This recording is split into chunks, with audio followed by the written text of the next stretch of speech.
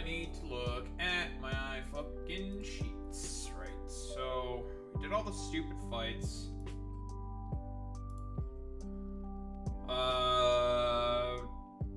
Not looking at Drake at the moment. Right, no Drake.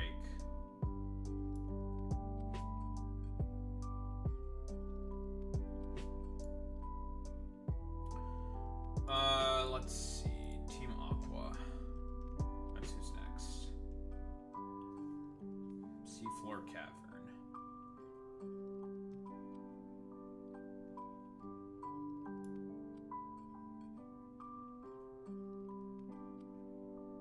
Frostlass with stakeout is interesting.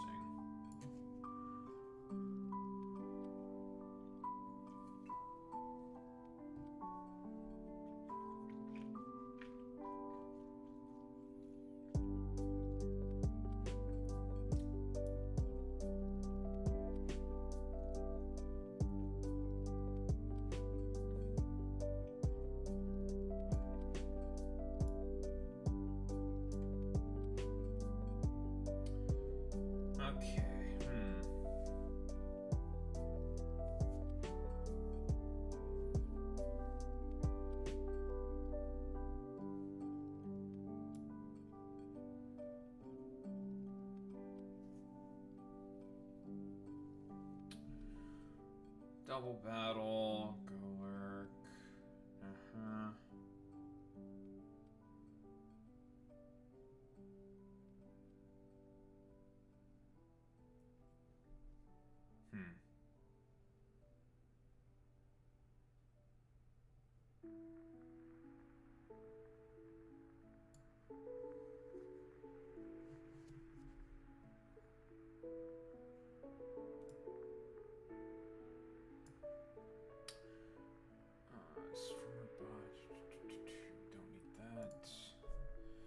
Don't need the stupid ass multi-chat thing. Just looking at these fights mostly, it's just like, what am I fucking dealing with here? What am I fucking dealing with here?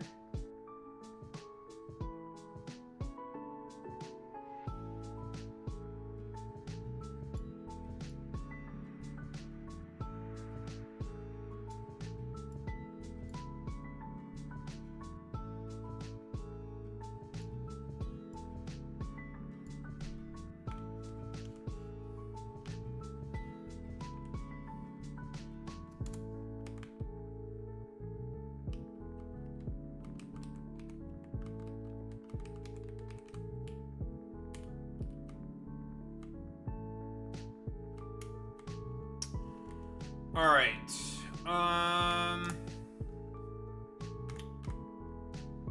Let's get the fuck out of here.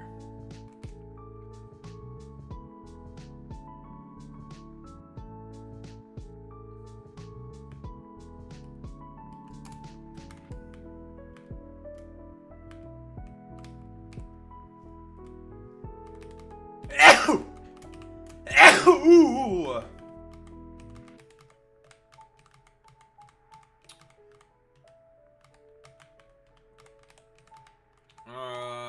That's seafloor cavern.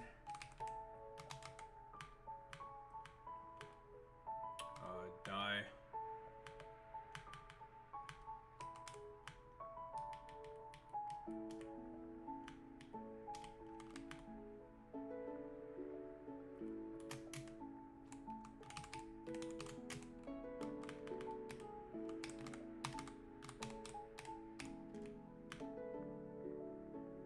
Shedinja.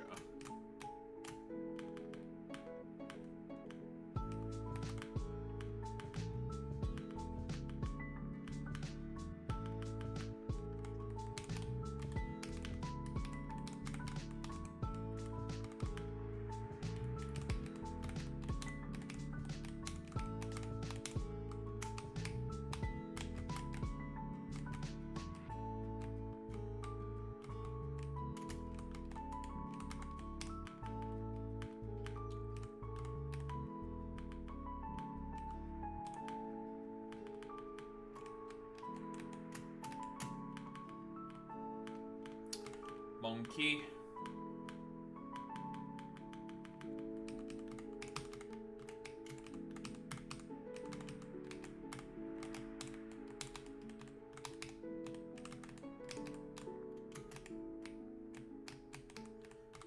There's Sky Pillar, which we should not have access to at the moment. Yep.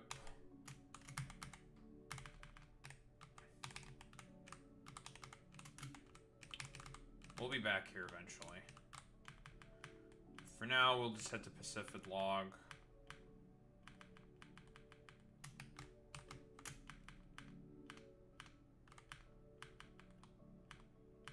Come spelled backwards lives.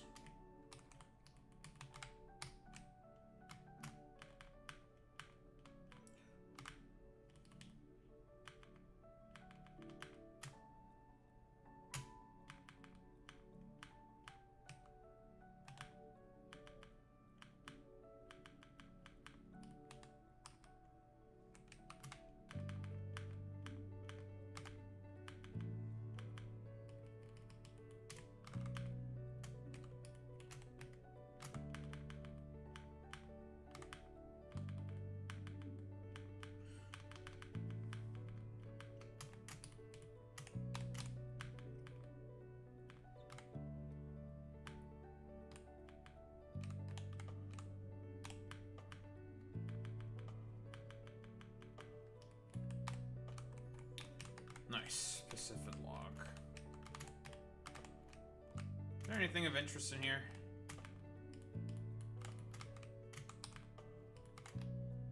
Can't see it. It's fine.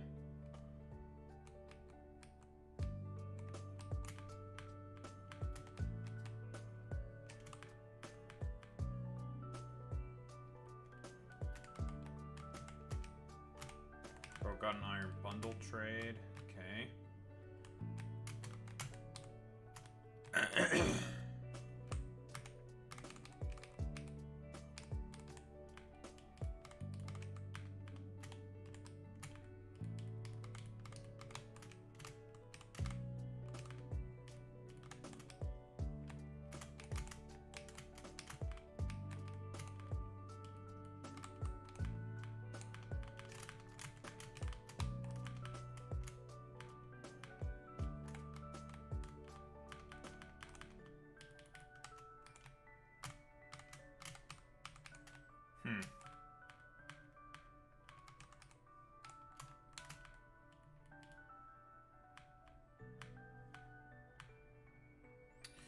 Okay, so this guy's the one who gives the drives.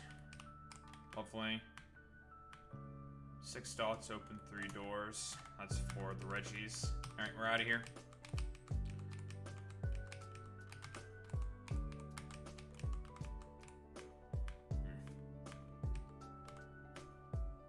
Whoops.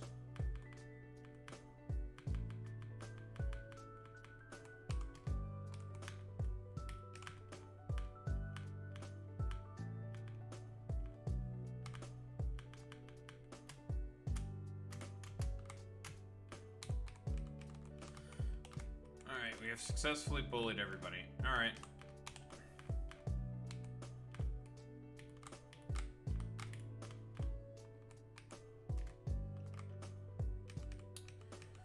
Here are the 2 things we're looking for in this area. By 2, I mean actually 1. What's up, Dennis Paco? How's it going, bud? All I care about is getting this damn cat.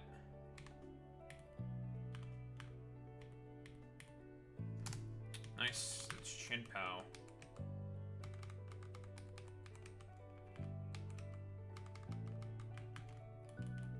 Nice.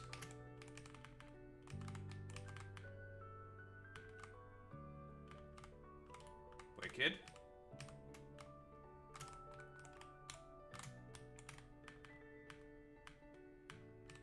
Love that.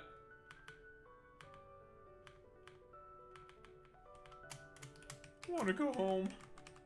Bullies the grunt.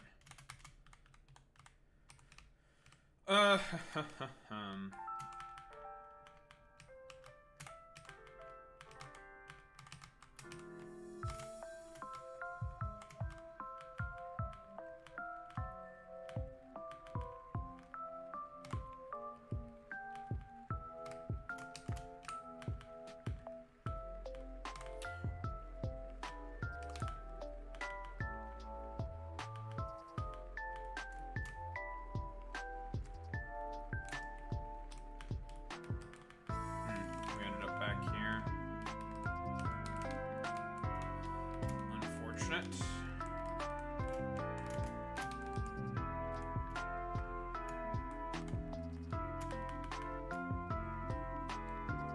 This place has always been a shit show in terms of navigation. Nope, for now you're the only one here. It'd be like that sometimes.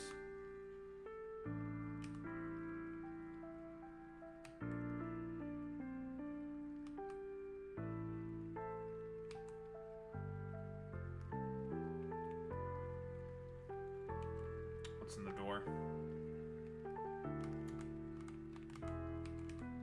Oh, it's the entrance.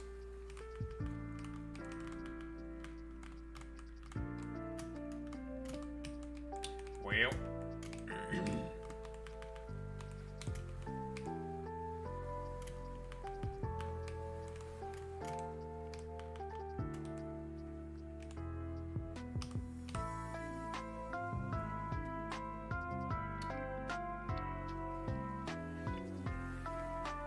That's true. And real? Not yet, at least, you know. Someone will come up with something. Someone will come up with something that makes Pokemon fucked up. Never say never. Stop clicking detect, it's very annoying.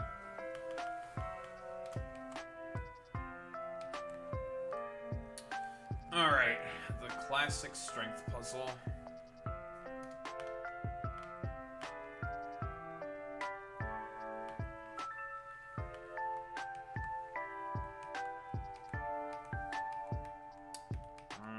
I recall, I think it's like this. You have yourself a good one, Dennis, Paco. You have a good night. Alright, here we go. Shelly and Matt.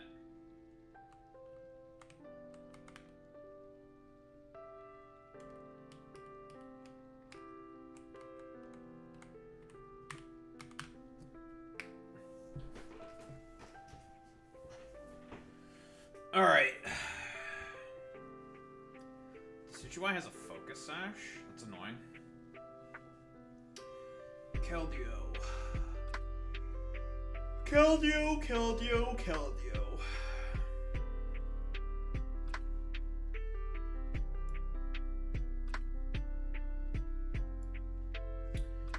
Almost want to bring Fluttermane. Fluttermane is very good here in general, honestly. Lots of targets it can hit.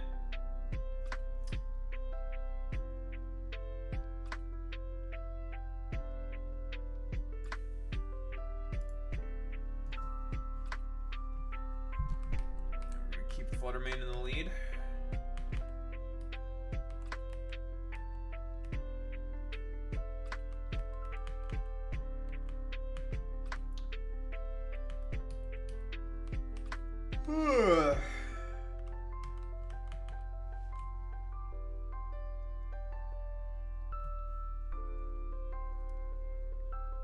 Fucking 1,000 arrows on Decidueye is such a stupid move that the thing gets for no reason. Such a goofy ass move.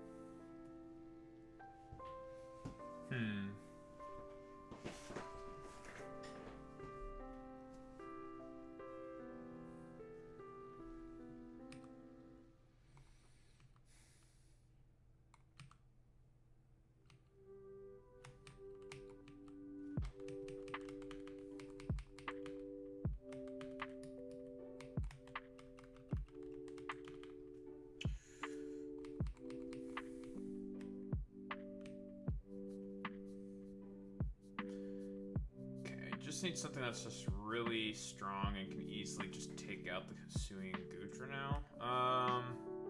Just got a really strong fighting type, right?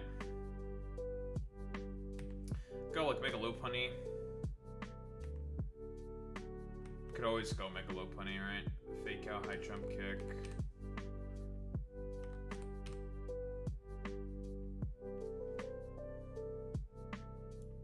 Beats the Gren. Triple Axle for the Dragonite. Yeah. Megalopunny it is. Well, that explains the discrepancy. There we go. It's the Marsh Shadows there. There you go right there, buddy.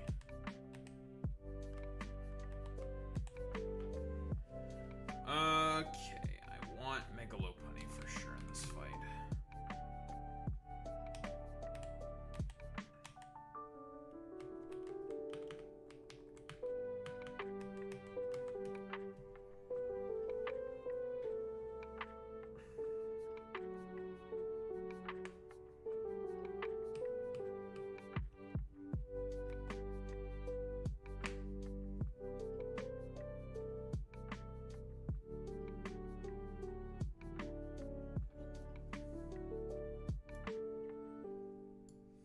Hello, Angela Fraser. You know, we're just, figuring out what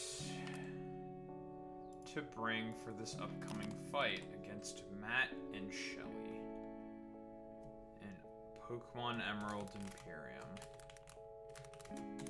I almost forgot to pull up YouTube chat. Emerald Imperium.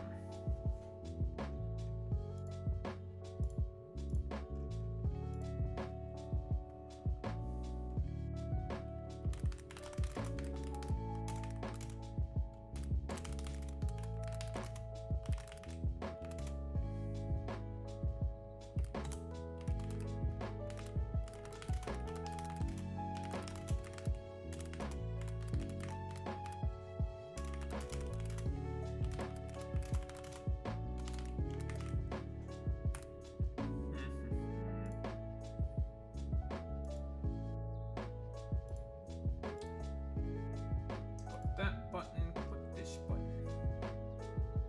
Take the mad dump? Yo, based. Listen, having a healthy bowel movements, it's a good thing. It's important.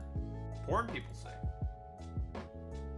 Many people are saying that it's important to have good bowel movements. Now, listen, I know plenty of people who are saying these things, but I've not really taken a look into the importance of it myself, folks. Let me tell you.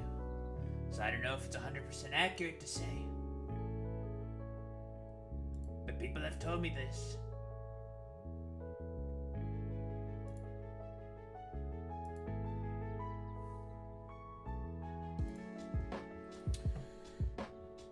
I think just between the Fluttermane and the Lopunny, we should have a pretty good time. Do I need booster energy, or can I get away with, like, Twist Specs? I don't think I need booster energy, right? I don't need the speed boost, I need the power boost. So I think I'd rather slap Specs. Make sure I do as much damage as possible. Could even go with the Fairy Feather. Do that as well.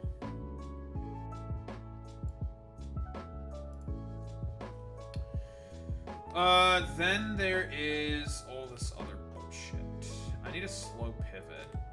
Let's get a slow pivot on the team. I think I'm gonna go with G-King. G-King should be a pretty good switch into pretty much most of the stuff that's here besides the Gren. It's the only not good switch. There's also the Gyarados. But Gyarados, again, does not have a moveset that can hit fucking Breloom for even neutral damage. It's very funny. Any other grass fighters that I have? I don't think so. Just go Breloom. I'm just gonna go with the boy. our boy. Or our girl in this particular case. Nice. Okay. Besides, like, Lopunny has a very good matchup into Gyarados. Mega Gyarados.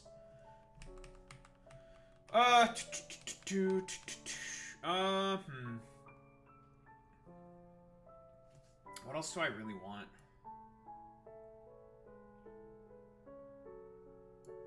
I think I might just take Corviknight again.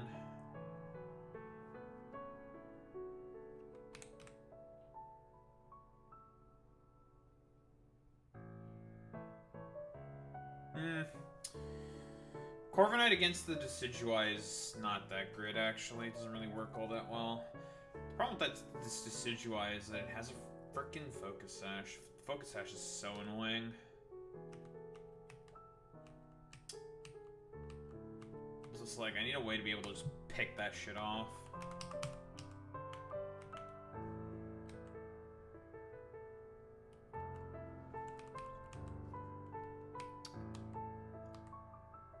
I could just accept the fact that I'm just gonna have to take a hit from it anyways. Like, does Hydreigon or Jug have anything else that's value? In terms of what they do? I don't know. I don't think so. Is there like any other double hit thing I can do in order to just like ignore the sash and then just punch through anyways? I don't think so. Unless I get a random flinch. That's not reliable.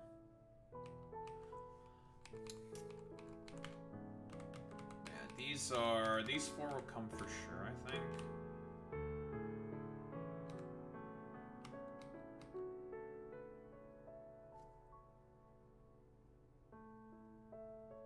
If I had a trad wife that wanted you to stop playing kids games, but she was real hot, would you be down?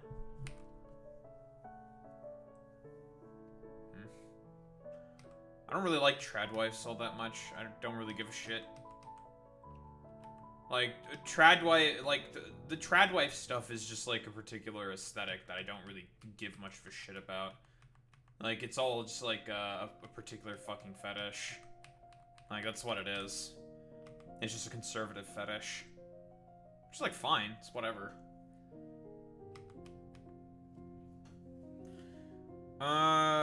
Can I punch through with Tachyon Cutter? Calc that. Lipcuck? Okay.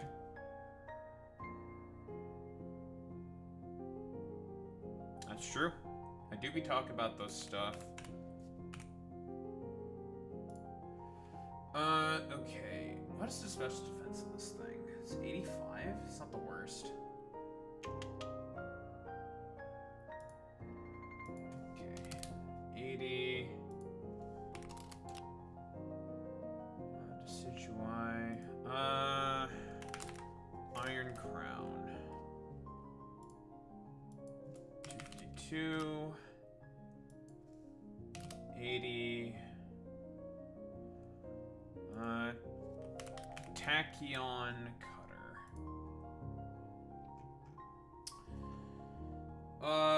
Tachyon Cutter does up to 72%. No beneficial nature. Okay. What if I say modest? 80%. Does not KO. Okay.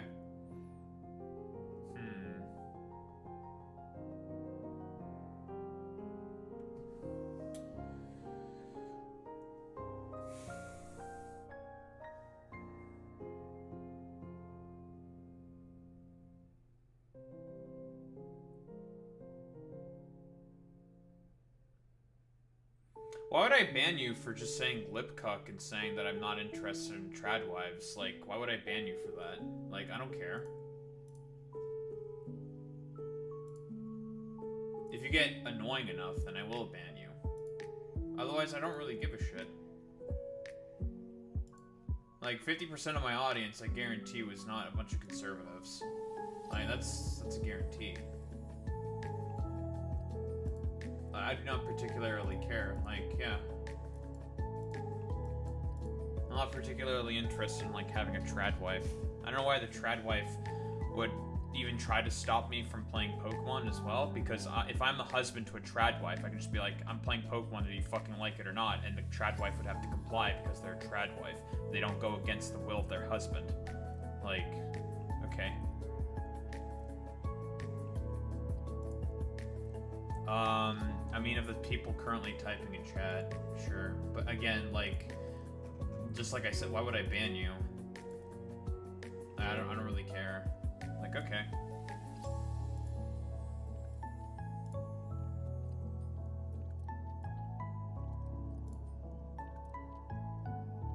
I think I'm just gonna have to suck it up, Buttercup, and just deal with the fact that this thing's just gonna have to play collect 1,000 arrows button. Just suck it up. And have something to be able to take the hit. So, can bring in Hydreigon or Jug.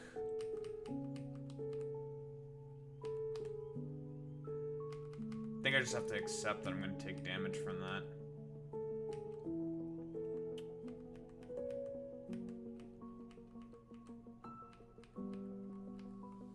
Is all I can really do in this particular instance. Just accept that fact. Just be like, okay, well, actions meet consequences. That move is just should not have been created.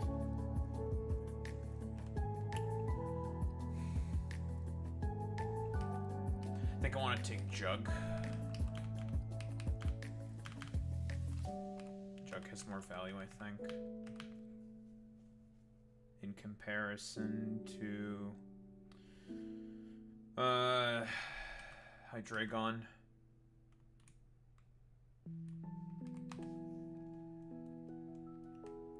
It leaves the last slot.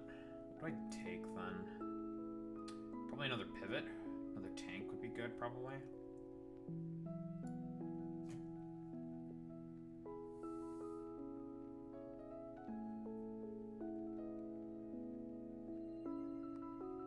Toxapex?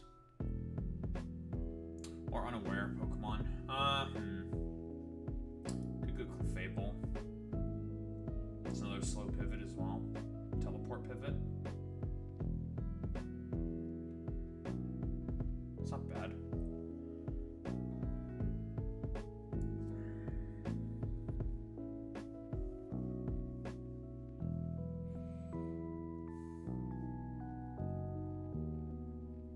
Okay. I'm okay with this, I think. Yeah, sure. Where's the Clef?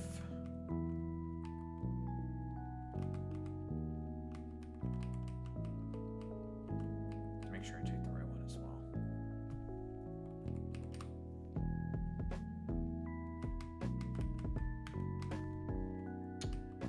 That's the Magic Guard one.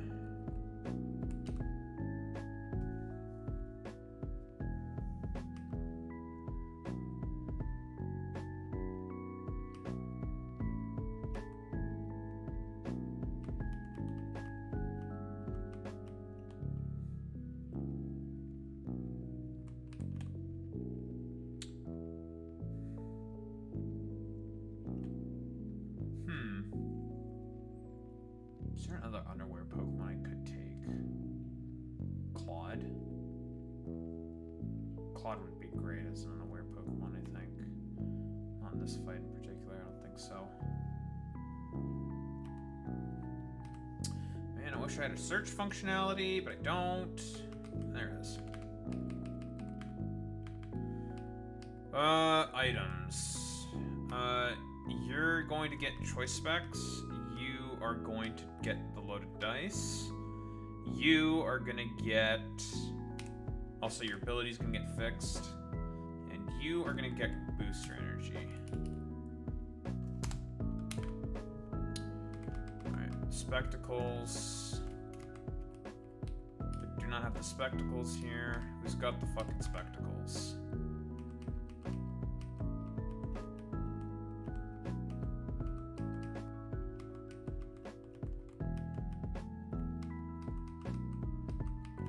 Annoying that I can only have one of each item I need, and I can't just have multiple of them.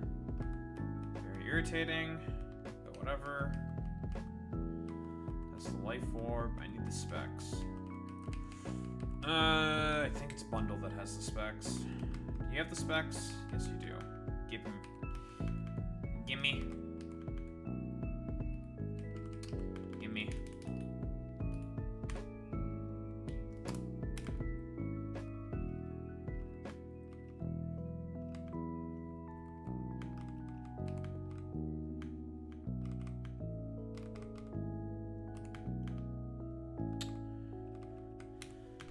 Glasses.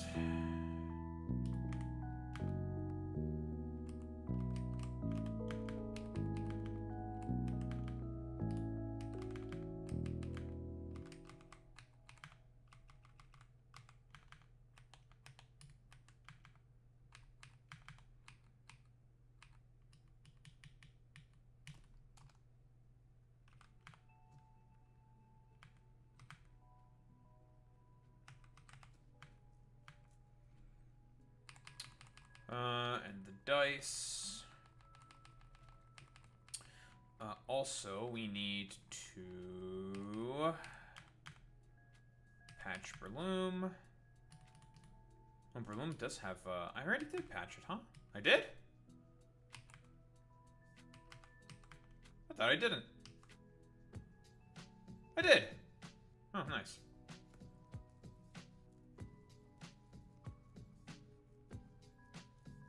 What's up, Anarchist? Dershowitz versus Hijab. The fuck is Hijab? Are we talking about the Big Dersh? Alan Dershowitz? Big Dersh? No. I don't know who Hijab is. Like, is this supposed to be like, I don't know, Zoran Mamdani or something? Because the Big Dersh has problems with Zoran or something? I don't know.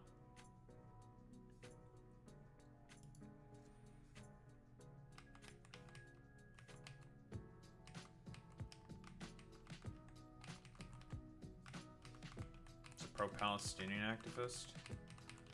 No. I do not know what you speak of.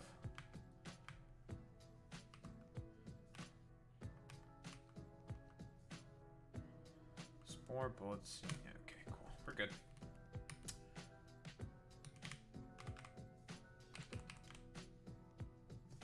I'm unaware currently.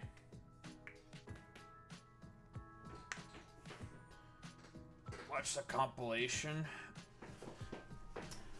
I mean, sure. Maybe. If you send a link to it, I could look at it. I mean, you know, listen, like, am I going to be really interested in hearing what, I don't know, a guy who's pro-pedophilia was in Epstein's Black Book and defended Epstein is going to say about a Palestinian activist who is a Zionist? I don't know. Meh. Like, Alan Dershowitz is like, he just wants to fuck kids. Like, that's not hyperbole. Like, he's defended pedophilia so much, so... God. Goofiest shit on the planet.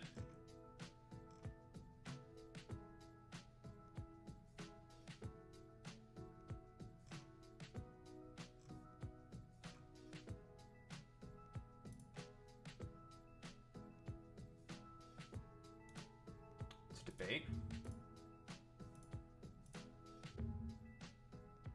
Prepare for the worst and hope. Oh, it's only 8 minutes long? Oh, thank God. Oh, yes, because it's a compilation. Idiot. Big Dersh. Prepare.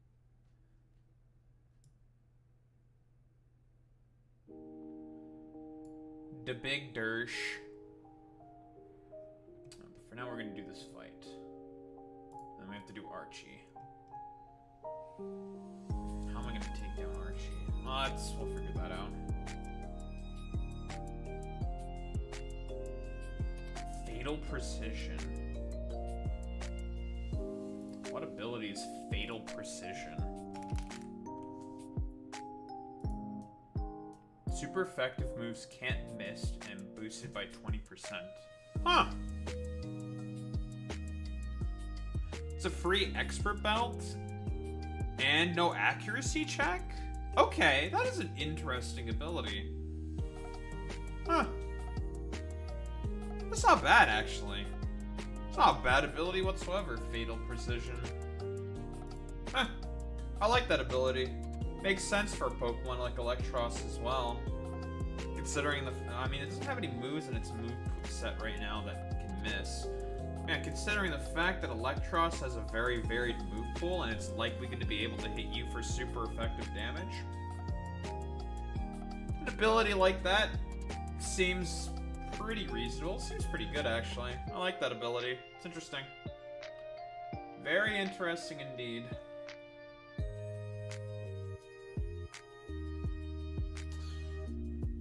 Maxie's gonna be, not Maxie, but Archie's gonna be a lot more tougher than Maxie, that's for certain.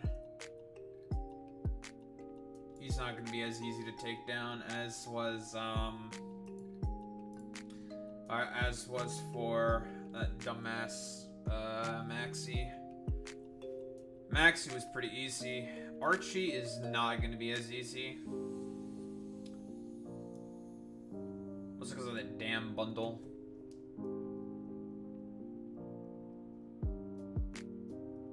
With its 7 trillion speed.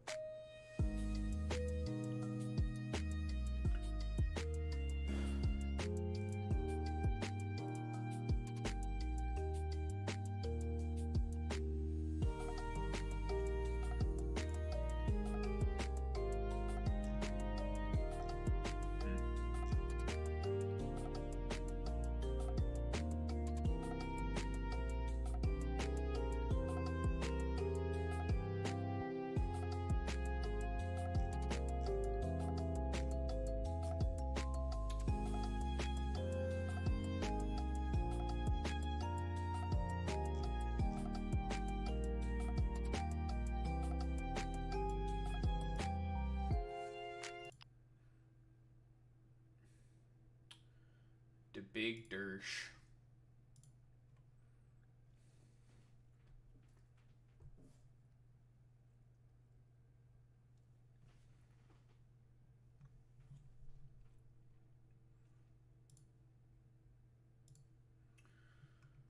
Okay, Caldio. Alright, we should be pretty much set.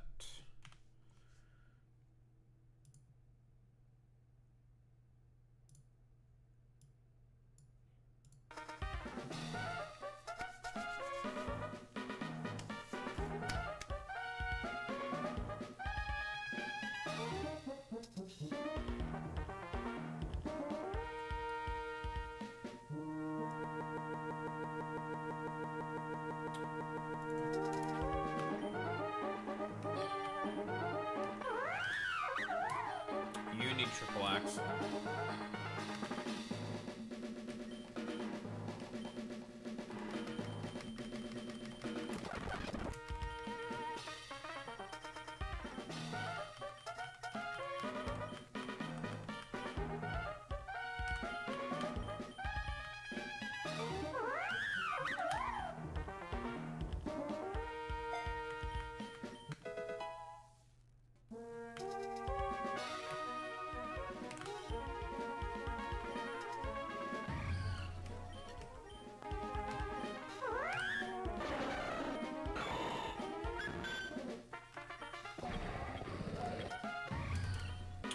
Idiots are good to go. Can I get away with close combat on Lopunny?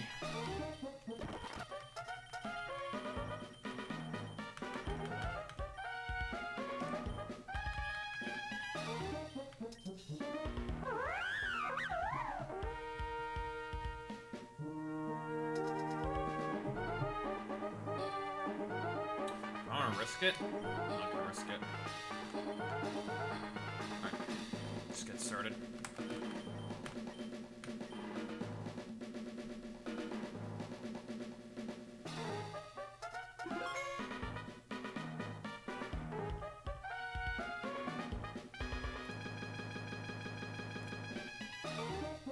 Alright, chat, say hi YouTube. YouTube! Shelly and Matt. Tabitha and Courtney. Now it's time for Shelly and Matt, the second 8v6 fight. Because, I don't know, we like mirroring gimmicks. The team. This is what we got. You know, Shelly's Mega Gyarados just, for some reason, has, like, this strange proclivity to not be able to do anything to Breloom. So, Breloom is back at it again to shut down Mega Gyarados and stuff like that. Fluttermane is a really good lead against both Matt and Shelly's initial lead. You can just pick it off instantaneously. And then we have, like, pretty solid pivots in the back. And Unaware Clefable in case there's any shenanigans with the setup sweepers. Just in case. So that's pretty much what we got going on here. Alright. Hello. What's up, dorks?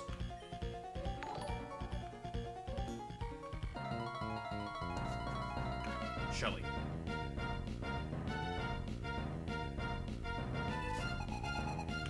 I still like the new sprite better. Alright, well, you are gonna get insta-gived by Dazzling Gleam. You are dead. It's not Moonblast, but, you know, still super effective, still really strong. In specs, you're dead. Goodbye.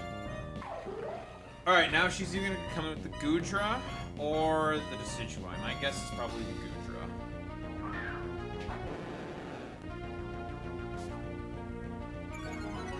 Gyarados. Interesting. Crunch.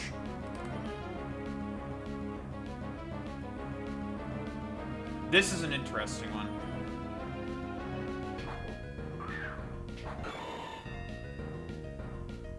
Interesting that she came in here with Gyarados.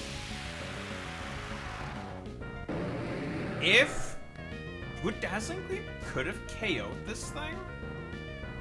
Gyarados is pretty bulky. I don't know, this is a weird one. Oh, who's eating a bullet seed? I'm totally okay with this, to be honest. Because I'm breaking your Focus Sash. This is still gonna do good damage. I forgot to equip the loaded dice on that thing. It's fine. What are you gonna do? Not Leaf Blade, not Thousand Arrows. You're probably gonna use a Ghost move. Should we switch it to Lopunny?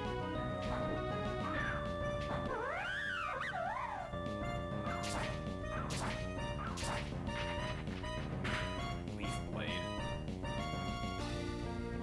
And she fucking crits me. Okay, well this is, not good. Why would you go for Leaf Blade on a... Doesn't make any sense. Well, we're just gonna kill you now.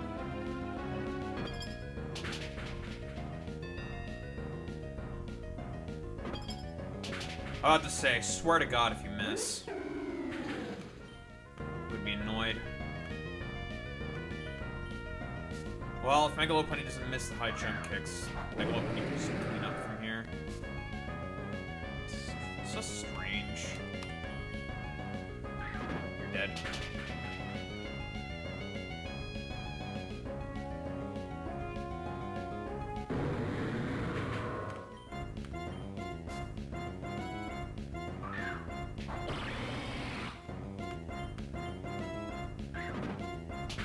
Alright, that's Shelly. We don't get a heal in between fights, obviously, so Mega Lopunny is gonna be kind of low. It's not great, but it's not the end of the world.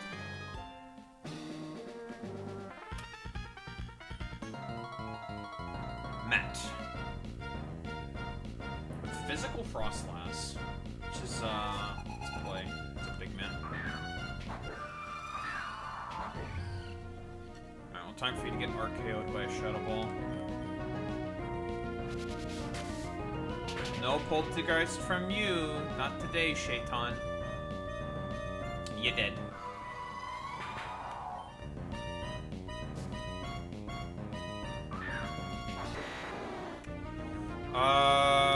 Dragonite. It's not gonna go for Dragon Claw here. It's either gonna go for Earthquake or... This is probably my guess. It's probably gonna go for dueling bead.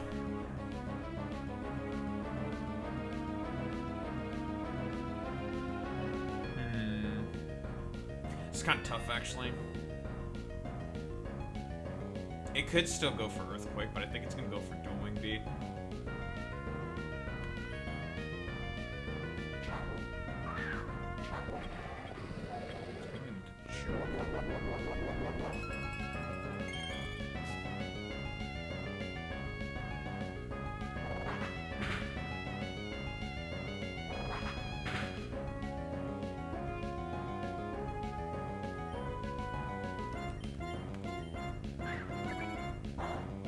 Multiscale. Come with the clef. So I figured it was gonna go for the dragon claw. Just click my blast here. Sure, you can do that. I'm unaware. I don't care.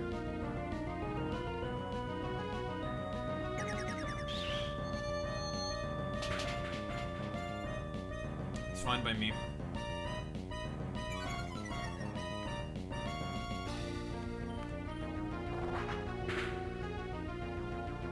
Ain't doing shit.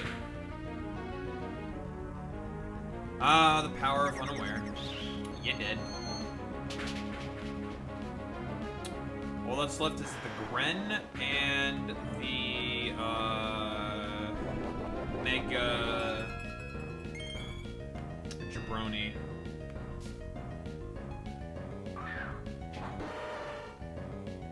There's Mega Jabroni.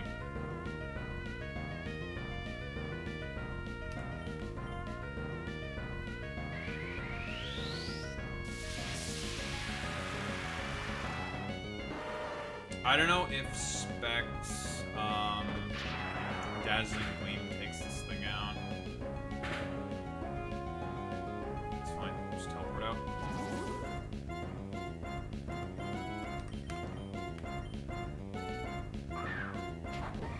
Moonblast would take this thing out. Dazzling Gleam, I'm not sure though. I don't know how bulky this thing is. This thing's strong, that's for sure. Bulky? Eh. Down you go. This game is over. Goodbye, Matt and Shelly. Because all he's got left is a Grin. It's Battle Bond.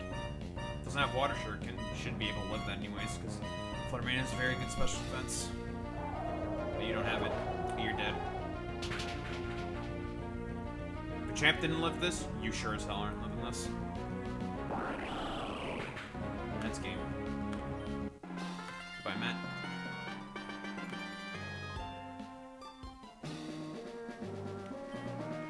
Sure, man. Whatever. Whatever you can say. Listen, you can just cope about it, bud. Alright? Get put in a pack, idiot. Well, anywho.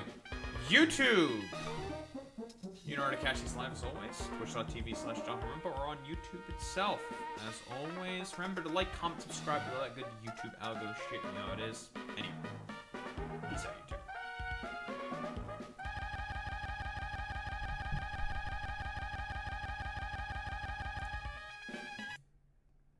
Also, thanks for the follow, Herbal Panda. Appreciate that, buddy.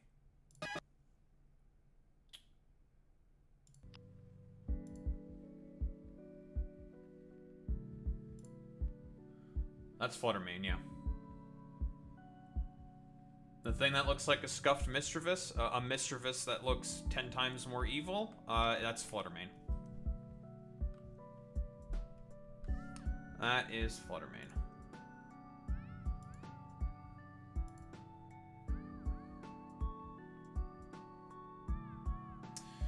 We had some interesting characters come by in YouTube chat, Alex. It's, you know,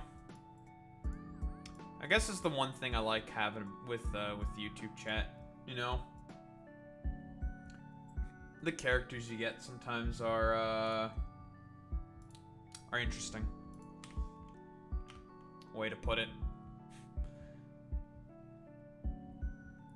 You get some weird dudes.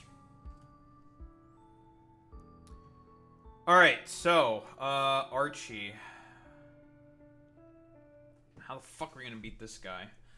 I'm definitely gonna want to take a Grassy Glide Pokemon. I think it might just be Grassy Glide spam.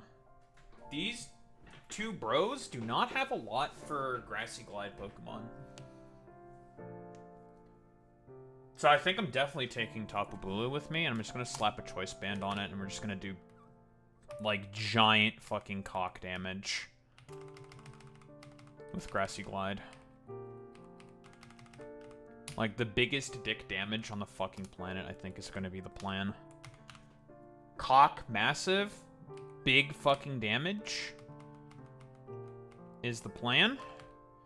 Just need to figure out who's holding the Choice Band, because someone's got the fucking Choice Band. I don't want the Miracle Seed. I need the damage.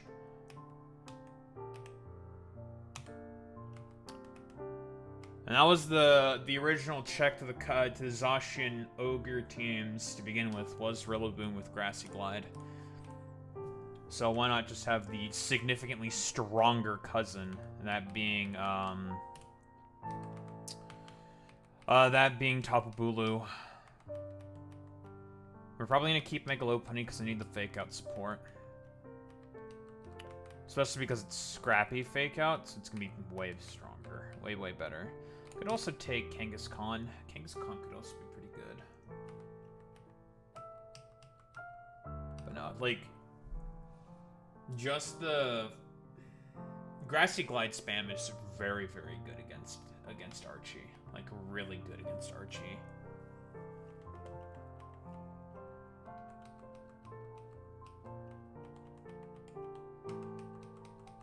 Alright, who's holding the Choice Band? I need that. I need it.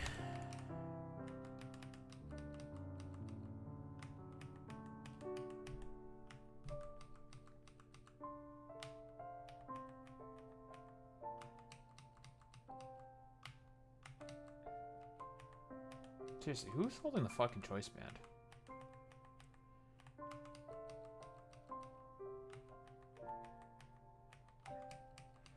I really don't want to go back all the way to the fucking thing in order to come back to here. It's just a pain in the ass. Don't want to deal with that shit.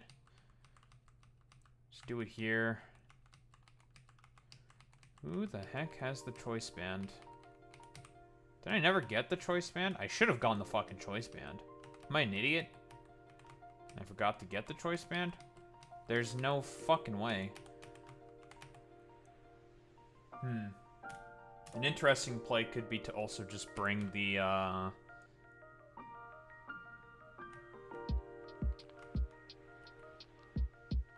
you know, in order to be able to just deal more fucking damage, I could also bring the, oh, here's my Choice Band. Lovely. To do more damage, I could bring the Qian Pao. Right, I bring Qian Pao.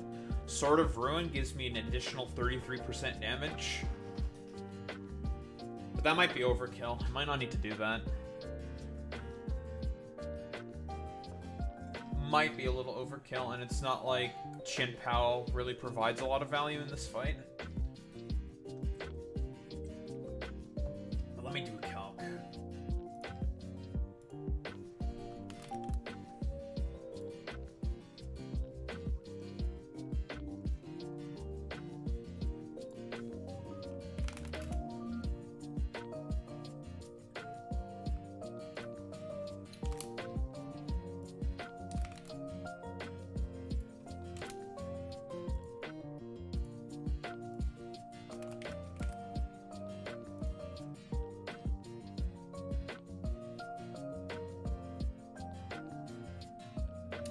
It lives? Damn! That's with no item. Over the Choice Band? Oh, it dies. I'm about to say, there's no way you live Choice Banded. Like, okay, regular? Okay, that makes sense.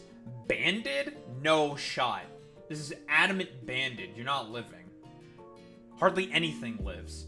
Like, we can even do the Primal Kyogre. There's no way that thing lives. That's level 100. Level 80? Yeah, it dies. What about Electros?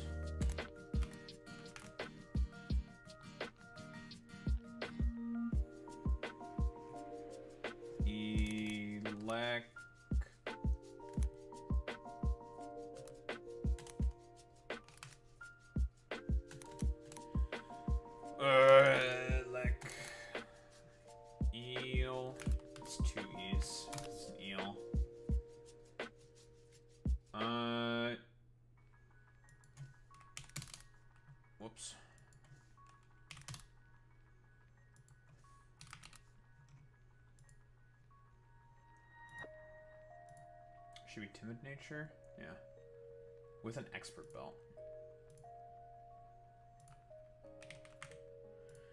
Fatal precision. Flamethrower.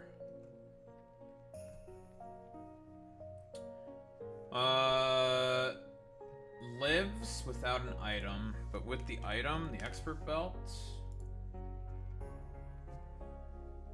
can almost live. That is a roll that is certainly not in my favor. That's a roll that is definitely not in my favor. That fucking Electros is going to be a big problem. Like, big issue. That's like really the only thing that can potentially just stop me in my tracks. Because otherwise the Tapu Bulu is just, it just can grassy glide anything. It doesn't matter. Now I could also just run Protect and just position my way around that thing. Which is probably what I'm going to do. I'm going to probably get rid of Horn Leech because I don't need that. I'd rather run Protect. Because I know that that thing is going to come in.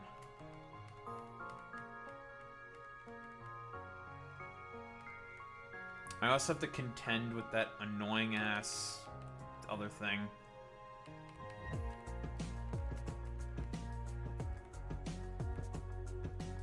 Another thing with Electros, it's very slow. So I definitely want to run Protect here. This thing's going to be the star of the show.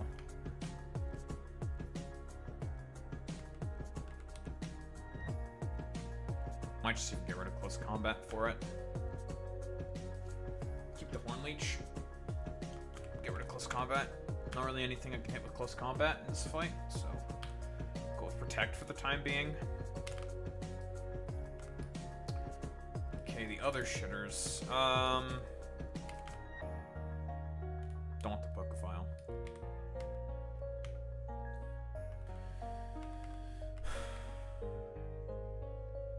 Big Man Tinglu, huh? You turn out, I can just bring in Tinglu. It's like a support piece. Lower that special attack.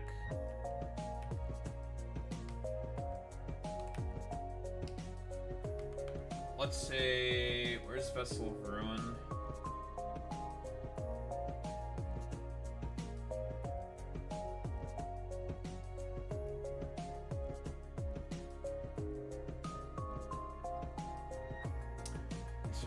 Blah, blah, blah.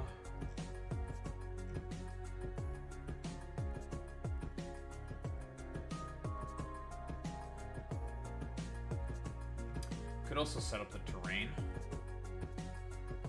Terrain doesn't really do anything. Not terrain. Veil, which can help a lot as well. Help with my bulk.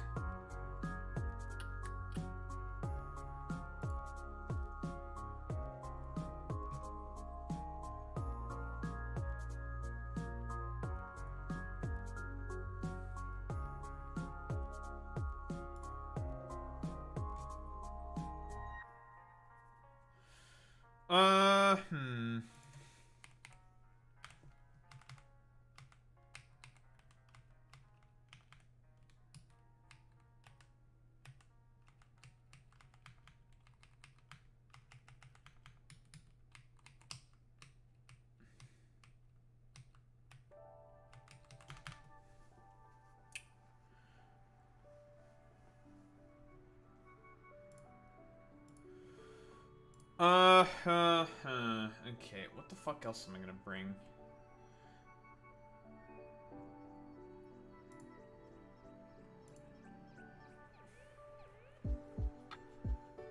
Because I just need something that takes out the fucking Electros, and then I can just keep being like a complete fucking hooligan. Because more than likely, if I take down the bundle, because I'm going to take down the bundle turn 1, fake out the Golurk, the Electros is definitely going to come in order to hit the Tapu Bulu, because it's very likely to pick up the KO on it. Very likely. You can use the Lopunny to take out the Golurk. More than likely, Quaquaval comes in. Quaquaval is going to want to use Close Combat on the on the low punny slot. So I could come in with Tinglu. I could do a double switch. Come in with something that can eat a flamethrower. What do I want to eat the flamethrower with? Is the question.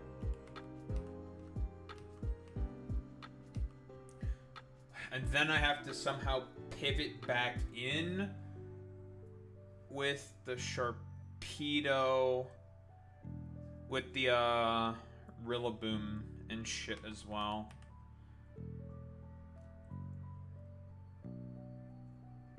Because the plan for this is just going to be like full on just crazy ass grass offense. So if we're going to be playing into that, we're going to take two of the strongest dumbass grass types in the game. What's up? What's up, Zane? Oh, we had some interesting characters from in YouTube chat you missed. Some strange characters came in. They were certainly interesting. Is a way I could put it. Yeah, YouTube's got some interesting characters in it.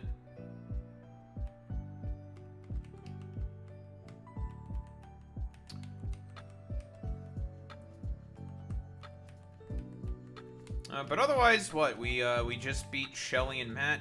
They got owned. And now I'm prepping for Archie. Thinking how we could take him down.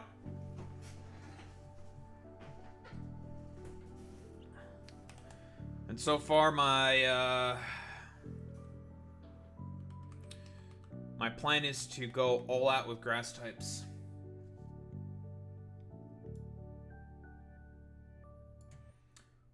Mega Sharpedo's speed stat, I think, is base 100.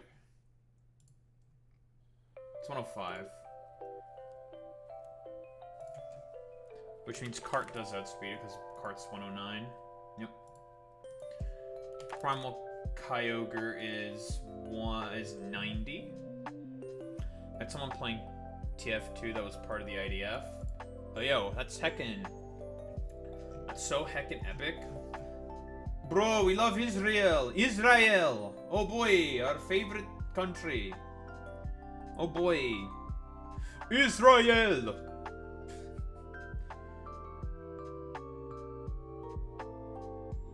That were exactly what you expected them to be. Nah, well, you know. Okay, so playing out the scenarios in my head. We make a low punny, we fake out the Golurk, break the sash. Grassy Glide the Iron Bundle. Right, Grassy Glide the Iron Bundle. Take it out instantaneously. Electros comes in. Then we click Protect on the Rillaboom because it's going to go, or not the Rillaboom, but on the Tapu Bulu because 1000% of the time the Electros is going to go for the attack on the is definitely going to go for the attack on the on the low punny. I don't know if Fake Out in tandem with High Jump Kick takes out Golurk. That's a good question, actually. I should see. Let's calc that. Because then I could just go for the KO instead and not switch. Just stay in and be able to keep up offensive momentum. So 80.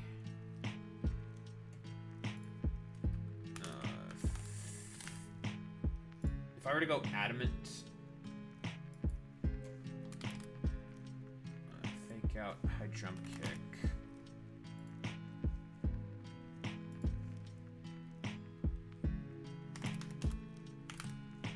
Golurk.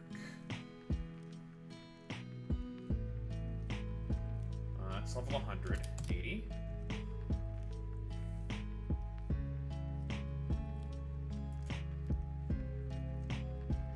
It's a roll. but a roll in my favor. Now, what if I go adamant? Because I don't need the speed. If I go adamant,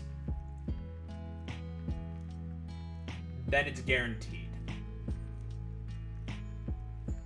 If I go adamant on low putty, it's guaranteed that I take out the go lurk with the fake out tandem with high jump kick. Now, how about if I go with triple axle?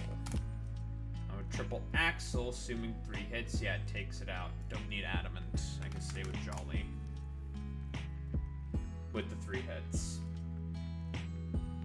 Still risky, though. Because the dynamic punch that would come in after would probably RKO me.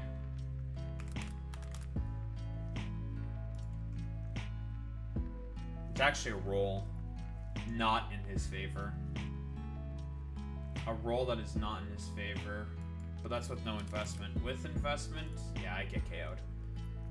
But that's if I miss the triple axle.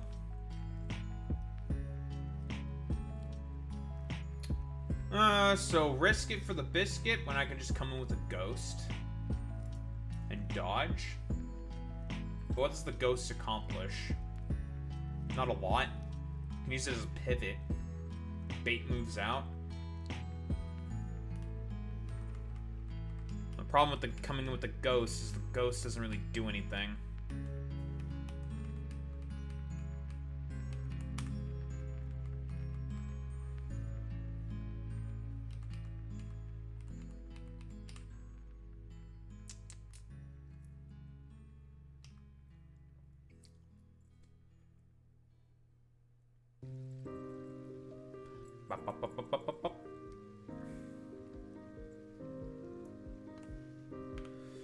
I'm Batman.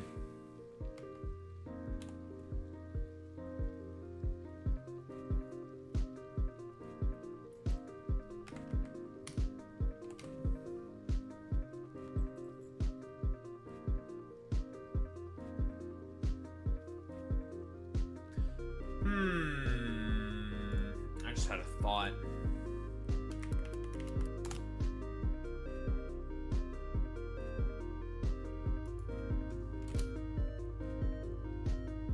Kartana has very naturally high defenses. If I could bring in Kartana with a Choppleberry, it takes the dynamic punch pretty comfortably. 49%. However, I'd have to deal with confusion. It's not great still.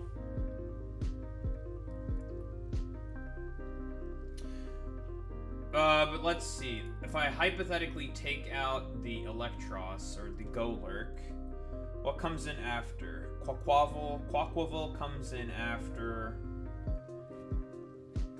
Could I just keep fake out cycling the Electros?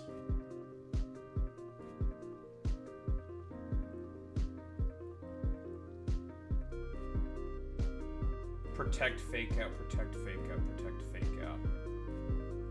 Can I do something like that? Bring another fake out user? Because I just need something that just takes out the fucking Electros, because that thing's annoying.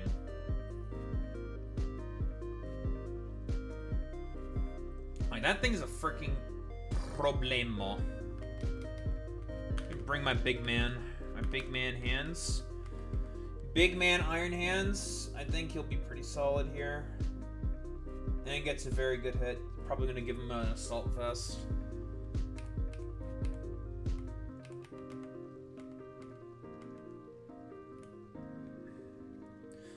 Then in the last slot.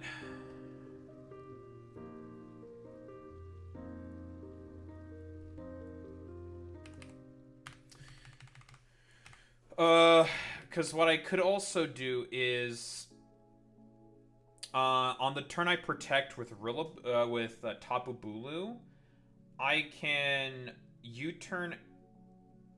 I protect with the Rillaboom, or I protect with the Tapu Bulu. I can switch into the Iron Hands, U-turn out with the Lopunny, back into this, while preserving Fake Out. That's another thing I can do.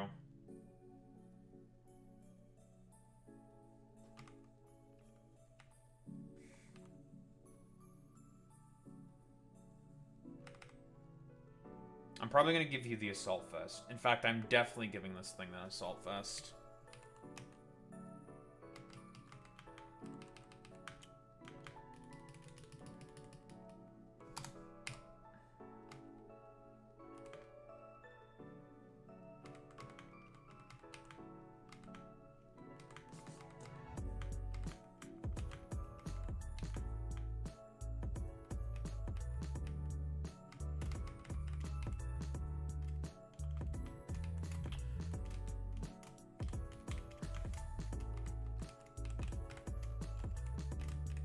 Who's got a leftovers? The Unaware Clefable.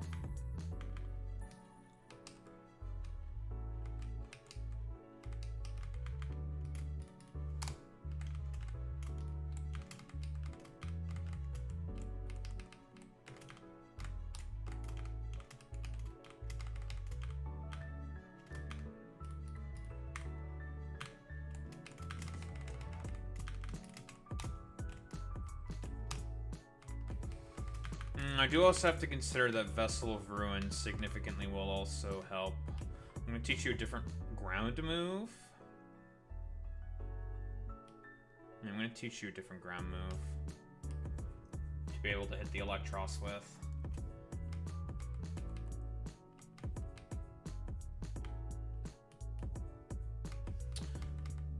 What to put in the final slot?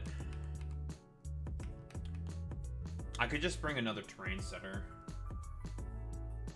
Rillaboom's not going to be as strong as Tapu Bulu, but it gets the job done. I can just do that, right? It's not the worst. Also, I have Fake Out on this thing, right? 3 Fake Out users. That seems good.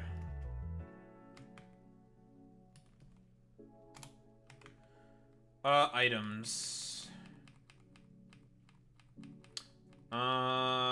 What am I going to give the cart? I don't think it needs a life orb or anything. It's already stupidly strong.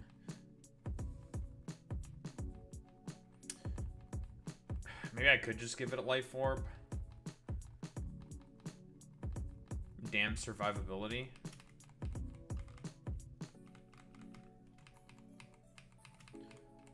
And what am I going to give the Rillaboom?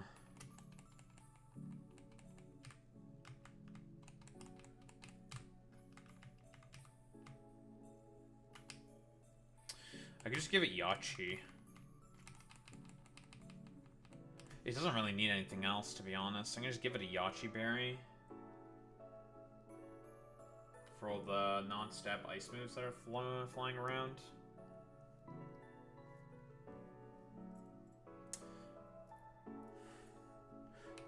Or I could give it Akka. I'll give it a Yachi.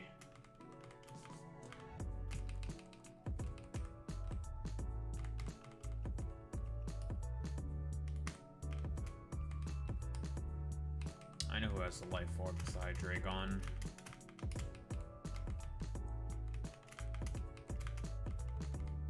Could also just bring a dragon. Could just bring Hydreigon. Hydreigon doesn't really have a lot of value here. Like, it doesn't really do anything. Just a dragon to have it for the sake of having a dragon. Just kind of whatever. Maybe an Intimidator? Maybe Mence. I'm gonna bring Salamence. You really need your Mega Stone, though. What do you add? Besides Intimidate? Just Intimidate, right? Yeah. Doesn't really do anything. What does Hydreigon add? Something for the Golurk.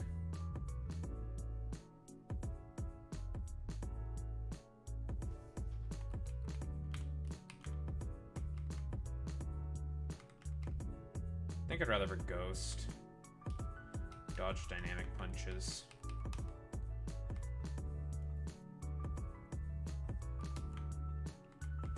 Dodge dynamic punch to bait out headlong rush. Does that do anything? Not really. What about a levitating ghost? Gengar? Gengar. Must be dodge dynamic punch? That would go to low punny? Then I can use it to pick off the Golurk?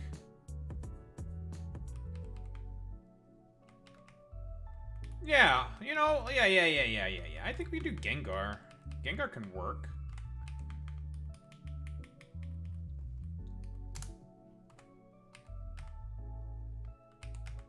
Does we dodge stuff? I do like dodging things. Yeah. And why don't we give it Gengar the Focus Sash?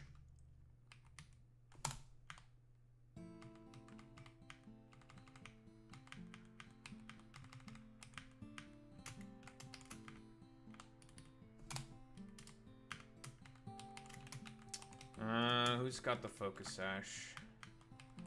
Losamosa.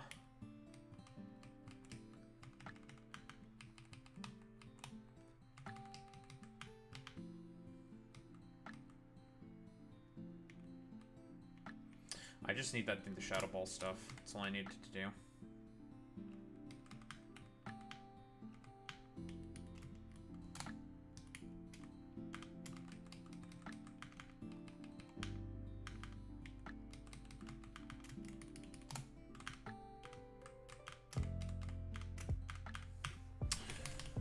Alright, that's the team. I think this'll do. I think this'll do it.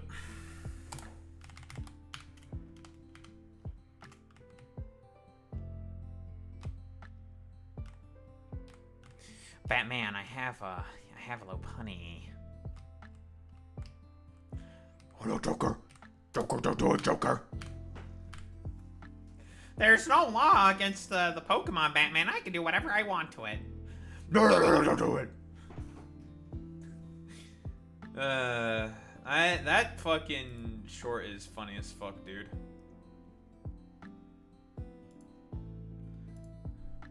I have a Lopunny, Batman.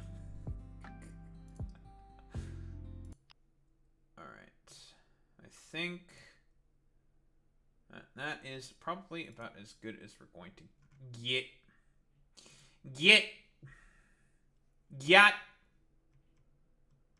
Damn. Yeah, damn.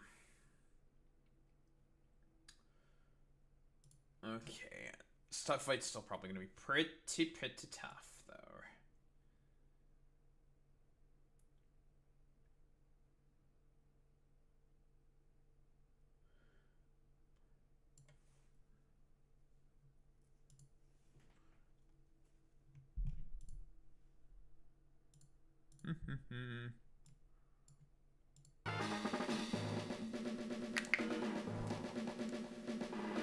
Okay.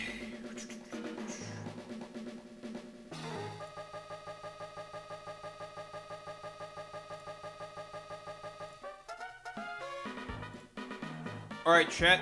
Say hi, YouTube. YouTube! Archie. Oh, but this time it's with Primal Kyogre. What the? That's crazy. The team. We're bringing grassy terrain shenanigans. That's pretty much about it. Grassy terrain shenanigans with a lot of fake out support. That's pretty much the plan. The main star of the show is gonna be Rillaboom. Rillaboom wishes he was him. Tapu Bulu with Grassy Glide. Looking at his team, it's very weak to just grass spam. Does not have a lot of grass resists. And by not a lot, I mean none. 5 of his Pokemon are weak to grass, so I'm anticipating like the Tapu Bulu might pick up like a couple KOs here and there. And by a couple, I mean a lot. Oh, that reminds me. I gave this thing a choice band. That means the protect on this thing is basically pointless. I need to do this. I need to reconsider my item then.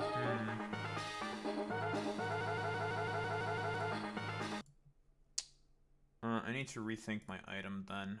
Can I get away with a miracle seed? I was just like, wait, I have a choice band. I can't click protect with a choice band. I need to do another calc. Because I need to make sure I get that fucking stupid iron bundle. I don't want to, I need to insta-give it with the grassy glide.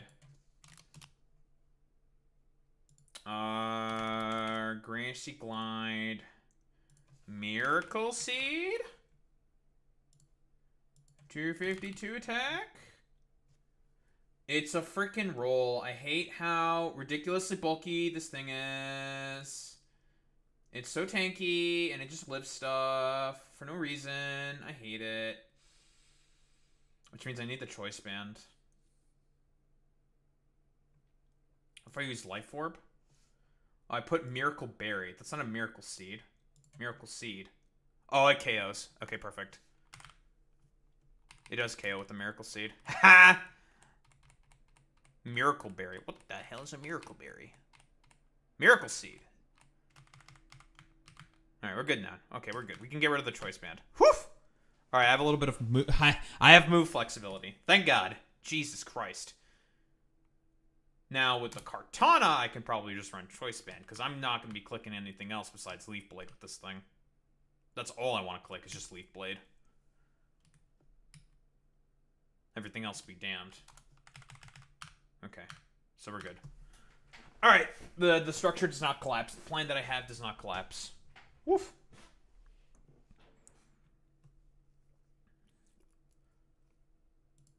Alright. Let me go again. I mean, I should have figured what minimum the Grassy Glide that's choice banded does like about 140%. It's just like, woof. Yeah, Miracle Seed should be able to get the job done. It's not like it's holding a Rindo Berry. No, it's holding booster energy. You need to use priority to take out the goddamn iron bundle because that thing has got 7 trillion fucking speed. And it's very annoying. And kind of stinky looking. It's kind of funny looking. Alright. Let's go again.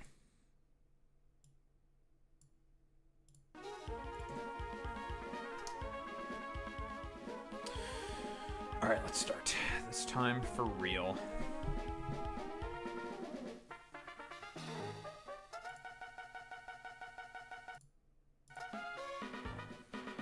Alright, chat. Say hi, YouTube. YouTube! Archie. This time he's with Kyogre. This time he's got Primal Kyogre. Ooh. Spooky. The team! Should be fairly obvious what the plan is. We're going to spam grass moves, because he's got, like, no grass resist. So he's very, very weak to just grassy terrain spam. Spam the Grassy Glide from the Rillaboom. Rillaboom wishes it was him. Tapu Bulu! Assuming I played this correctly, Tapu Bulu alone can probably pick up, like, 2-3 KOs. I want these two to basically be on the field as much as possible as soon as we get rid of the Electros. The Electros is the only problem. This thing has got pretty interesting ability. Fatal Precision. It's an expert belt boost and super effective moves can never miss, which is it's a pretty solid ability. I like, it's a good ability. Good ability. And of course it itself is holding the expert belt. So we have like specific stuff for like shit that I'm basically anticipating. Yeah. Why don't we get started? Hey, big guy. You found your whale.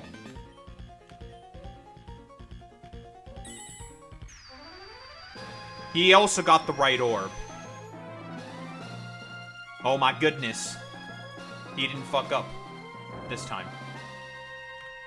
Alright, he caught the giant beluga. I think it's a beluga whale. No, it's an orca.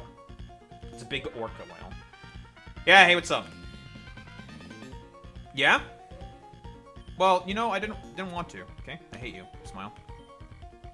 I am not a terrorist. I am not a terrorist. So that's why I didn't join. So go away. Stop it.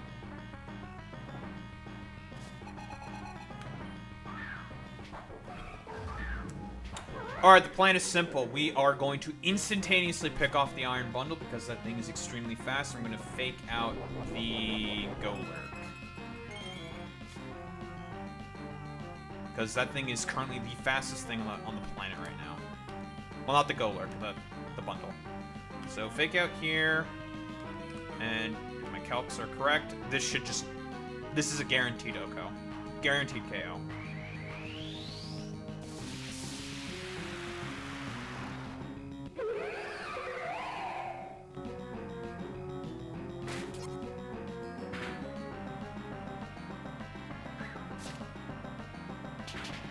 This should KO.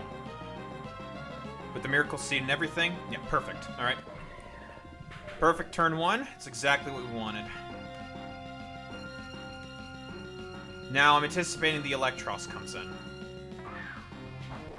Quaquaval. Interesting.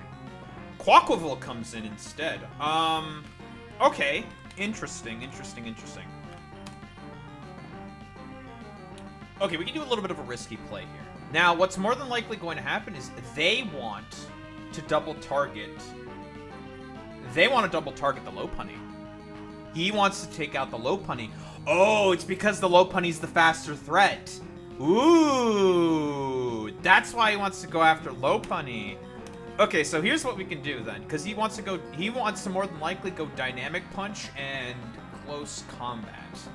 So what we can do is we can just U-turn out here into the Golurk, or we can also do the more risky play of triple axling into the Golurk and just clicking Grassy Glide again. Because again, Quaquaval's got nothing to take me out. So I'm gonna U-turn out. I'm gonna click Grassy Glide again. Probably try to take out the Quaquaval.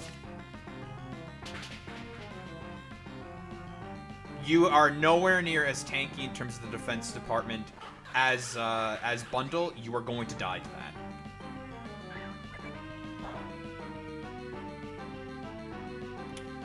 We're going to switch into the Gengar here. Gengar is the hyper-specific sort of counter that I picked just for the Golurk. Perfect.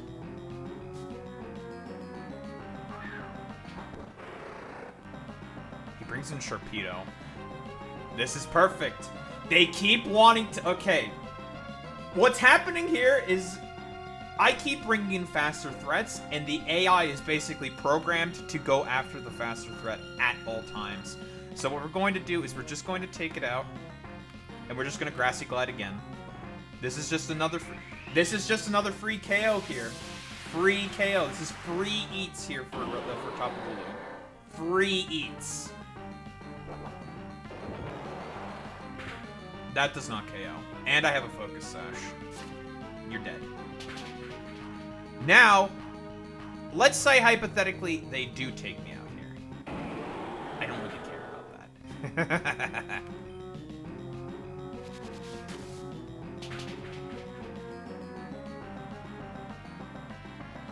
Perfect. Now all that's left is just the Kyogre. It is the Kyogre and the Electros. Now, here's where the Primordial Sea actually kind of works against Archie here a little bit. What the Electros wants to do is it wants to click Flamethrower on the Tapu Bulu. But it can't do that. Why? Primordial Sea makes it such that all fire moves, well, turn off. No fire moves for you, Shaitan. So I can bring in that big man Tinglu, and I can also... I don't know if Grassy Glide will take it out with the Miracle Seed. With Choice Band, it definitely takes out the Kyogre. Or what the Kyogre might do here, and this is also possible, is that it could potentially go for a Ice Beam on the Tapu Bulu. I didn't calculate that would take it out, though. I can also just click protect here. That's also another option that's available to me. We'll make the safer play. There, we got the big man in.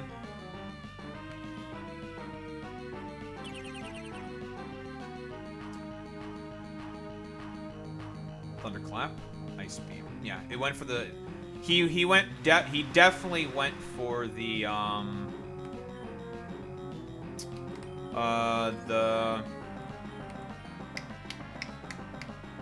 Bulu slot, 1000%. So what I want to do here is I'm going to click Ruination here, and I'm going to switch into Iron Hands.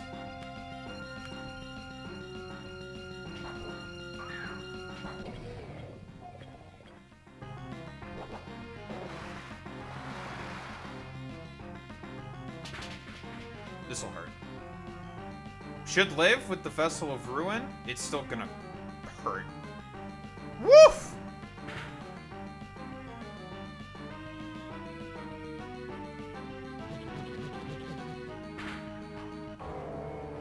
They took down Big Man Tinglu. That's crazy.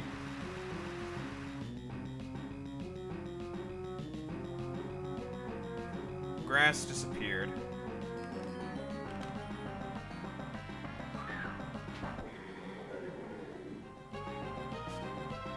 Oh god, that water spout is crazy. I wasn't anticipating that they were going to go for water spout. Yeah, that big man Tinglu went down. However, again, we can still play ignore the Electros. Like, we don't care about the Electros whatsoever.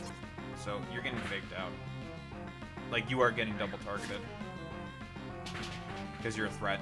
You're a problem. All right, the problem is gone.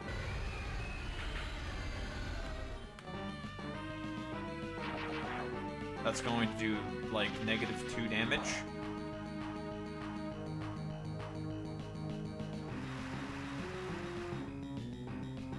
The rain is still falling? Interesting. It shouldn't be falling anymore because the thing is gone.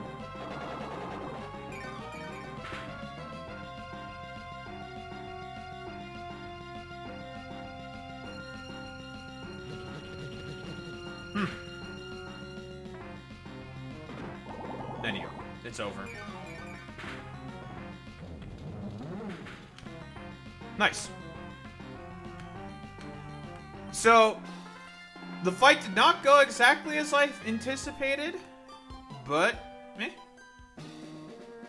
still went perfectly fine. Goodbye, Archie.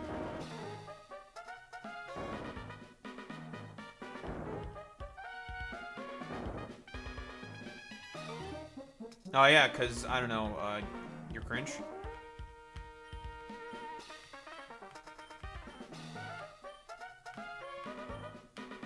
Yes, I understand. You done goofed, and now we have to pay for the consequences of your actions.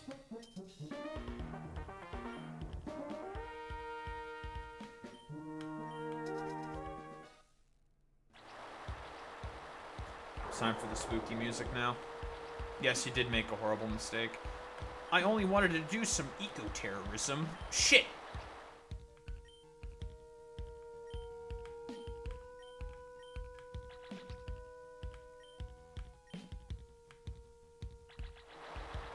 Yeah, whatever. Can I leave now? Hi, Steven.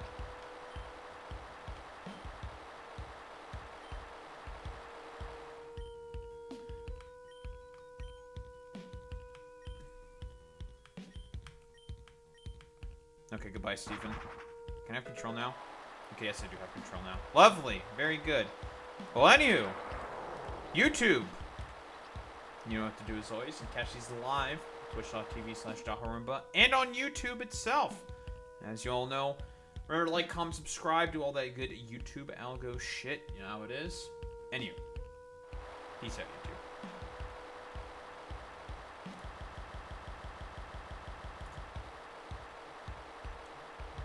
Nice.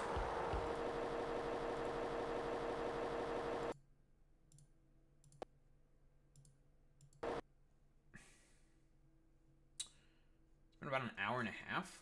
Hour and a half. Okay. Level 82? What level is, 1? I'm a little curious. Where you at, 1? Our last Hoenn gym leader.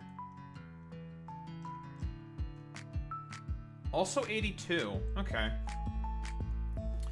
So then after 1, so it's Drake 1 at level 82, and then it goes up to level 85 once you get to the Elite Four.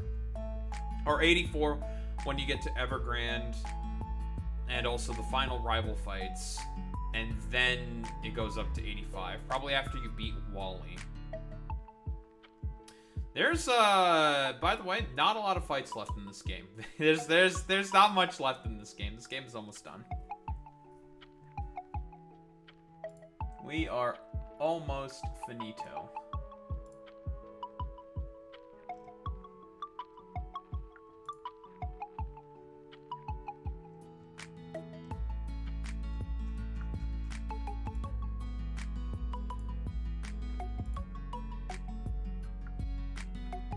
I'm curious. Would Tapu Bulu KO Primal Kyogre? Because the interaction with the Primal Kyogre did not work. It's because of the sun. Oh, it's because of the there's lightning. That's why the game is deep fried.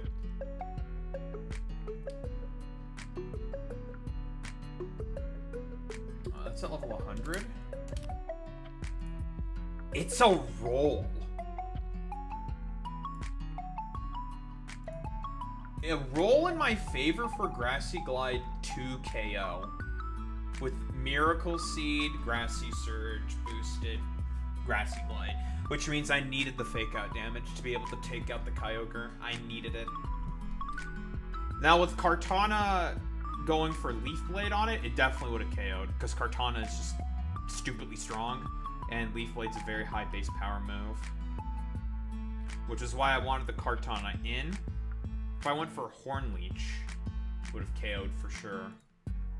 But I'm slower than the thing, so that would not have worked.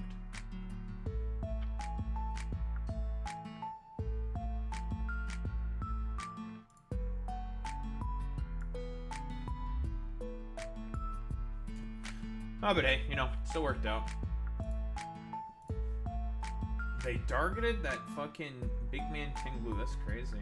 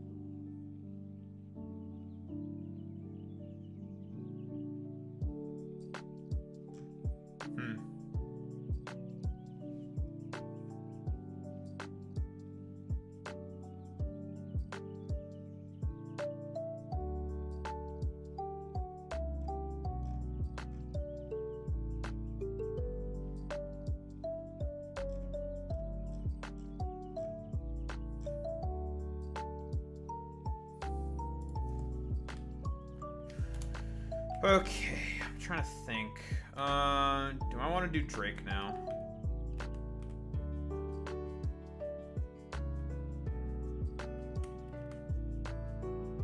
Hey, big guys. You guys are fighting?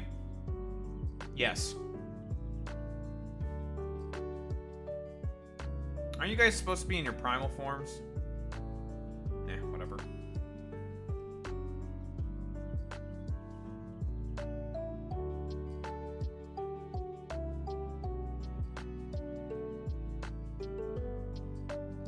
They're just big guys having some fun. Now, that fun is probably going to cause the collapse of the ecosystem and the, you know, the destruction of the planet, but, you know, why can't they be friends? Because some idiots decided to use some dumbass fucking orbs on them and piss them off. Well, after I beat their ass in the Pokemon battle. Oh, hello. Hey, it's Dawn. Hi, Dawn. What the fuck are you doing here?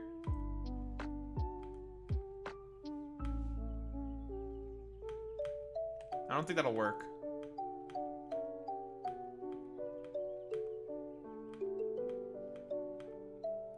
Alright, we're meeting Wallace. This is how we get into Sky Pillar. Oh, what's in here? Hi, Wallace.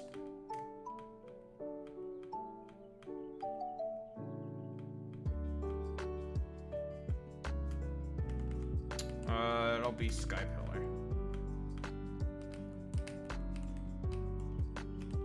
Yeah, Cave of Origin? That's not in this game.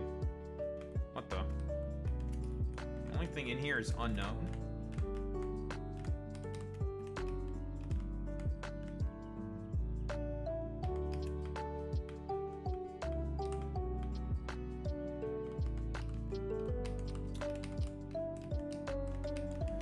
Wonder what's at the Sky Pillar. Besides another fight, Rayquaza. Rayquaza is at the Sky Pillar.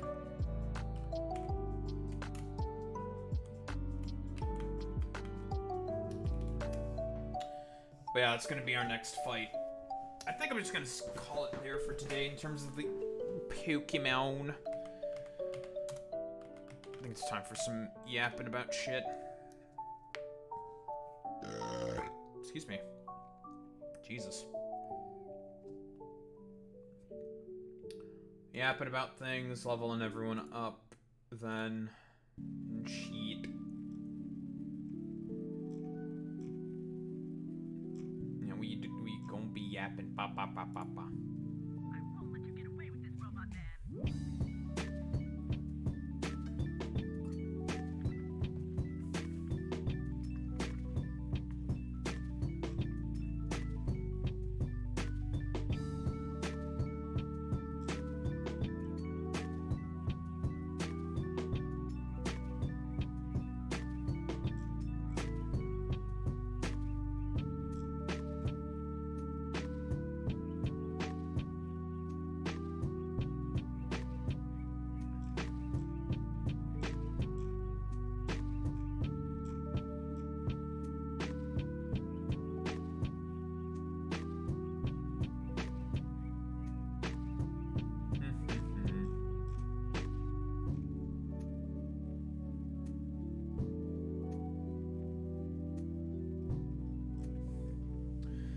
Yeah, that's from his, you know, his Piers Morgan debate, where he, I don't know, cried again. Because he did cry again or something. I don't know. It's gonna be silly.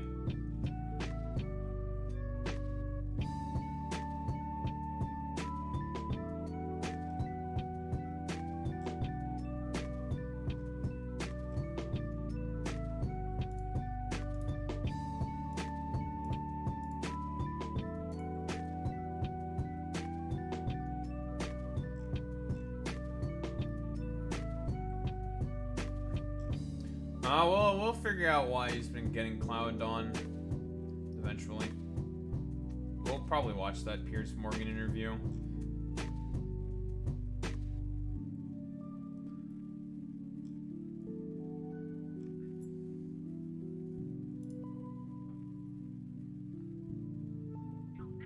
Thinking to myself, do I want to get more water?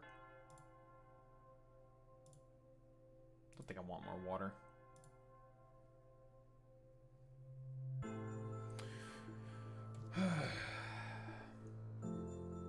Ooh, if there's one thing I am going to do, I'm going to head to the bathroom and I'm going to put my cream on. That's what I'm going to do. Put the cream on.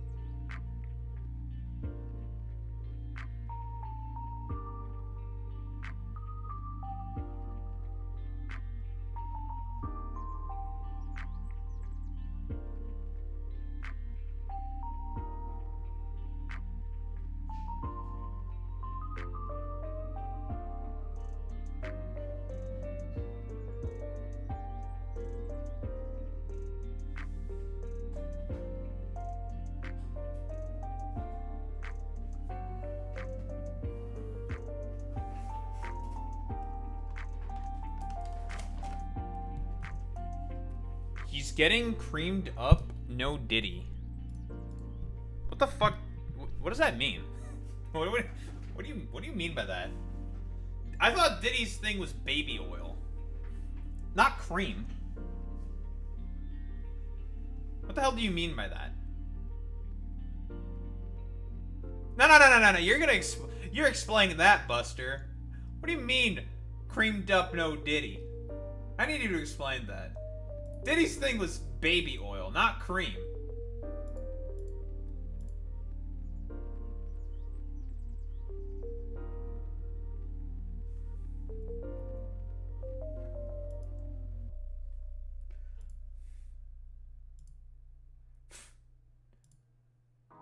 He's getting creamed up, no Diddy. Jesus Christ, dude.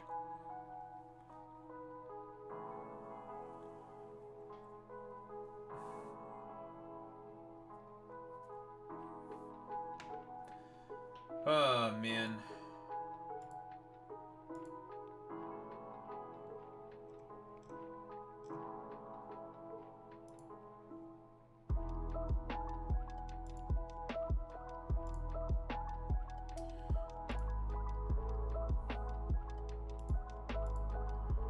Alright, well, it's time to pull up a bunch of shit about this stop killing game stuff. Pirate software.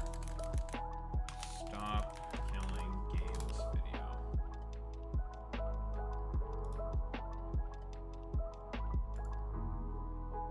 A clip. He's getting creamed up, no Diddy. What the fuck? What does that mean? What do you mean by that? I thought Diddy's thing was baby oil, not cream. What the hell do you mean by that? No. You're explaining that, Buster. What do you mean, creamed up, no Diddy? I need you to explain that. Diddy's thing was baby oil, not cream. That's true.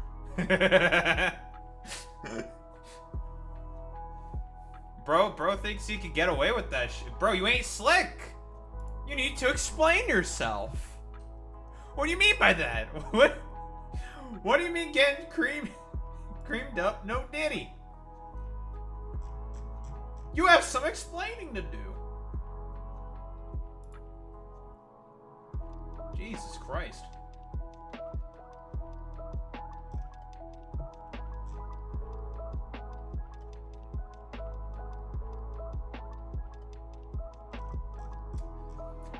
That's so crazy because again, Diddy's thing wasn't cream, it was baby oil.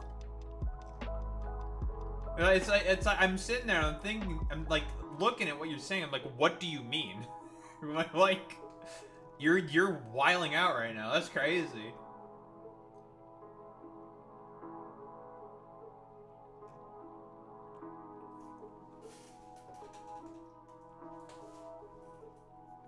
Jesus.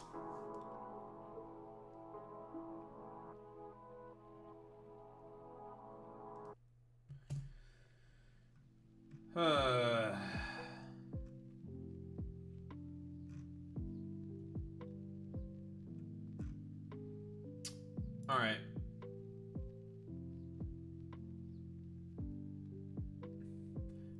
Hi, my name is Oh, I'm aware of the freak offs and stuff like that. Yeah, I agree. Yeah, he did have a thing called freak offs. Jason Thorpe. Uh-huh.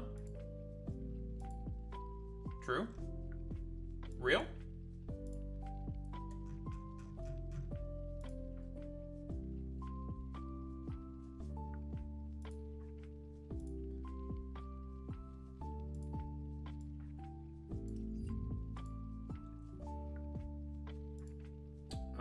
Let's see.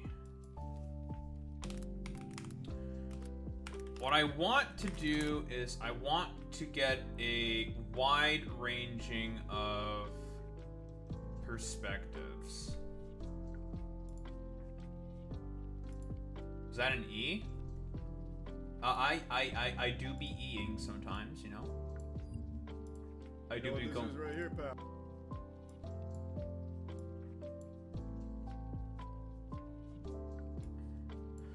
I do be saying E sometimes.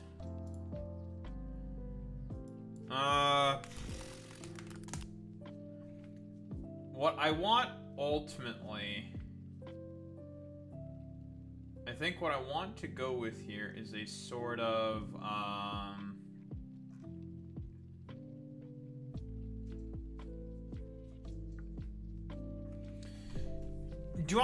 want to go with like a sort of grand overall perspective of the stop killing game stuff.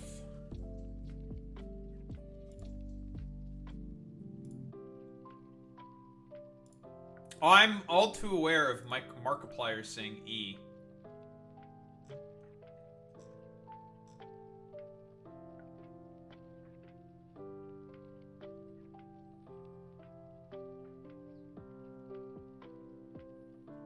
It's Markiplier, right? Markiplier as like Lord Farquaad, and he's saying E, and it became like a deep fried meme for some reason. I don't really understand it, why he did this, but okay. It's whatever.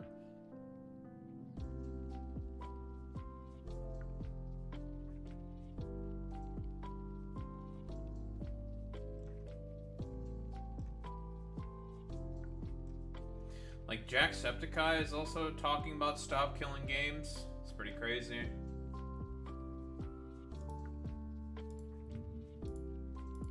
I think it's time we talk. Shut up. I know PewDiePie has also talked about stop killing games. Now, I don't know if I just want, like... Fucking Asmongold made, like, a 50-minute video, and I don't want to go through a 50-minute fucking Asmongold video about stop killing games. Oh, and he's just reacting to Charlie's fucking video about this. Because I do want the perspectives of, like, basically, what, gamers, like, normie gamers, and also I want to hear what fucking Pirate Software is saying, because he's the one who started up this whole fucking debacle. And also, there's,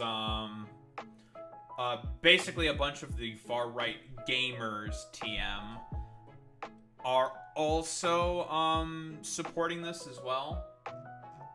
Which I will probably agree with them on.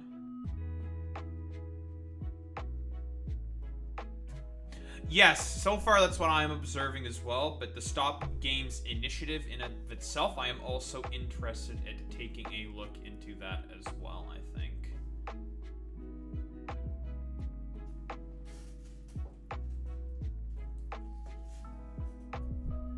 But yeah, so far it's just Pirate Software and shit like that. Yes, from what I am seeing as well, it does seem like it is a good initiative. Which very often, for like a lot of the like gamer fucking initiatives, a lot of them have been pretty stupid, generally speaking, but, you know. Well, I mean, that's very often the case in terms of like gaming spaces where good things can happen coming from bad places. That's like what happens 10 out of 10 times, more or less, I'd say. Well, because what was the first one, right? It was for SOPA and COPA, I believe, right? That, I believe, ended up failing.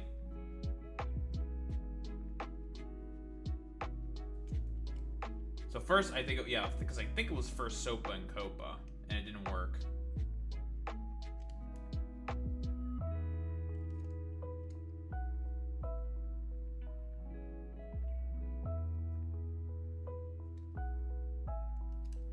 Well, you know. As we all know, the most attacked minority, as we all know, is the gamer. We know this, right?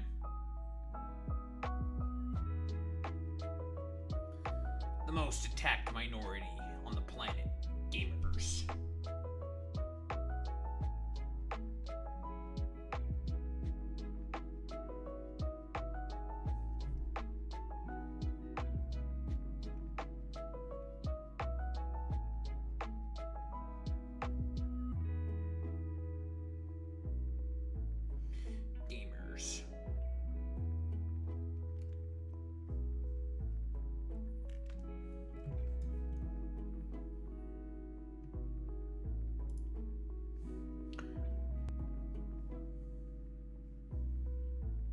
I think I know exactly what you're talking about, Zane, because I also saw that, I think. I saw a post about that. I'm like, oh, that's nice. It's like, get owned, Dad, I guess. Now, bro, like, just plays Souls-like games, and he loves them. It's really funny. Plays Dark Souls once, ends up loving fucking video games. Made a summary video, it was cool. That's cool. That's cool. That's cool. That's cool.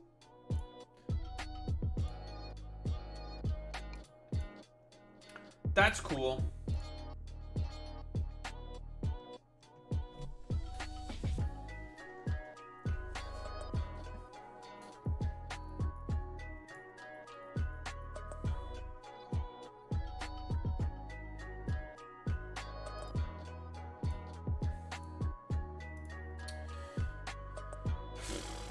Okay, I really do not want to watch an Asmongold fucking video about, like, him reacting to Charlie's fucking perspective. I just want Asmongold's sort of fucking positions. So maybe during the parts where he's, like, listening to fucking goddamn Charlie, I'm just gonna skip through all that shit, because I just want him to talk about stop killing games. Yeah, he doesn't. I mean, that is true, Zane. But the thing is that I think it's important to also examine, like, what the far right gamers are also saying, because they are a big contingency in this who agree with the position of stop killing games. So I'm curious to see. So because they are a part of the, you know, hypothetical coalition here, right? Perhaps this will just be enough. Jacksepticeye made a video about this. If you care about video games, go sign the petition. Jacksepticeye coming in and pushing this through. I don't think that's really because of Thor, right? I mean, I think that Pirate Software is like a good rallying point because people. This is just a really great initiative that I think most people that play video games support and care important. I love how I can just nerd out and support this movement. Takes like 30 seconds. Note, if you're in the EU, if you're not in the EU or UK, you can't sign it, but you can share it to people that are. So that's true, yeah. I can sign it if I would have signed the petition, but I can't. Wait, hold on. Actually, I can sign the petition. I am a European citizen. I have my Romanian passport. Wait, I could actually sign the petition. That's so funny. Let me see if I could actually. I recently refreshed my Romanian passport. I could actually sign the petition. Yeah, I'll do it. Let me see if I can.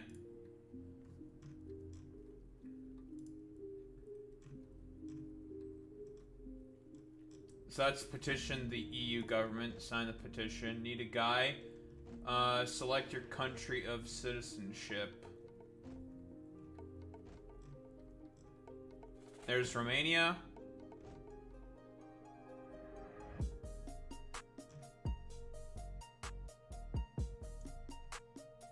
Let's see. Go here, open another tab. Stop destroying video games. So I can say Romania. Document of number type. Passport. I don't have my Romanian passport with me.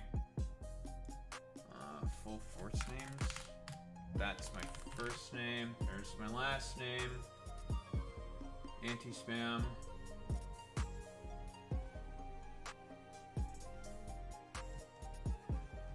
I need to ask my mom for my passport number.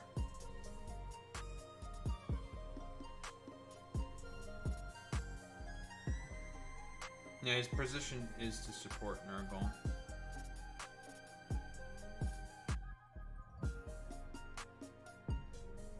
Alright.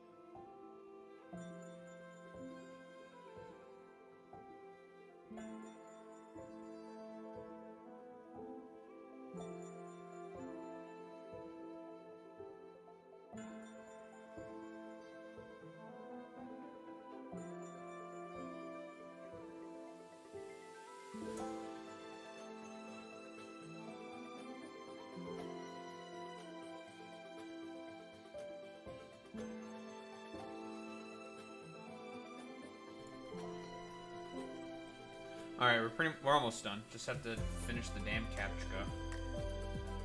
But it accepted it. So, should be able to sign up for the petition. I love how immediately the first thing my mom brings up when I ask for the passport number is like, are you getting a job with it? I'm just like,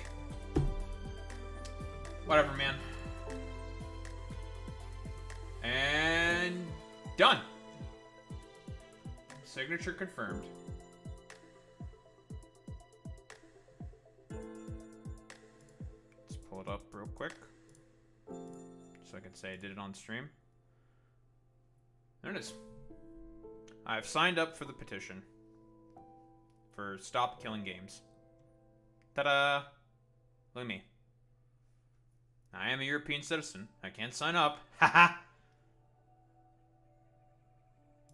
Nice.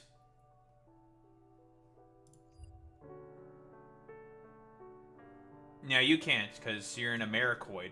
Haha! Everyone point and laugh at the Americoids. I, however, can sign.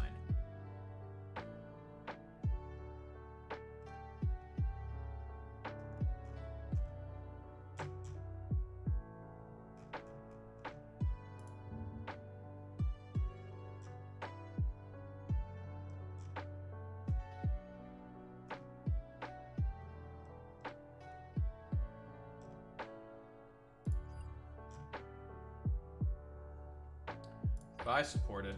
I'm doing my part. Alright, does Asmongold say anything at all that's interesting? What the people think that he's a no. The end goal, this, you know what? Put that up in the stream. And so, yeah, I'm just gonna talk about this 4-minute clip then that he has, because it's not him just reacting to Charlie's fucking video. Which is completely useless.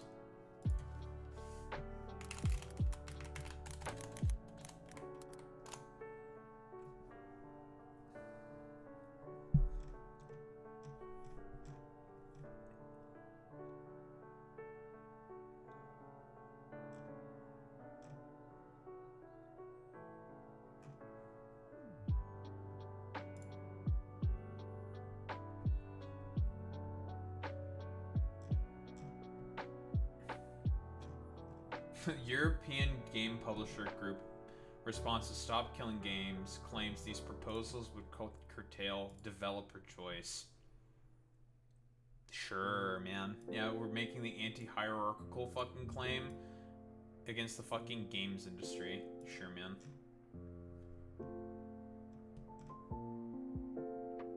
Yeah, sure, man. When they're talking about cybersecurity as well, bro, what the fuck do you mean cybersecurity and content moderation? Okay, so what? It's basically like games don't want to support, like games publishers, given how they killed off a particular sort of game, I think it was Crew, right? They talk about the consequences of like live service games. I just want an article on Stop Killing Games itself. Just like an article talking about it. Period.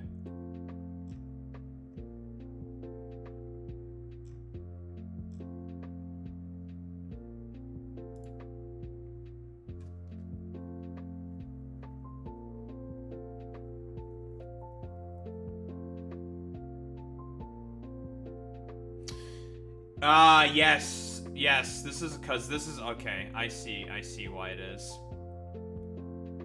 So yeah, the Crew, it's a racing game, which is mostly single player content, but for whatever reason, it's a live service game, despite the fact that it's mostly a single player game, which is really fucking stupid because, again, this is a fundamental sort of like game design problem that I have with the modern games industry. This is just a modern fucking problem that's like so stupid and fucking annoying. Of which I agree with, by the way. I don't think, like, you need to have, like, a fucking internet connection. To be honest.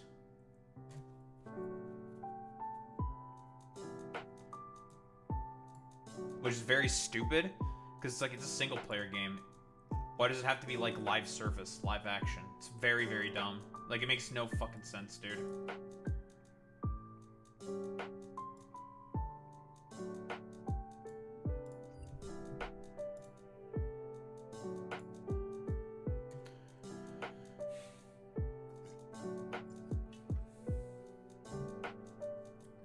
Yeah, I'm glad that you're here, Boy Meets Mini. Did you play The Crew by any chance? You like racing games, you know? I'm asking because you are a critical racing theorist, so I figured it might be a good thing to ask you because, I don't know, you are a racing theorist.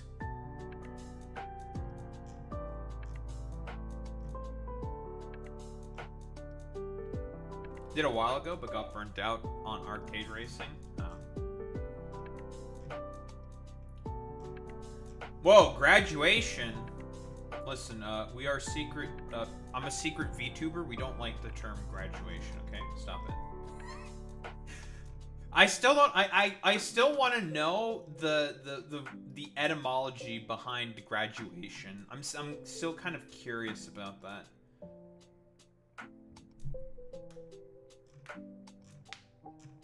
Why the term graduation? I'm just curious.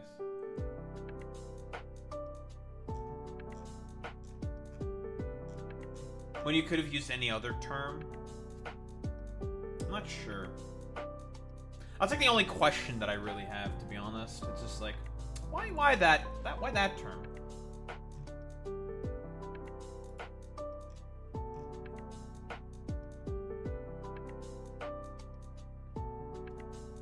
Probably some British thing. Yeah, but VTubing didn't come from Britain. It came from fucking Japan. I'm curious now.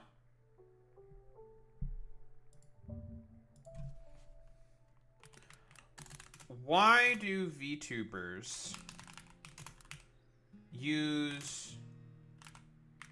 No, you dork. Yes, you dork. Use graduation as a term.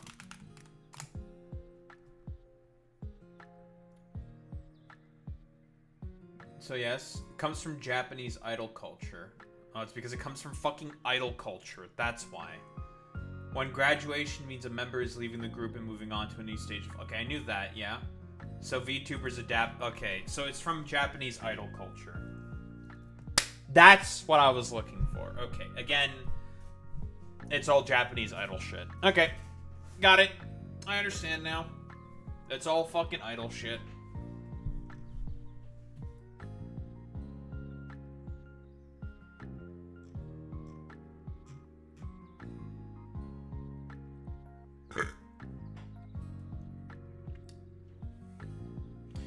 It's all like a fucking... It's all like a fucking capitalist, realist fucking thing, right? Like, how to turn people into marketable products. Right?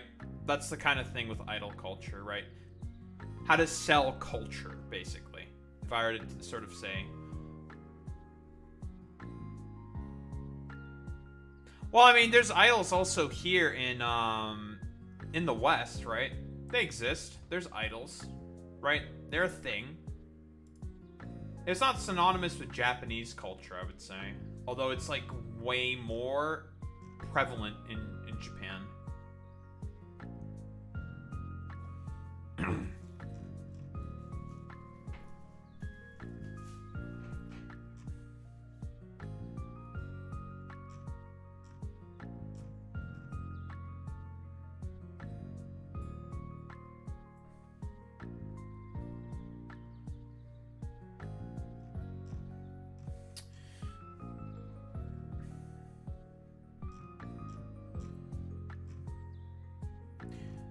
You know what else is also pretty great to have to deal with, Boy Meets Mini?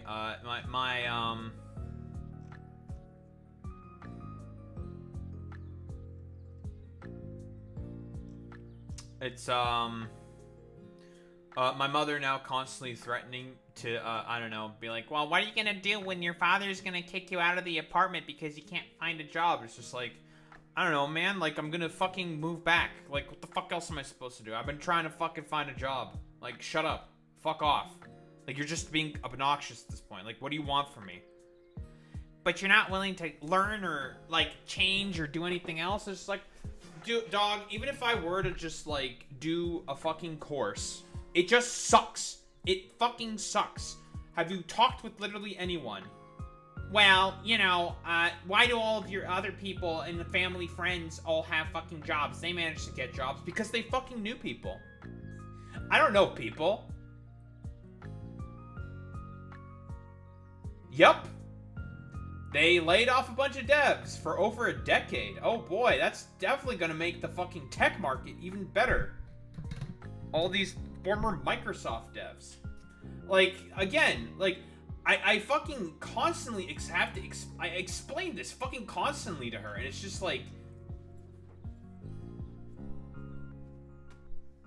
because she's an out of touch fucking dipshit who doesn't want to fucking understand that the job market is just dog shit. It's just bad. It's just bad. It's just fucking bad.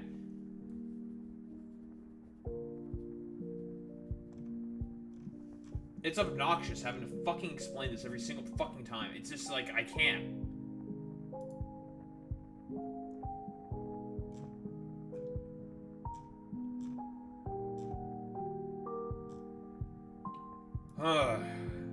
God, bro.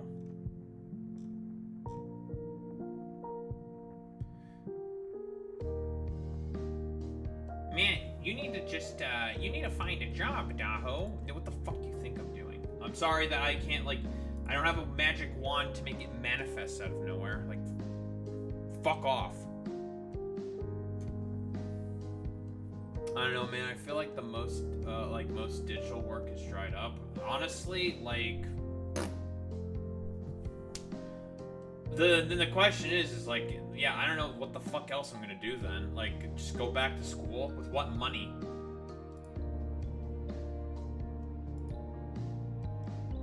Right? Yeah, go back to school now to do what? Another fucking 4-year degree where, like, there's probably not gonna be any jobs in there anyways, and I'm just gonna be wallahi fucking cooked anyways. Like it gets to a certain point where it doesn't fucking matter, and it's just like, just do, like, I don't know, should I just do like slave labor work, retail work, or some shit? I don't even know, man. It's just so, it's so fucking cooked. But you know, I explain these concepts constantly to them, and they just don't listen.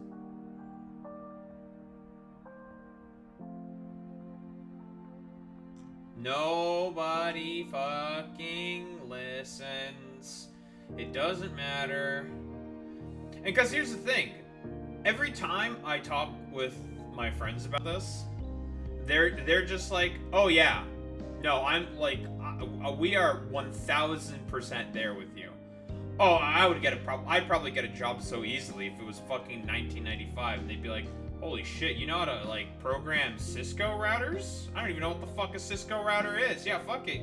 Here you go. And it's just like, alright, sweet. Now it's just like, who the fuck cares? Nothing works.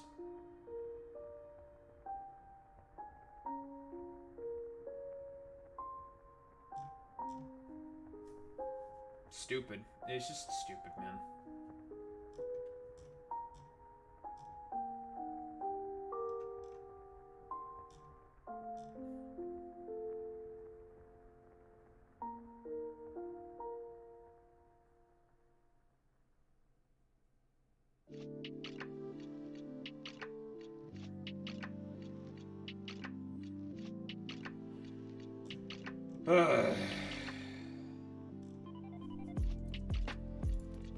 What the fuck else am I fucking grabbing shit here from? Texas floods.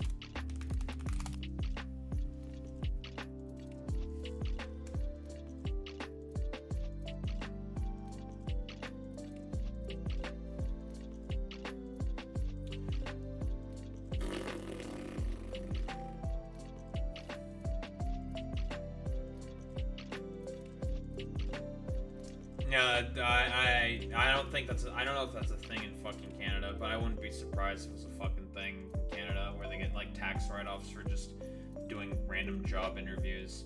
Like when I say it's just fucking cooked. And I've had a couple of job interviews at this point in like companies in the US, and it's just been like, I'm not really expecting to get a call back from any of those motherfuckers. It's just fucking stupid, dude. It's just like so fucking cooked, bro.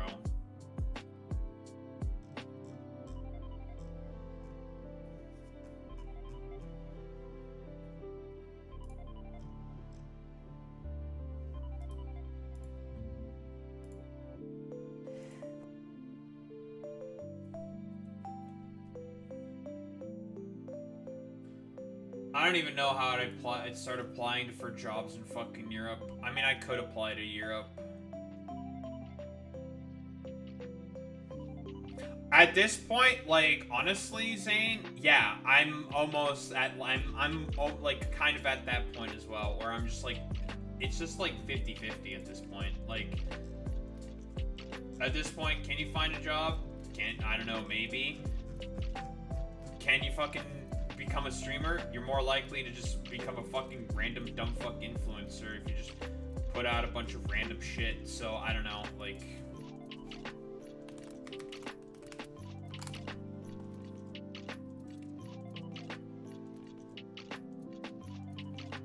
it's just so fucking cooked, man. And it's just like, all right, whatever, man. It's cool.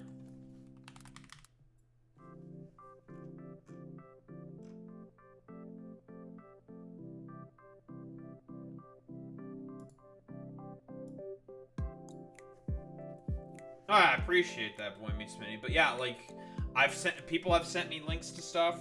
I apply to them. Nope, nothing. Been that way for almost a year. Yeah, like, nobody, like, I've even told this to my parents before. The reason why companies put out, like, shit for fucking hiring is so they can justify having their fucking goddamn HR teams. They just throw shit out there because they fucking have to. Yeah, they throw shit out there because they have to, because it's a regulatory thing that they have to do, but it doesn't mean they have to hire anybody. But again, it's just like, yeah, you know, maybe that's why profits are up for a bunch of people, because no one's fucking hiring anyone. But again, I can't, like, I explained this concept. I'm just like, dude, like, the companies are making it such that, like, no one's fucking hiring, like, nothing's fucking happening. Like, they do this in order to, like, fucking justify what?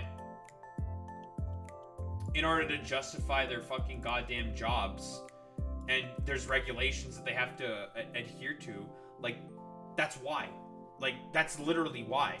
And they just don't get it. It's just like, bro, like, what do you want from me? The economy is fundamentally broken.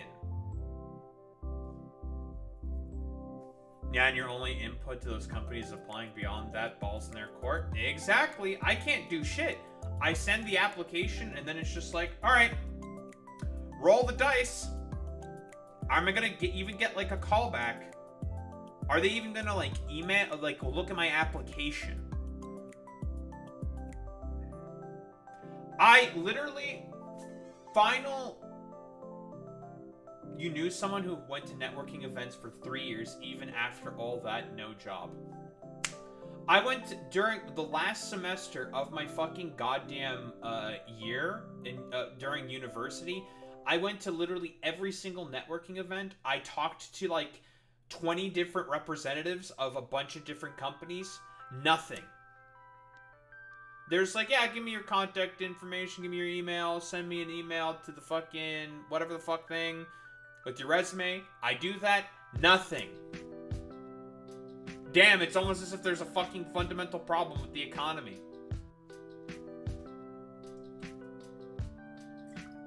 Like, wallahi, it is fucking cooked. It's either this, like, either I just keep trying to slave away for like a position that I'm supposed to fucking do, that I, you know, went to school for, that I did pretty well in, or just do fucking bumblefuck retail work, or get lucky as like a fucking content creator. But I explained this stuff, and they're just like, well, you have to do something. It's like, thank you. Thanks for telling me that. This is very valuable, fantastic advice that you're giving me. You need to do something. It's like, great, thank you.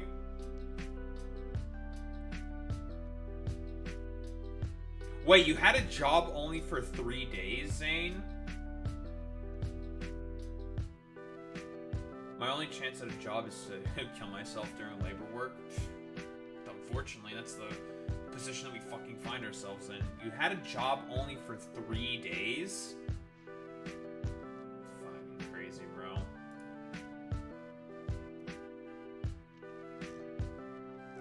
Ugh. It's just...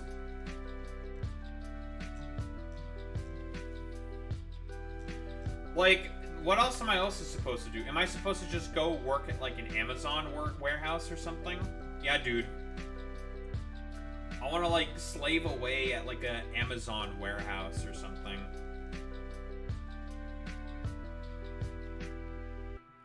And it's all because, and listen, the only reason why they're harping on this so much for me is because they're looking to fucking retire. That's why they're fucking harping on it. Like, as hard as they are. They're harping on it because they want to fucking retire. And I've explained to them, it's just like, dude, like, I can't fucking do shit. Like, what do you want from me? Yeah, I am probably likely to just injure myself or some shit. It's like... stupid, bro.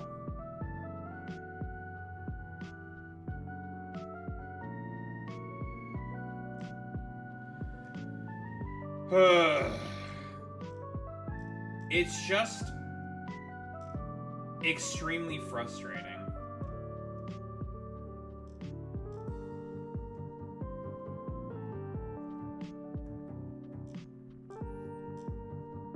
It's just constantly having to reiterate these positions over and over again is just so fucking annoying, man.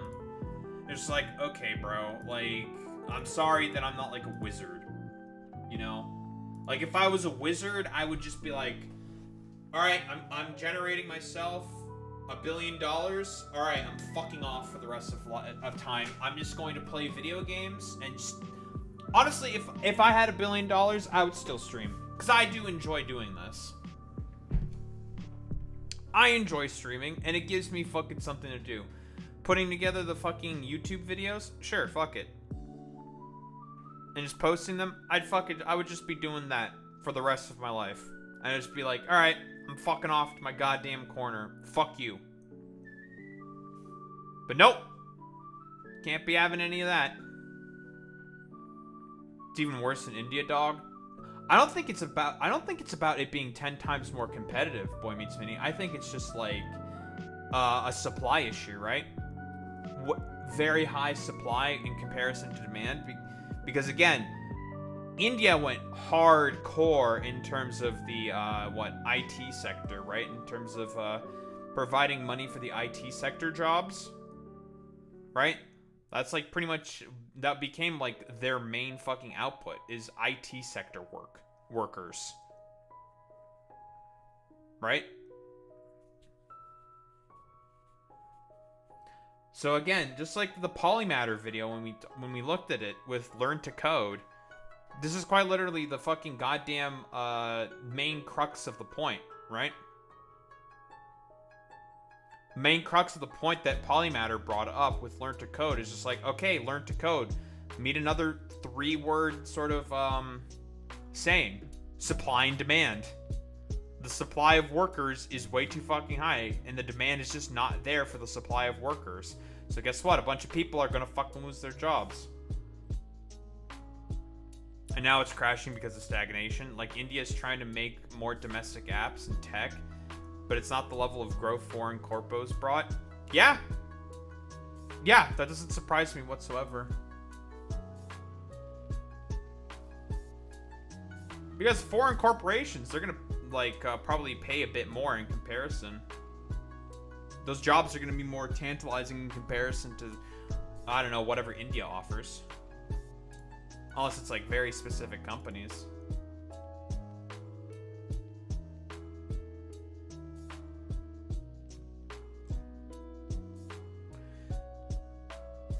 It's just a fucking shit show, dude.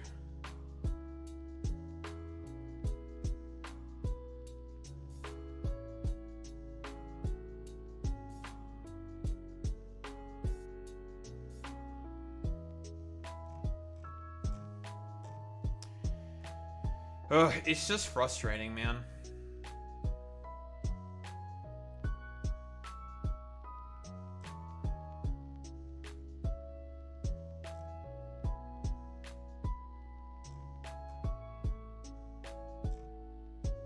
I guess at this point it is. Unironically, I'm starting to get jobs, for example, where they're asking how fluent are you in Mandarin. I've gotten a couple applications like that, and it's just like, well, you know, shouldn't be really surprised. It makes sense. It's just one of those situations. It's just bad everywhere. Yeah, top G, top G, top G. Do I not have top G? I should have top G.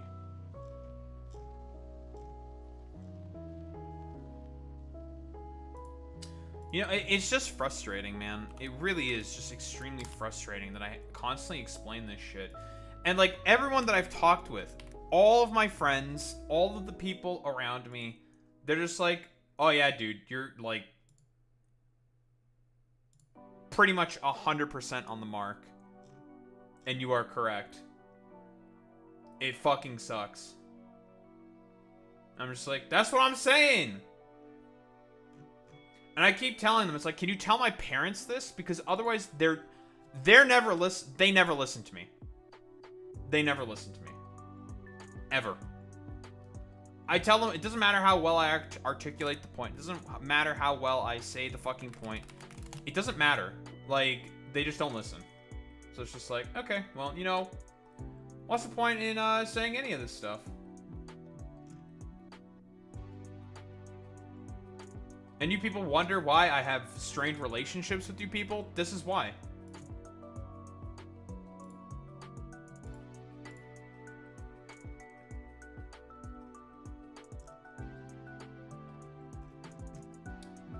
It's just frustration. Okay, we should have top she now.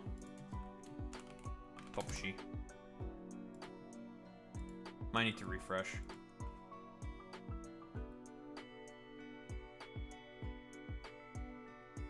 Yeah, I might need to refresh the chat. I did also add jammies as well.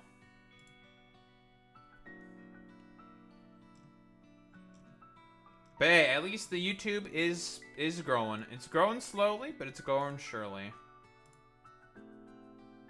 So, you know, exclamation mark YouTube. Might as well fucking push all that shit instead. Like, fuck it. Yeah, the link actually works now.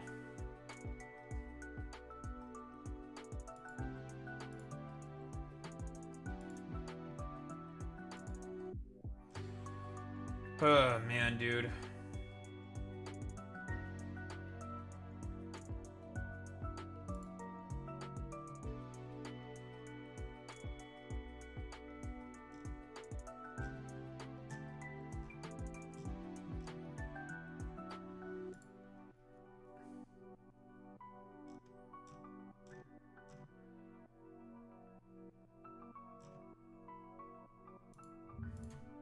Right.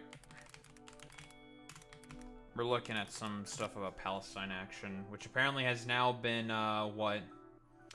Designated a terrorist group? MPs vote to prescribe Palestine Action as a terrorist organization, which is pretty fucking insane.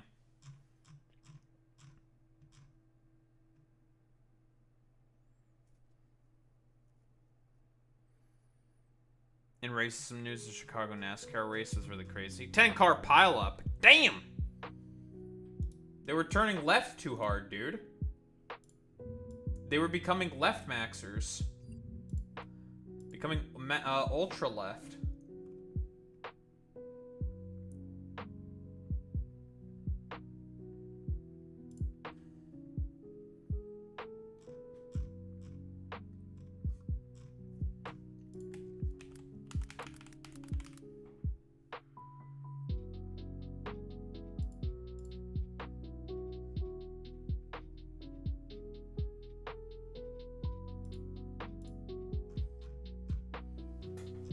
Counter-terrorism police was deployed against Palestine Action. It's pretty fucking crazy.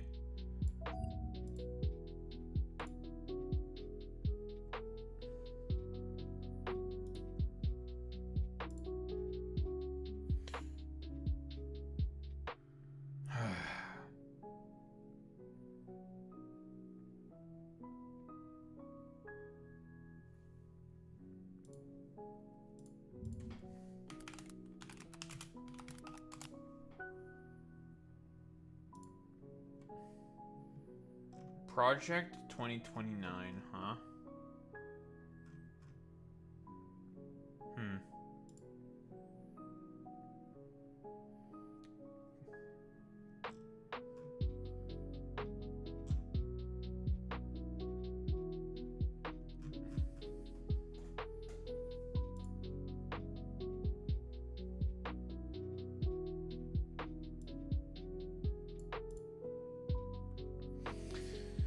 Oh, yeah, dude.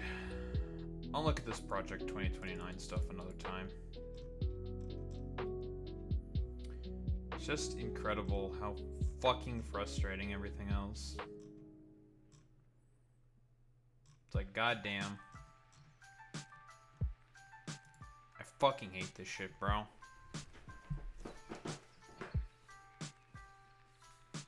Opening the fucking window.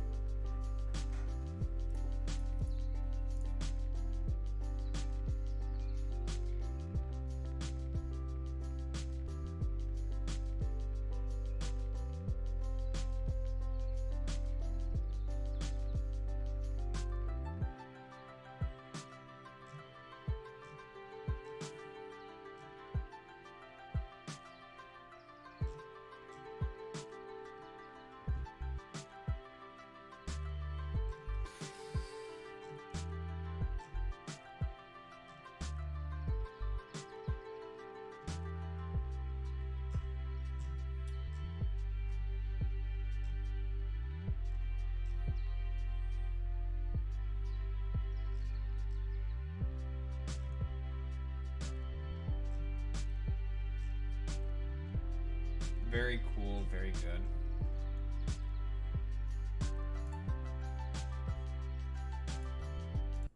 Alright, well. No more sitting around and just, I don't know, grieving. I suppose it's time to yap about shit. Just, no more being fucking annoyed, being frustrated.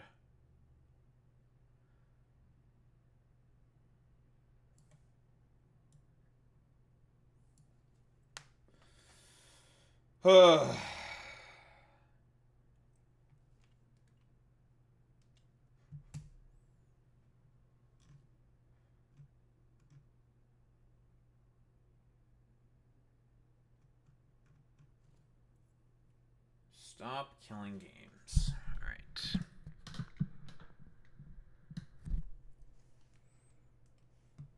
Also, I don't know if you saw what happened in YouTube chat, Boy Meets Mini, but we got we had an interesting character show up today in YouTube chat. You know?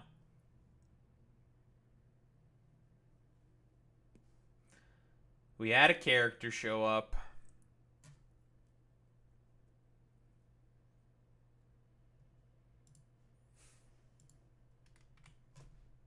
Let me take a screenshot of it. This is very silly. I mean, it's in the VOD, right? So, whatever. You never know if random shit can get it. It's just weird. I don't know. The trad wife bit was what mostly got to me. I'm like, why are you asking this question? I don't understand. Like, the whole trad wife aesthetic thing, especially in modern contexts, is just like, it's just a fetish. And bro was just like, ban me, please ban me. I'm just like, why? Why should I? No, I mean, it like the trad wife stuff is just like it's an aesthetic. It's a fucking goddamn fetish. It's silly. It's goofy. It's ridiculous.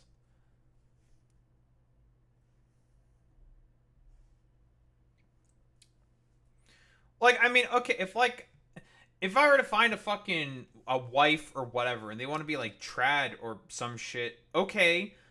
But I'm gonna warn them. I'm just like, dude, you are aware like what this potentially entails in like the economy. I like the weird thing about this is like, in order to justify the aesthetic of being able to have a trad wife, you have to have a very very good staple position that most young people are just not gonna have. Like the trad wife aesthetic, like the trad wife thing, is just not obtainable. Like especially with the current makeup of the economy. You need to have 2 incomes in order to be able to survive nowadays. Like, you can't have trad wife shit. Like, it's just not possible to obtain.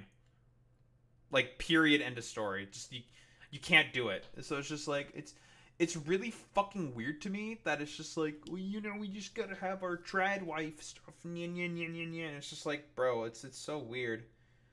Well, I mean, that's kind of the point, Zane. Yeah, it's a fetish that none of these people can obtain. I'm cleaning my glasses as well. I can't stand how fucking dirty they are and shit. Like, it was the same thing during Gamergate when they started sawing out over, like, trad wife stuff. It's the same thing fucking now when, you know, it's now, like, more genuine sort of, like, far-right authoritarian fucking bullshit. It's not changed then, it's not changed now. It's all the fucking same bullshit.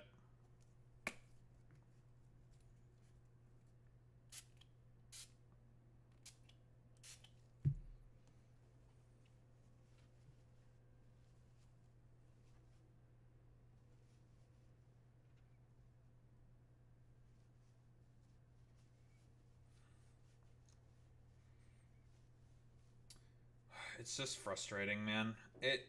It's just really, really frustrating. Like, because here's the thing, Boy Meets Mini. I suggested this. I'm just like, I could take some, like... Do you know of, like, any good Python courses out there, Boy Meets Mini? Because I was just like, you know, I could take, like, some Python stuff. Everyone's always asking for fucking Python, seemingly. Are there even, like, any good Python courses out there at the moment? Is there anything online that's available? Because I'm not fucking paying tuition for that shit. I don't even know if there's like Python certifications or whatever. Free Code Camp is a great start. Send you some after stream.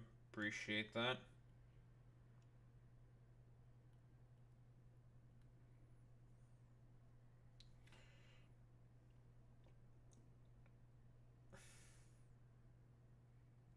But like, that's also another thing. Like, what's the likelihood that someone's just gonna hire like a random freelance developer? Because I know someone who's just a freelance fucking developer, and she has a very hard, and she is quite good at development. She has like a ton of fucking projects that she's done before, right?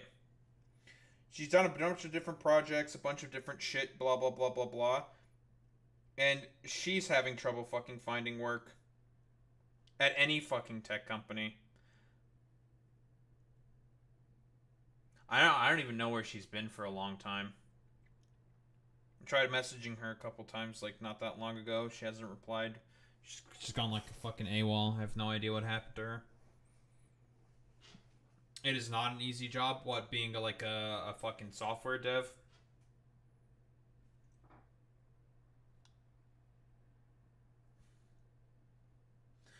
All I know is that the thing with Python, its main shtick is that it is like super, super cancerous about syntax. That's like the main gimmick with Python. Python is super, super fucking cancerous with syntax.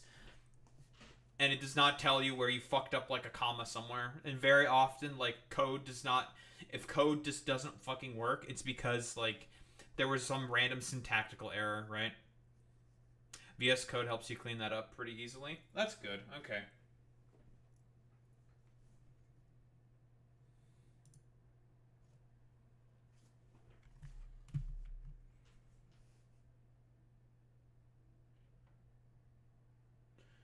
Alright, there we go. All cleaned and stuff.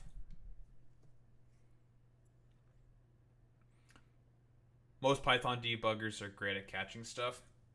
Yeah, it makes sense. It's just kind of annoying that you have to use a third-party thing in order to do, like, debugging in the fucking IDE and shit like that. You don't have that inherently in the IDE. Because, like, with a lot of, like, Java and even, like, C, stuff in C.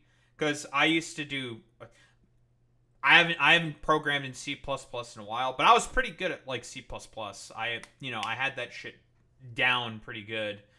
I have not programmed in C++ in, like, forever. Maybe I'll just do some, like, C++ stuff as well, just as, like, a refresher, you know? Refresh myself, say, like, yeah, I've done some, like, C++ courses, fuck it. Because, again, I think, like, C++ is also pretty good as well. C in general is also just good. Especially for, like, if you want to do, like, Windows shit. That's also probably a good language to learn.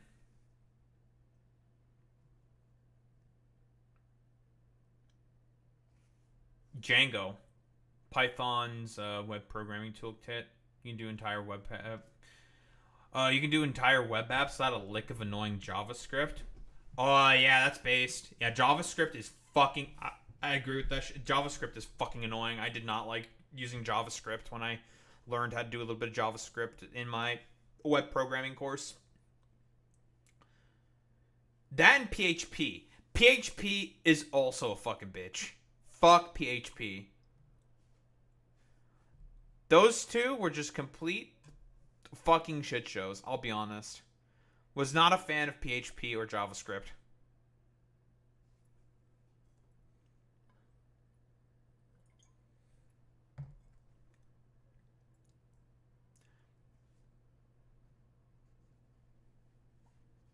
Yeah, except the government because they're boomer. Well, I mean, it makes sense. Like, most of the people who got hired from my program, they typically just go to the government. God, I also could have had a fucking government job if I just didn't fuck up the interview, but I fucked up an interview. I'm just like, fuck my life, bro. I would have fucking had a government job, and I wouldn't be having any of these fucking problems and these fucking struggles. I would have been fucking set, dude. But here I am, being completely fucking cooked now, so. Whatever.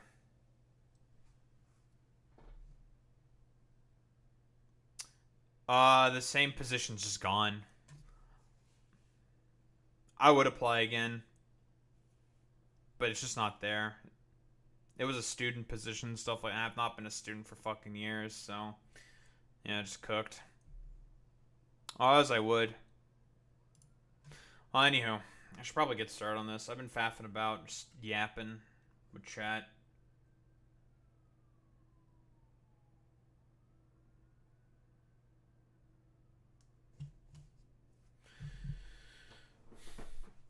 Alright, what do we got here? I've been seeing this making the rounds, you know, very, very common. Mostly as, like, drama shit, but, like, I also want to take a look into what Stop Killing Games is. I guess we'll also have to dip into a little bit of the drama side of it as well, because I'm curious. I mostly just want, like, a lot of perspectives, but also, like, kind of just get, like, a vibe of what's going on here. But we got Stop Killing Games here. Consumer movement and initiative with the goal of preserving video games after they're taken online, or not online, offline. The initiative was started in 2024 by Ross Scott after the shutdown of The Crew, a racing game that required a constant internet connection despite being mostly single player. Dude, that's so fucking annoying, dude. I know exactly what fucking Ross here is describing. Yet the fact that there has to be, like, single player games that require constant fucking internet connection is the dumbest fucking shit on the planet. Well, here's the thing, Boy Meets Mini.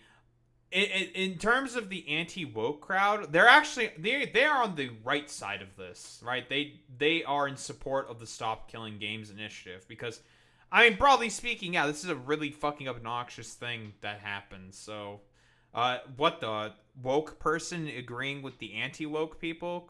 Horseshoe theory confirmed. Whoa. I mean, yeah, honestly, this is like some really fucking annoying, idiotic bullshit. The fact that live service games, and we know why, like, live service games are a thing. Live service games are like basically a justification for a company to attempt to make like a perpetual money machine out of their fucking goddamn out of their goddamn game. That's kind of the point of it, right? So basically the justification is since it's a live service game and they do like the stupid roadmap shit and whatnot, all that like dog shit from like Anthem. I think that's like the main game that sort of started this trend of the roadmap. The fact that that's even a thing. It's basically like an excuse for AAA developers to sort of half-ass development of a game, come out with a product that is just not ready for release, not completed at all whatsoever, because like developers get so like ridiculously overworked and like underpaid for the amount of work that they have, but that they have to do, generally speaking, that it becomes one of those situations where you just release just a complete shoddy, terrible fucking terrible program, because of the fact that, well, you know, for games corporations and companies, what is it all about? Well, it's about the profit motive. They just want to make money. It's not about actually making a good quality product in the end. Like, that's secondary, right? For them, they want to do everything possible to make as much money. And live service games give them an avenue in order to be able to make more money through microtransactions, through being able to push constant DLC that you have to buy in order to be able to make more content that, you know, you have to buy yourself in order to enhance what the base level of the game should have been. It's one of those things that's, it's like completely ridiculous. Now, this is a practice, from what I understand, is just like not being cracked down upon, but it's not being done as much because people hate it. Justifiably so. It is terrible. Well, I mean, the thing with ESO though, it's ESO is a MMO RPG, right? That's a little different, obviously, you know, with like subscription models and stuff like that. But we're not talking about MMORPGs. With an MMORPG, like, that is a thing that makes more sense. Yeah, same with Fallout 76. Yeah, MMORPGs. Those are things that are supposed to be live service games, like, by design. That's how they're supposed to sort of work, which is fine, I suppose, in comparison. But for shit like The Crew, where it's a single fucking player game, why is it a live service thing, and why does it have an internet connection? That doesn't make any fucking sense. Oh yeah, the Creation Club, yeah, where basically Bethesda tried to buy all the modders, buy all the mods, and try to resell them for a profit. That was a complete fucking shit show. That was terrible. But what do we got here? So, initiative quickly gathered popularity, being covered by YouTubers and news outlets. The movement was launched multiple government petitions, of which I signed for, because believe it or not, I am a Romanian citizen. I might put in like the clip here, splice it in, being like, I don't know, proving that I fucking signed the thing. Sure, fuck it, why not?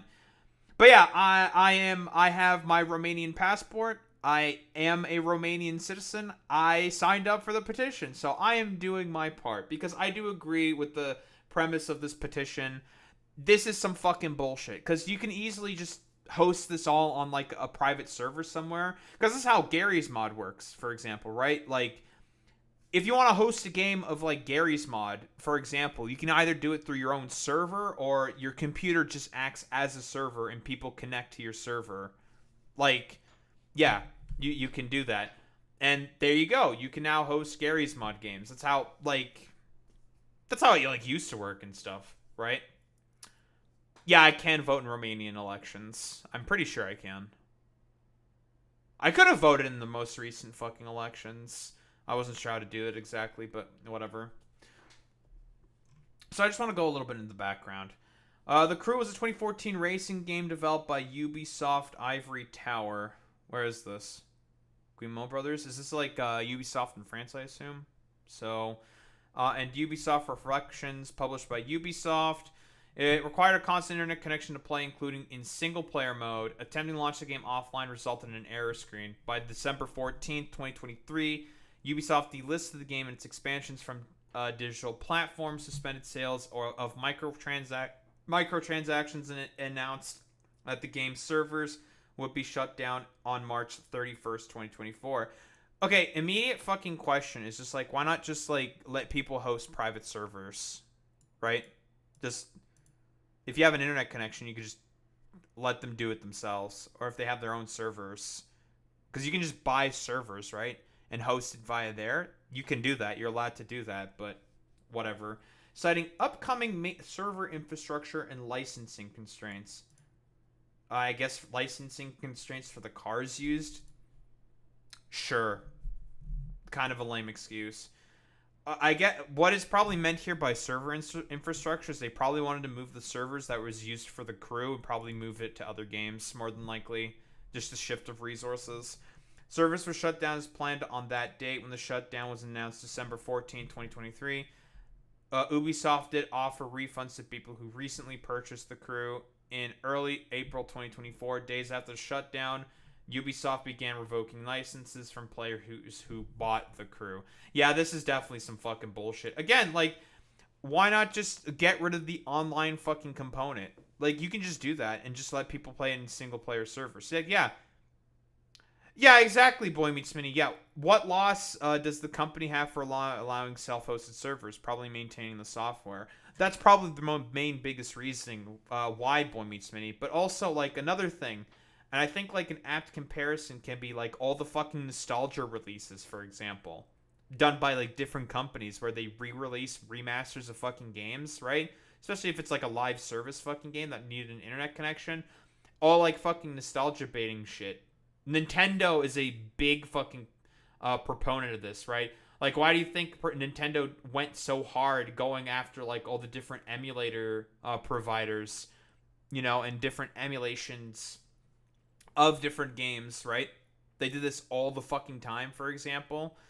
Like, they did that because, again, they want to re-release the same game that they did, like, 30 fucking years ago in order to sell it for, like, more profit for, like, 60 fucking bucks again. And then, you know, I end up buying Thousand Year Door because Thousand Year Door is a really good game. Jesus Christ.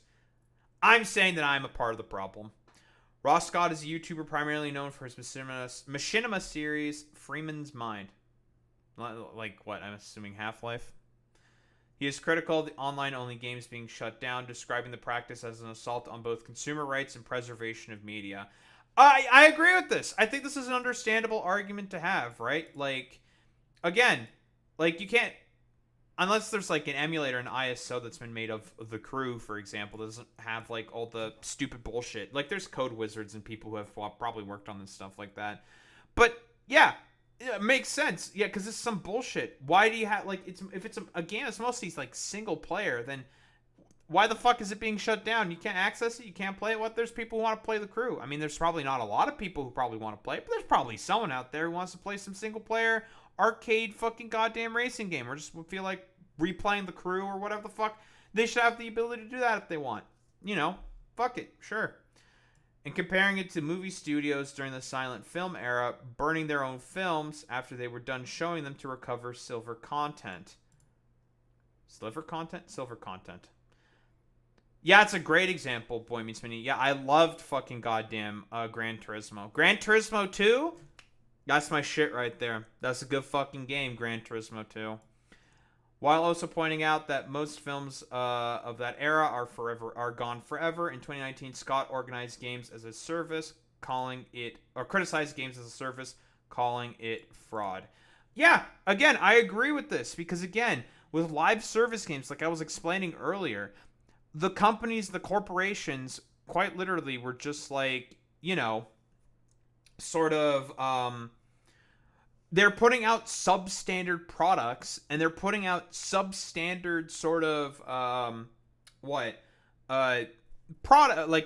games out there under the justification that since it's a live service, they're going to do like random patches to it and like fix the game and further develop into it. And it's just like, bro, you're like a fucking multi-billion-dollar corporation. You can just spend more money, spend more in the budget. But no, you don't want to because it's all about the profit motive with these people. And that's the main fucking issue here. Also, what's up, Happy Goat? I was not looking at my own arrest report. I don't really look like Ross Scott, I must say. Anywho. Well, we got Pirate Software here, who's, he's like an ex-Blizzard dev or something, Yeah, Mario Kart, Mario Kart. Yeah, all the re-releases. Like, we all know, didn't Mario Kart Double Dash also come back or some shit? Whatever. So, what? We got Pirate Software talking about stop killing games, and he's like a former Blizzard dev. What was this like, the main... I criticized Pirate Software for something before, right? Him, like, talking, like, trying to, like, double down and triple down on, like, being canceled sort of incredulously, like, complaining about being canceled. I fucking hate when people do that shit constantly, where it's just like, I'm saying this thing, and you can cancel me if you want. It's just like, bro, like, are you asking to be fucking canceled or something? Like, this is really fucking stupid. Like, people provided a pretty decent criticism to, like, your position here, and now you're, like, bitching and moaning and complaining instead of engaging with the criticism. You're complaining about being fucking canceled. Like, fuck off, dude. This is very stupid and annoying. Yeah, it's privateer software. That's true. Yeah, what do we got here? What is Pirate Software here have to say? So this was also a thing, because again, this thing's been going on for a while, right? Stop killing games. It's only gotten traction recently because, again, I guess people dug up this shit before, right? And we're just like, well, Pirate Software decided to post cringe about it, so now, like, all the drama, like, commentary YouTubers, are because they like going after Pirate Software and stuff, can, like, make videos about it. Although, honestly, like, I suppose in this respect, I kind of have to, I have to agree with them, because I agree with the initiative of Stop Killing Games. I think it's a good initiative, because I think live service games are complete bunk and bullshit, dude. But what do we got here? Hall, also known as Pirate Software Online. I've been in the gaming industry for about 20 years. I used to work at Blizzard Entertainment, then Amazon Game Studios, and now I'm in my own studio, Pirate Software, by the same name. It's an indie studio, and I've been here for about 8 years now. I also run a massive community. We've got 180,000 people in Discord, and most of what I do is try to teach other people how to make games, teach them that they can make games, show them the tools to do so, and try to do everything without any paywalls or bullshit in the way. It's incredibly important to me that we keep making games, and that the next generation has the tools to do so their medium doesn't die out. And it never will. And that's the whole intention of all of this. So that in mind, that community brought me this, and tried to get me to sign it. And I don't want to. Number one, I can't, because I don't live in Europe. But number two, I wouldn't sign it even if I could. And I'm going to kind of go through this and try to explain the reasoning as to why that would be the case, without all of the internet hate machine that's grown up around it. So let's go into how this works and why this is an issue to me. First things first, what is an initiative? So an initiative is actually not law. It is something that you put together so you can put it up in front of representatives and they can start the conversation. The reason why I have a problem with Stop Killing Games is specifically it starts the wrong conversation. If we're trying to kill off the practice of developers putting together a live service game, pitching it as a single player experience, and then taking away support in the future, this ain't it. And the reason why is specifically on this initiative, under its own description, it says this initiative calls to require publishers that sell or license video games to consumers in the European Union or related features and assets sold for video games they operate to leave said video games in a functional playable state. Okay. Yes.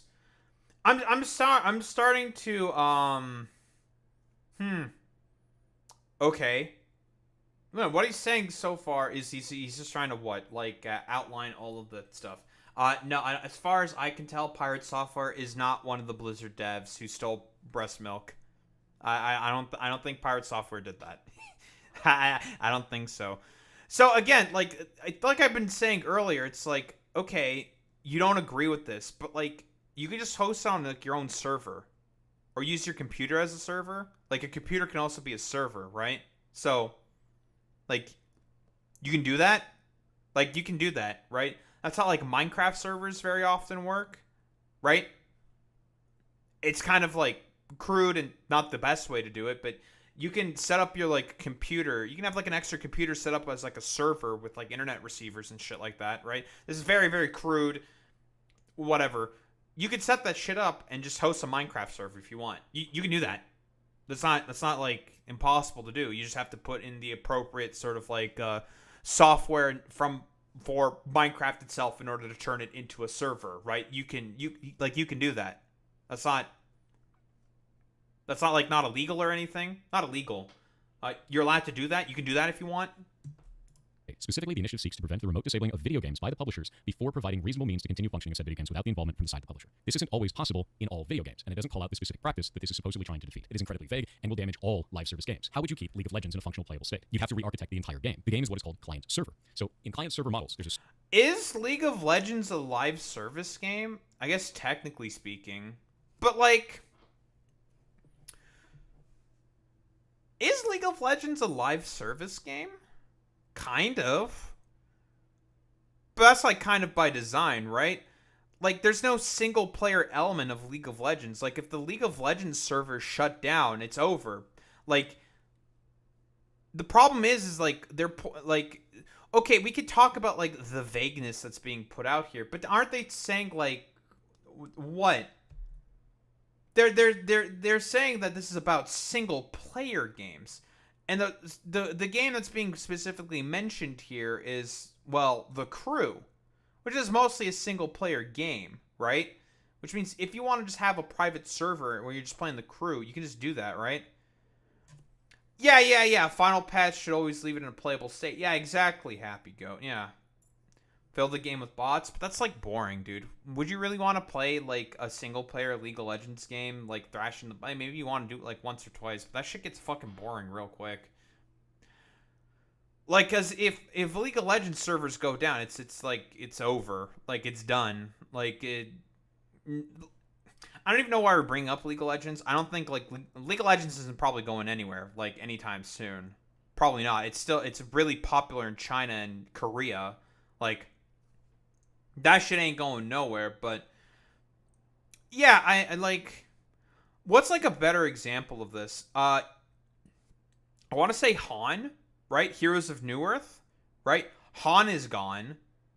Dota is probably not going anywhere. Dota's probably here to stay. I'm just trying to think, like... I don't think, like, League or, like... Dota, I don't think I don't think they'll ever go anywhere. And, like, the example doesn't really pertain here as well for, like, League of Legends. Like, that's, like, the thing. Because it's designed inherently to be a multiplayer experience. The Crew is not inherently a multiplayer experience, first and foremost. There's a server, and there's a client, and all of the math, all of the game, everything happens on the server. The client just displays it. And the reason we want to do it that way is so that you can't teleport around and do a billion damage. You don't trust the client. You trust the server. The client just displays what it's told, right? So we're talking about, like, people cheating, but, like, who cares if people cheat, dude? Like, again, if you're playing, like, a single player game and you want to, like, host a fucking lobby and there's a bunch of cheaters who come in, then, like, that's not the company's problem at this point, right? Like, their hands are already off. Like, if there's cheaters in, like, a game of Gmod or some shit, right? Or, like, Trouble in Terrorist Town, like, okay, like, you can just, like, report them and try to, like, kick them out or some shit. Or you can just leave the server and go to a different server, right? There's, like, some amount of agency, you know, that happens that you can have there and just leave. Yeah, that's a good point. Yeah, EA games do need you to all, like, log in, and then, you know, the year that's over, they can just, like, yank that stuff. Right. Yeah, I agree. I think that's some pretty bullshit, right? But you can still play them to, like, a single-player capacity, right? Like, you can still play, like, whatever the sports game campaigns. You just can't play on... There's just no online play, basically, if I recall correctly, for, like, EA sports games. That is a good example, though. Yeah, you can't host lobbies with friends. That's some fucking bullshit. Yeah, I agree with that. Yeah, you should just be able to host that locally, then, right? Mirror's Edge is a fucking... single player game. Why is Mirror's Edge a live service game? That's so fucking weird. Again, like, The main thing this is mostly trying to go after is like live service single player games, which is fucking bullshit, dude. Like that's like the main problem. That's why the crew is being used as the sort of primary example. But yeah, this is very silly. If we want to re-architect this, we have to take all of that server logic, push it back out into the client, and somehow make that playable That's in a true, multiplayer Happy only Goat. video game. Doesn't make sense to me. So this isn't going to work for all games. Why is it calling out all games? And it's really easy to say like, oh, that'll get worked out down the line. Is it really calling out all games? Let me look at the language again of the... I want to look at the language again. Calls to require publishers that sell or license video games to consumers in the European Union. Well, because I think they want to call out all video games because they want to stop the practice overall, which is why it's being generalized, right? The problem is that live service functionality is being added to single player games, which shouldn't exist, right? And a lot of like, because this is a thing that happens all the time, right? In terms of like consumer rights, for example, right? Like right to repair, for example, is a huge fucking problem. Or like where like a bunch of like warranty bullshit constantly fucking happens, and if you try to go to like a third party repair site and you can have a bunch of problems. Like it's very, very stupid. Yeah, Thor is just being annoying and nitpicky. I kind of agree. Like these multi-billion-dollar corporations are going to be hurting? Not really. Like if they decide to just add in like some like local play sort of functionality such that the game doesn't have to die when the servers get like mostly like shifted around for new projects, because that's generally what happens, like then this wouldn't be really much of a problem, right? But corporations, they don't want to do that for some reason, because again, it's all about like making as much profit as possible. And it's really easy to say like, oh, that'll get worked out down the line. But we're dealing with government here. If we're going to be putting up these types of ideas specifically in front of government, we need to be calling out the right issues, especially if you don't have precedent set. Because now you're going to be setting precedent on something that doesn't make any sense with people that may not understand the nuance of our industry, all in the name of saving games. I can't agree with that. So let's go into why this is happening, right? So why did this start in the first place? I mean, I don't disagree with the fact that, yeah, a lot of like politicians don't understand video games because they're just old crotchety dumbasses. These specific cases they called out, they're egregious, and they have one. It's The Crew. So action on The Crew. The video game The Crew, published by Ubisoft, was recently destroyed for all players and had a player base of at least 12 million people. Due to the game's size and France's strong consumer protection laws, this represents one of the best opportunities to hold a publisher accountable for this action. If we're successful in charges being pressed against Ubisoft, this can have a ripple effect on the video games industry to prevent publishers from destroying more games. First off, I don't like the idea in this that it has a player base of 12 million people. That is not how long-running games work. There is a large number of people that buy the game, and that player base slowly dwindles off until nobody is. Wait, I don't understand then. Like, again, like, you're having a problem with vagueness, and the petition mentions specifically The Crew. It's trying to like ban the practice in general, and they're citing specifically The Crew, right? It's trying to set a particular precedent. This seems very like nitpicky so far. Playing anymore. If there's any cost associated with keeping the game online, which this was an online video game, then eventually it costs more to keep it online than it does to keep running it, right? So the cost outweighs. Yeah, that's a good point, Zane. Yeah, even if the player base dies off, if I want to play it and I paid for it, that should matter. Yeah, like what I've been saying earlier, right? Like, there are people out there who may just want to hop on The Crew and just play like the single player parts of The Crew, and they can't do that now because the servers are shut off and they don't have access to be able to play the game. That's some fucking bullshit. Weighs the amount of income for it. There are bad business practices that can occur in there. There are companies that will sell a online-only game as a single-player experience and kind of just put it into the TOS and hide it. But not all companies do that. When they do, we should be calling out that specific company, not all companies. So let's take a look at this and find out more about The Crew itself. And if we pull up their Wikipedia, we can see that The Crew was actually created in 2014, which, much to the hatred of all of us oldies on the internet, was 10 years ago. Oh. So this was an online-only racing video game developed by Ubisoft Ivory Tower and Ubisoft Reflections and published by Ubisoft. So all Ubisoft, right? With that in mind, said it was a scaled-down recreation of the contiguous United States and included both role-playing and large-scale multiplayer elements. So it had a massive multiplayer component to it. It is an online-only service-based game, and they shut it down 10 years later. On March 31st, 2024, Ubisoft shut down the game's servers, rendering the game unplayable, which is normal for live service games. The only thing that I can see in here that could be a problem is if they posted this not an online-only experience. But everything that I found online shows that the game was always marketed as online-only. If you're going to be buying it on... Yeah, but the thing is that it is online only, but that this is like the sort of bullshit like that's being called out here, and you're just kind of like saying like, well, it was marketed that way, so therefore it's like it's okay. But it's like, but yeah, but the game is mostly like a single player experience, right? Like, it was most like the online stuff was like a secondary thing. Again, this was 2014. The reason why it probably had online play is because this is something that the games industry does all the time. You should, and I feel like Pirate Software should know this. The games industry loves chasing trends. So what was big during that time in 2014? Live service games. Everything had to be a fucking live service, even though it should not have been a fucking live service. And we all know the consequences and problems with that. So, hey, that's, great, fantastic, very, very cool. Online-only game, that means it can only run when it's online. And if the servers need to shut down in the future, far in the future, it makes sense to me for the access to that game to be cut if it's online-only. If it's a single-player experience that has online-only functionality specifically just to shut down the game in the future, and the online-only doesn't actually add any gameplay functionality, I agree with you. That's a shitty business practice. That's really rare. And in the specific cases where it does happen, we should call out. Yeah, so from what I understand, I feel like that's like the crew, right? That's quite literally, right? It's really, really, really fucking strange, to be honest. Yeah, they can remain live service until it dies. We're not trying to kill live service. Also, I'm not sure exactly what Marvel game you're talking about there, Happy Goat. There's like 7 trillion of them.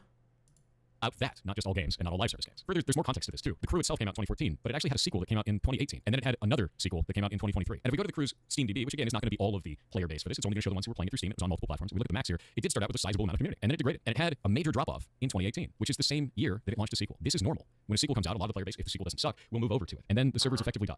You can't run a live service game on this few players. You can't, most of the time, especially not if there's anything else that goes into it. And if we go into that anything else, and we can see that there was license problems. So December 14th, 2023, Ubisoft delisted the Crew, and it's... Okay, but what? Yeah, sure, the licensing issues, that's like a whole different... But again, it doesn't mean you have to shut down the entirety of the game, right?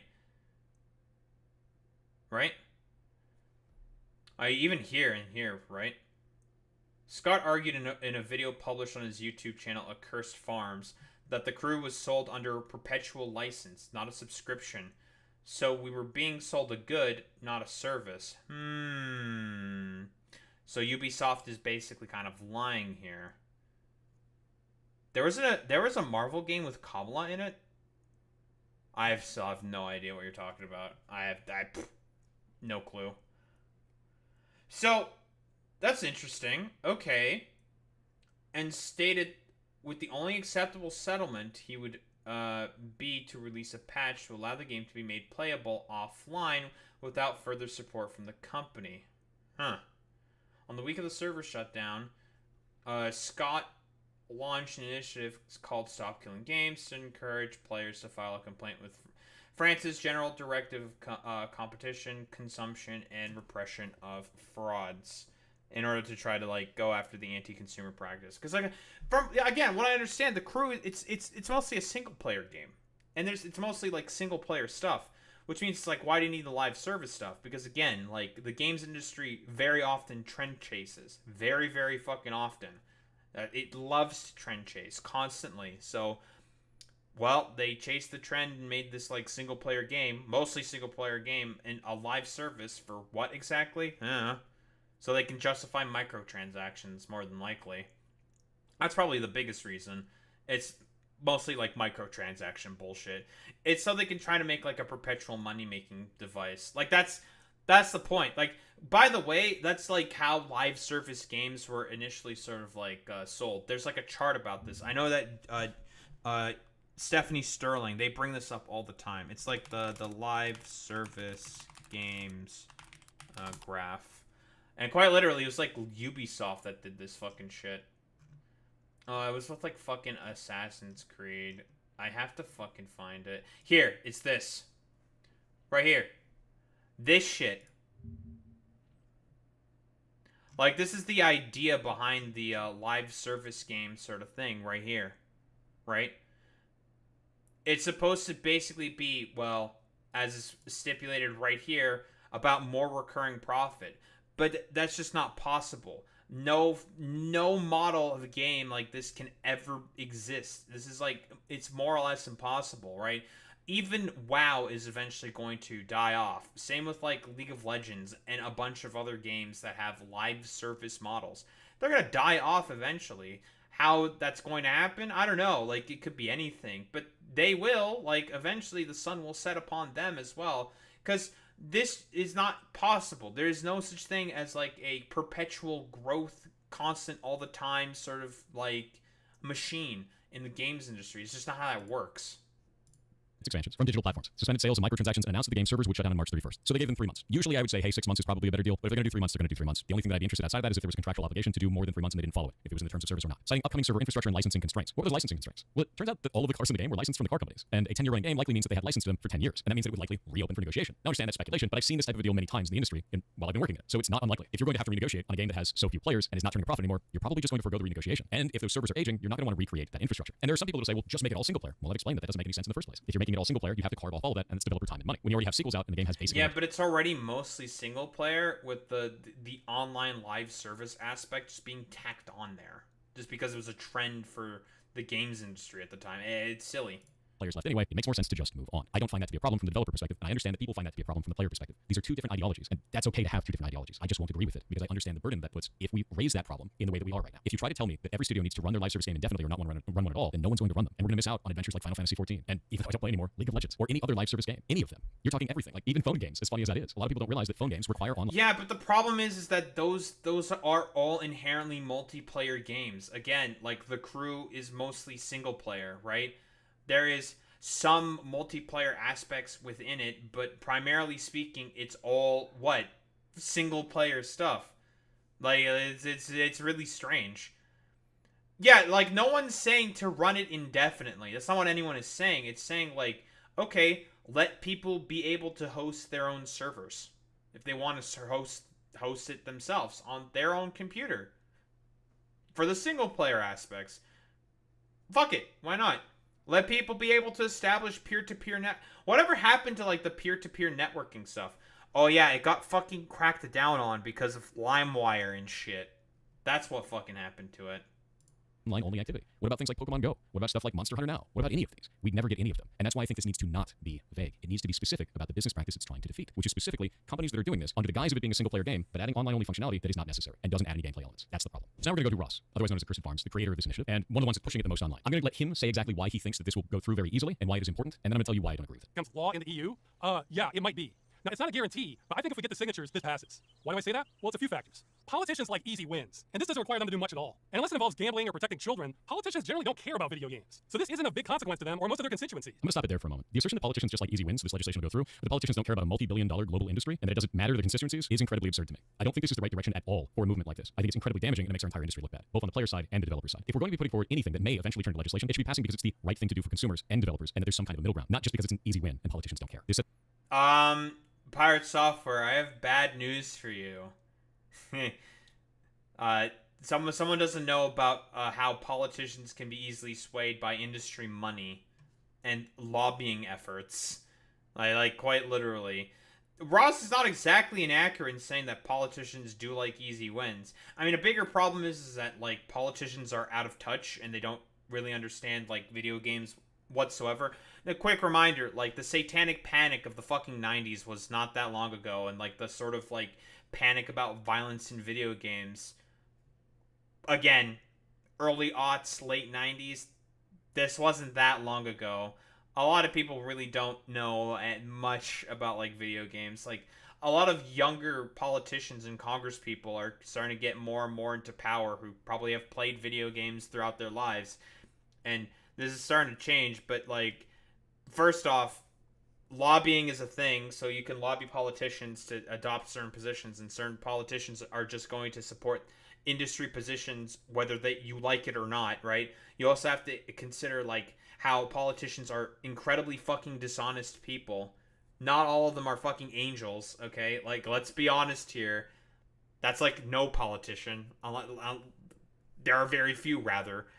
But people also just lie. That's also another thing. People lie. Social engineering is a thing. You know. Yeah, maybe Zoran is a gamer. You know, I don't know. I don't see Zoran Mamdani saying a lot of slurs, so maybe he's not a gamer. Yeah, lying. It's one of the most overpowered techniques. You can't fucking nerf it at all whatsoever. It's unfortunate, but yeah, it is the correct thing to do. Right? Is essentially like trying to push for because again, he himself is also being vague. This isn't about like killing live service games, right? Like he's sort of generalizing in general, or yeah, generalizing sort of basically. saying that this is going to kill all live service games. That's not really the case. I think what he's talking about here, if I'm like understanding his position correctly, is again, he wants to essentially make it such that if there is a game with mostly single player elements, if they have like online functionality, they shouldn't have that online functionality, or make it such that when they shut down the servers, that the players are able to sort of maintain that online functionality themselves through, say, peer-to-peer networks. Because that's how it works with like Gary's mod. Again, I go back to the perennial, or TF2. Who's any TF2 enjoyers here, right? You just join a server on TF2, right? You just join a server on fucking TF2, and you just play on that fucking server. And most people are, and it's like random fucking users who are hosting that fucking server. Yeah, same with CS. So again, it's just like, there's already like companies that have implemented this functionality throughout like a bunch of their fucking games already. Like, Ubisoft should do it as well. But again, Ubisoft's more interested in making profit. Like, that's the thing that they care most about. Yeah, that's a good point, Boy Meets Mini. Yeah, there are people that still host like source servers, dude. Like, if you want to find it, dude, you can play. Like, I played, like, you want to know what servers are still being hosted locally by people? Battlefront fucking 2 on Steam, and that game is like over 20 fucking years old, dude. Oh, it's gonna be 20 years old, right? I think it came out in like 2005?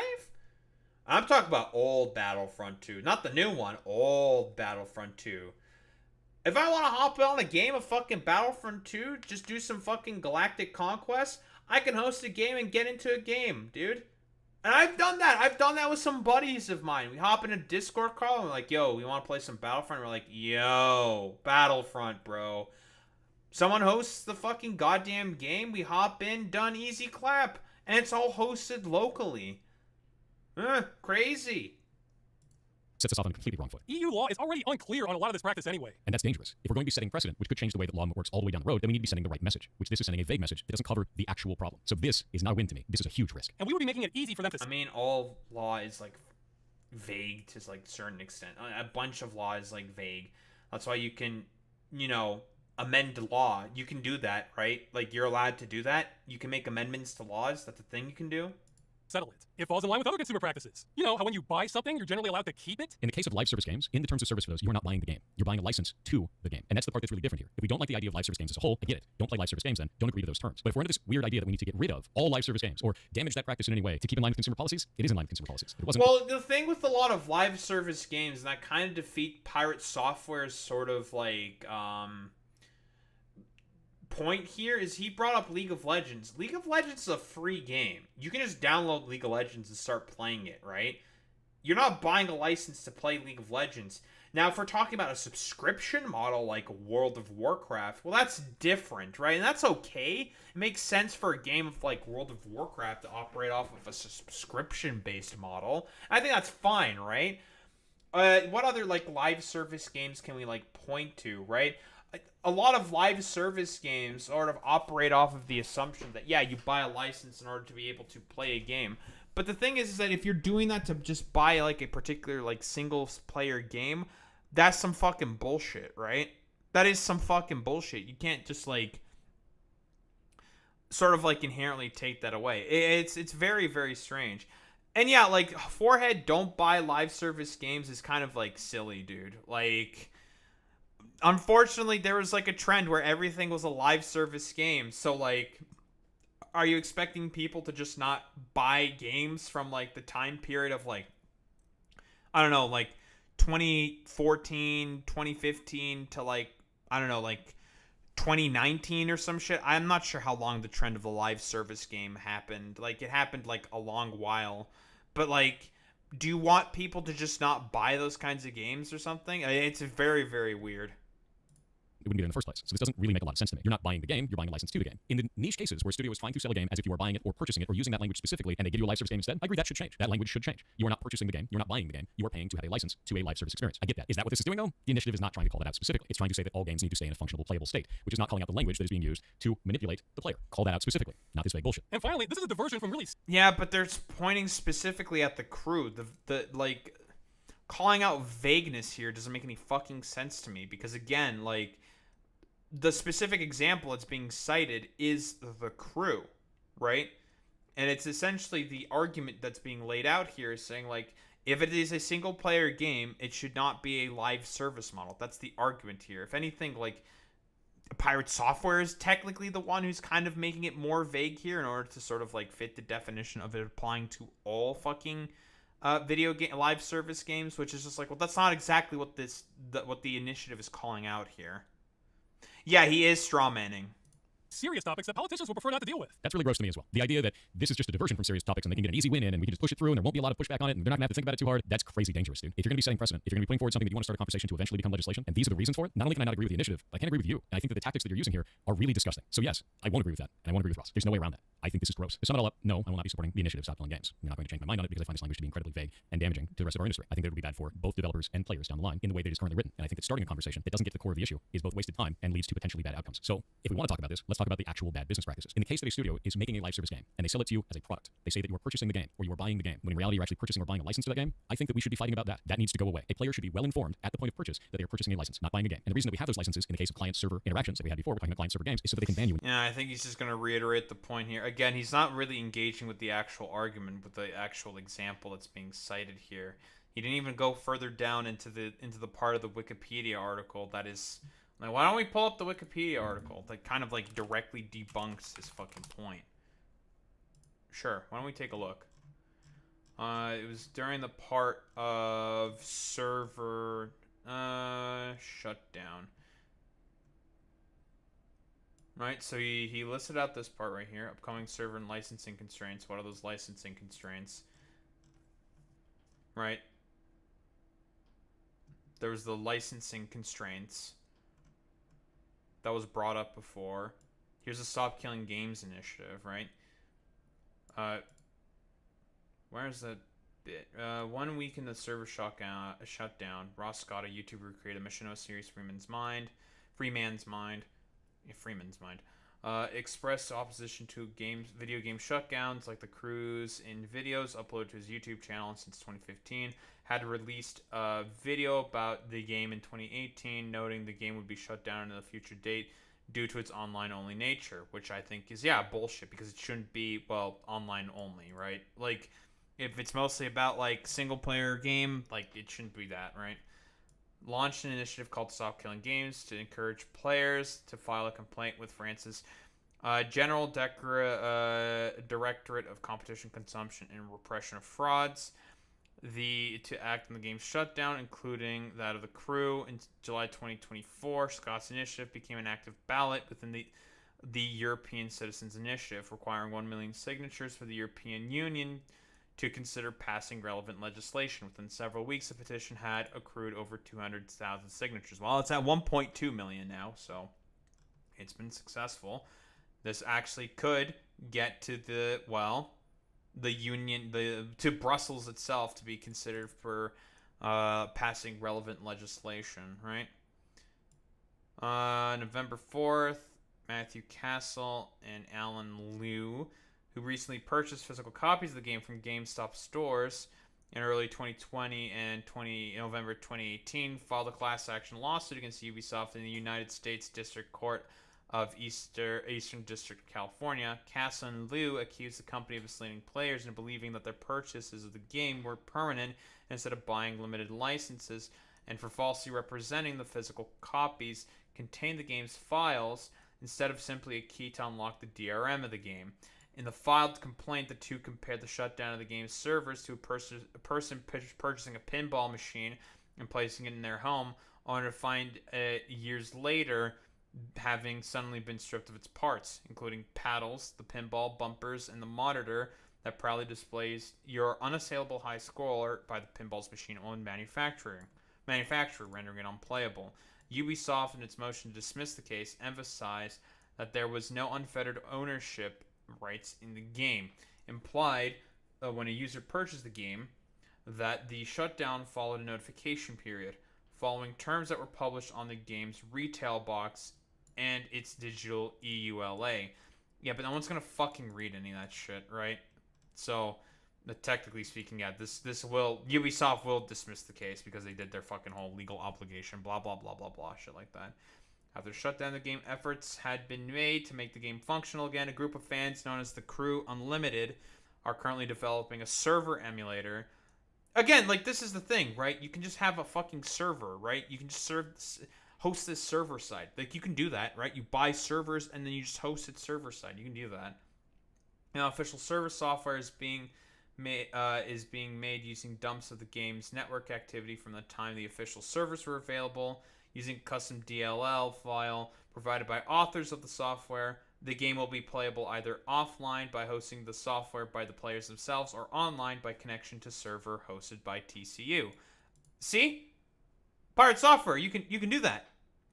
And that's the argument that's being raised here, primarily speaking. When you cheat at them, they revoke your license. That's why they revoke your license, to protect the gameplay of every other player that you're impacting when you cheat at these games. That needs to exist, but it needs to be better informed to the player at time of purchase. So I agree on that. Yeah, no one cares about, like, if people cheat in the fucking Crew, I don't know in what way they would cheat in the Crew, then that's, like, up to the people who are managing the server to take care of. That's up to those administrators to take care of that stuff. Like, quite literally. This doesn't bring that up, though. It just attacks all video games that have online-only components and says that they need to keep being able to be played indefinitely. That doesn't make any sense to me. Aside from that, a lot of people really like live service games, as they exist now. So trying to kill off all live service games, as some people have said online, doesn't make any sense either. Live service games are a great way to get away from the real world. They are about social interaction between players. Some people get married in them. Some people met their spouse in them and then got married in them. It's a really cool thing for a point in time in which you're having that social experience. And to destroy that just because you don't like them is very weird. I don't think that makes a lot of sense to me. Again, this is like a complete fucking straw man. It's specifically talking about a single-player game that hardly uses the live service elements. That, again, Ubisoft was capitalizing on the live service sort of elements because it was a trend. That's the fucking problem, dude. I also don't think it makes sense the way that Ross is posing this is why it's going to pass. I think that's incredibly inflammatory. Yeah, exactly, Happy Go. Yeah, dealing with cheaters is better than no game, you weirdo. Yeah, it's like, that's a pretty good point. What he's trying to stop, and to games as a whole. To say that the government just doesn't care and this is an easy win, we're going to get it through, is disingenuous. You're talking about a multi-billion-dollar global industry. To think that the government isn't going to be meticulously looking through this and looking for flaws and holes is absurd. So I don't think that's honest at all, and I find it disgusting. So for everyone who's mad about that, fine. Be angry about it. I'm not going to change my stance on that because I can't agree with this, both as a dev and a player. I see the danger involved, I see the vagueness in the language, and it doesn't make sense to me. If we want to fight for better conditions for players, then fight the actual problem. Don't make silly, I don't know. Like, again, like, you can... People, like... Bro... Like, there's already a group of fans that are developing a server emulator. This is how emulation quite literally works. This is how you keep old medium alive. Why do you think, like, Nintendo significantly cracks down on people who emulate their fucking games? I think also, wasn't there also, like, a case where, Nintendo used, like, an emulated game for one of the re-releases of one of their old games before? Like, that was a thing that Nintendo once did? That's fucking hilarious. So, again, like, Nintendo, why do you think they crack down on that stuff? Because, again, they just want to make more money from nostalgia releases. But I want to keep going. Pirate Software response to Stop Killing Games initiative reaching over 1 million signatures. Going to be honest with you, I hope that your initiative gets everything that you asked for, but nothing you wanted, and I'll leave it there. But I wanted, like, more sort of, like, reactions and, like, perspectives of normie gamers and even some of the further right gamers like Asmongold and like Jacksepticeye and even our boy Moist Critical here. Although I think Moist Critical mostly shits on Pirate Software here. But let's see. What do we got here? Oh, I'm a tough guy. You feeling lucky? Yeah, that's right. Spirit Fingers. Do you know why? Because it's been about 30 hours since I last slept and I've done 3 different intros, all of which crash and burned, and I am off my gourd, so now I'm going wacko mode. But even in my sleep-deprived state, I am still lucid enough to recognize how cattywampus the AAA gaming space has become. Like, the gaming industry has so many things that I have bitched and moaned about. Probably the biggest practice that I've been most vocal about, not exactly shy on, is the topic of you will own nothing and be happy. The Ubisoft motto. God rest that company's soul. What a pile of dog shit. But it's not just Ubisoft. It's become a prevalent business strategy across the gaming industry. You will own nothing. You will be happy. You're basically... You come away with the idea of ownership of whatever games you purchase. I've worn this topic out more than a fleshlight in a frat house, but it is something I'm very passionate about. The gaming industry is getting away with more and more garbage where they'll take a shit in your mouth and you're expected to thank them for adding some flavor to your taste buds. It's terrible. And there is an initiative that has been aiming to fight back against a lot of these practices that I think really need some big overhaul. And it's an initiative that I think a lot of you are probably very familiar with. It's called Stop Killing Games. And I followed it since its inception. I've talked about it on stream quite a few times, though this is my first video going over it. And I regret that now because I see it wasn't going as well as I thought it was. Admittedly, I didn't follow how successful the initiative was, only that it was aiming to do good for consumers, and that it was taking proper steps legally to get there, and it was going through all of the right channels. And now today I watched a video from the guy that's spearheading this. His name is Ross. He posted a video called The End of Stop Killing Games, where he's giving an update on where everything's at and how it's kind of at the finish line here with a lot of failure to show for it with only a few other chances to fight back. Now, before getting into the weeds detailed the topic, I want to Unlucky. get this in the beginning because I imagine the vast majority of people won't watch the whole thing. I'm putting a link to the full video on Stop Killing Games. You know, it's not. Listen, at least this is the one time where spite is good. You know, the one time where I typically rag on like spiteful fucking behaviors. This is the one time. This is one of the few times where spiteful fucking behaviors is good, because it seems like with Pirate Software talking about like Stop Killing Games and then it getting like dug up and the whole sort of like internet sort of like hate machine being swirled around because of this, like, yeah,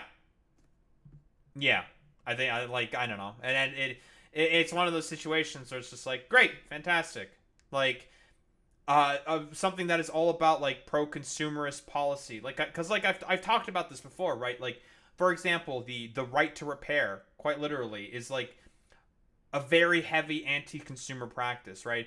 The ability to repair like your own like equipment and stuff, or like your phone or like your car and stuff. That's like way harder right now, because again, a lot of companies and corporations want you to go to their sort of proprietary sort of repair guy, so they can charge you, well, a premium in order to, well, repair either your device or your sort of vehicle, what have you. It could be anything, right? As well as a link to where you go to help support the Stop Killing Games initiative, because there's only a little bit of time left for the most important parts of it now that it's at the end. So if you know what the movement is and want to support it but didn't know where, the resources are in the description, or if you want to get it right from like the source, I have a link to his video. But I want to go into it myself here because it is a topic that I do feel very strongly about. But for those that don't know anything about Stop Killing Games, I'm going to let him explain it in his own words, so that way you can get an actual, correct, informed explanation of what the initiative is. And the reason I say it like that, kind of like fucking all, pinky out, snooty, is because a lot of people don't even really know what this is because of people like Pirate Software completely misrepresenting what the initiative was. As a refresher, Stop Killing Games is a consumer movement to stop publishers from effectively destroying video games they have already sold to customers. I'll pause right there. The simplest bare bones birthday suit butt-ass naked explanation for what this is. Stop destroying things that people have paid money to own. I think that is a very understandable, very reasonable take, very agreeable. Now I want to quickly jump to a different spot in this video because I think it's important to have this in the beginning because it's something a lot of people have heard that comes from someone that is just wrong about it. It's the Pirate Software portion. Ross is addressing the video Pirate Software made many months ago. Ross even says that he didn't plan on doing that because he didn't want to be seen as using this for drama farming, because it would start to make the movement look less of like a legitimate initiative and more of just like drama slop content type thing. But he finally starts talking about Pirate Software. That's pretty reasonable, because from what I understand, this does seem like actual, like, genuine, like, not fucking bullshit. Which is why, I'm more interested in sort of looking at this. Here, because it's at the end of the life cycle of this initiative and it's not looking... Yeah, that's also a really good point there, Happy Go. Yeah, John Deere is in terms of, like, proprietary anti sort of, like, right to repair sort of stuff, huge, big example right there. Huge, folks. It's a big example. So he's willing to do anything to try and set the record straight and hopefully start getting more momentum back to the movement, because the also damage Pirate Software did to it through his video was substantial. This video came out right as we were building momentum, then except for one boost in Germany, the signature started drying up like clockwork. Ford does not understand what Stop Killing Games is. Here it is in his words. So if those don't understand, the Stop Killing Games initiatives is basically, we don't want single-player games to have DRM that the developers can turn off and thus render the single-player games inactive anymore. This is what they want to change. They need to be specific that they're talking about single-player games that do not need a server to support them. And as much as they want it to be about specifically games, whereas a single-player game that has always online functionality, it would impact every live service game that exists, instead of just targeting single-player, always online games. No, that's not what it is. Stop Killing Games includes single-player games, but nothing about it is specific to them. He completely made that up, and I have no idea where he got that impression. It's the first line on the website. Stop Killing Games.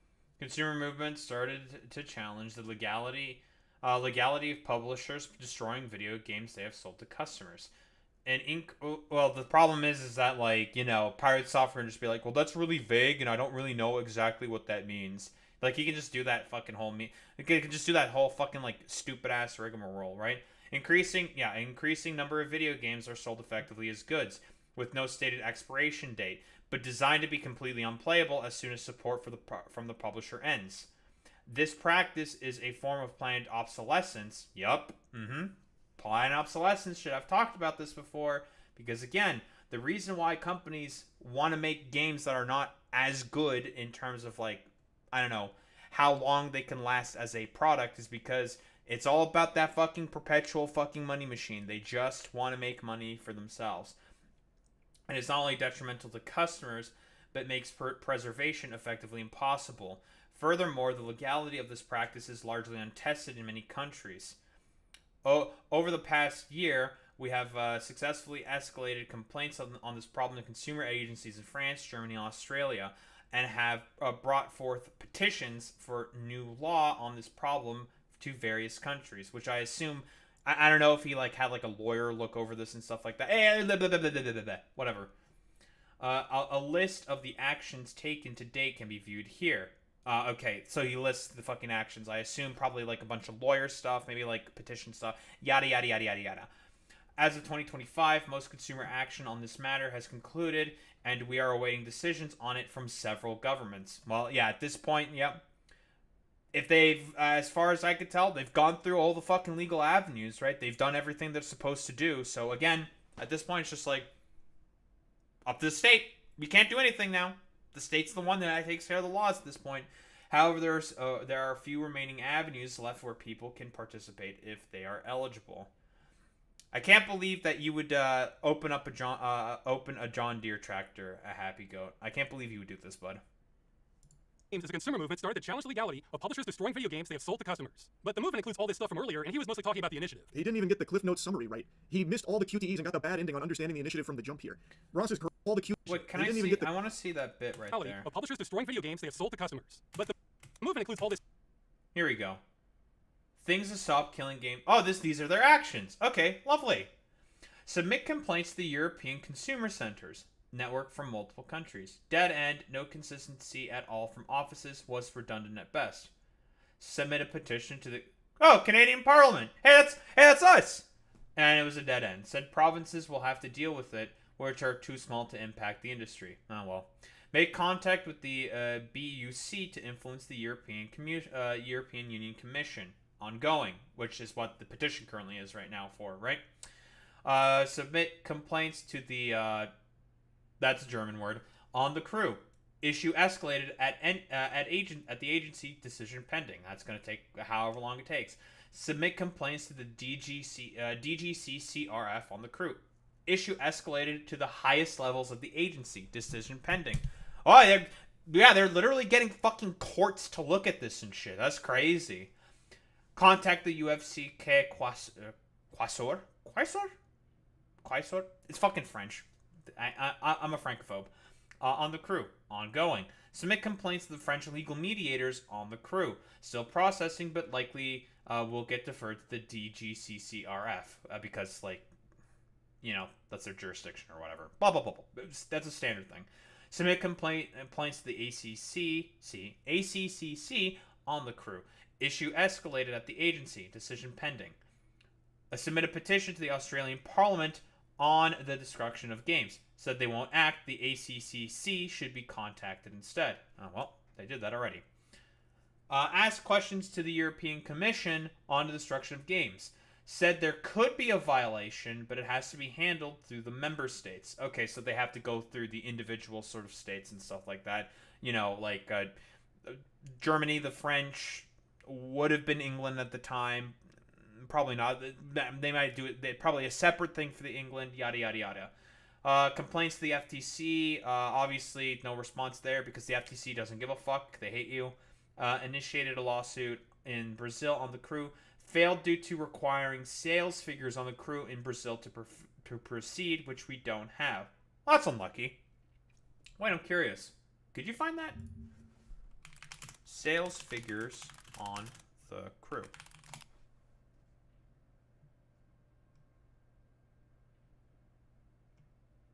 Is this why Ubisoft tends to not release sales figures anymore? Because I feel like this is a pattern I've seen from Ubisoft games in particular.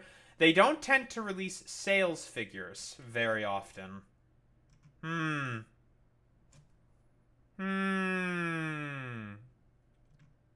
Interesting. Interesting. This stuff from earlier, and he was mostly talking about the initiative. He didn't even get the Cliff Notes summary right. He missed all the QTEs and got the bad ending on understanding the initiative from the jump here.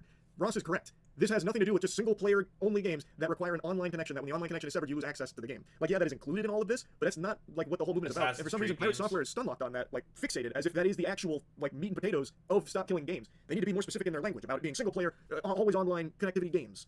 when that's just not what it's about. Like, they're not being specific about that because that is not what they're specifically targeting. It is about the whole practice of destroying games that consumers have already purchased and having no end-of-life plans for games that are being sunset. So, for example, The Crew. The Crew is an example everyone is going to reference and talk about because Ubisoft is still currently in a lawsuit battling against it for what happened with this game. I've yapped about it quite a bit, so I'm not just going to regurgitate that. I'm sure a lot of you already know the story about it. But basically, you buy The Crew, Ubisoft pulls the plug on the servers, you can't play The Crew anymore. Now it's just an old, wet dream of what once was. And they are facing a lawsuit, and while this is in the umbrella of Stop Killing Games, it is not the only thing Stop Killing Games is referencing when it comes to this practice. Pirate Software is so hung up on it being single-player games that people lose access to, when that is a component of it, but not the entire focus. Well, the short version is the initiative is about requiring publishers to have end-of-life plans for games they've sold to customers in the future. So when they shut them down, customers can continue running them without their support. So that's one thing Thor doesn't understand, but he also seems to think this is about converting multiplayer games to single-player. Transitioning entirely. Yeah, it's just it was a complete fucking straw man from the beginning. Because again, it's not about just like the single-player fucking bullshit games.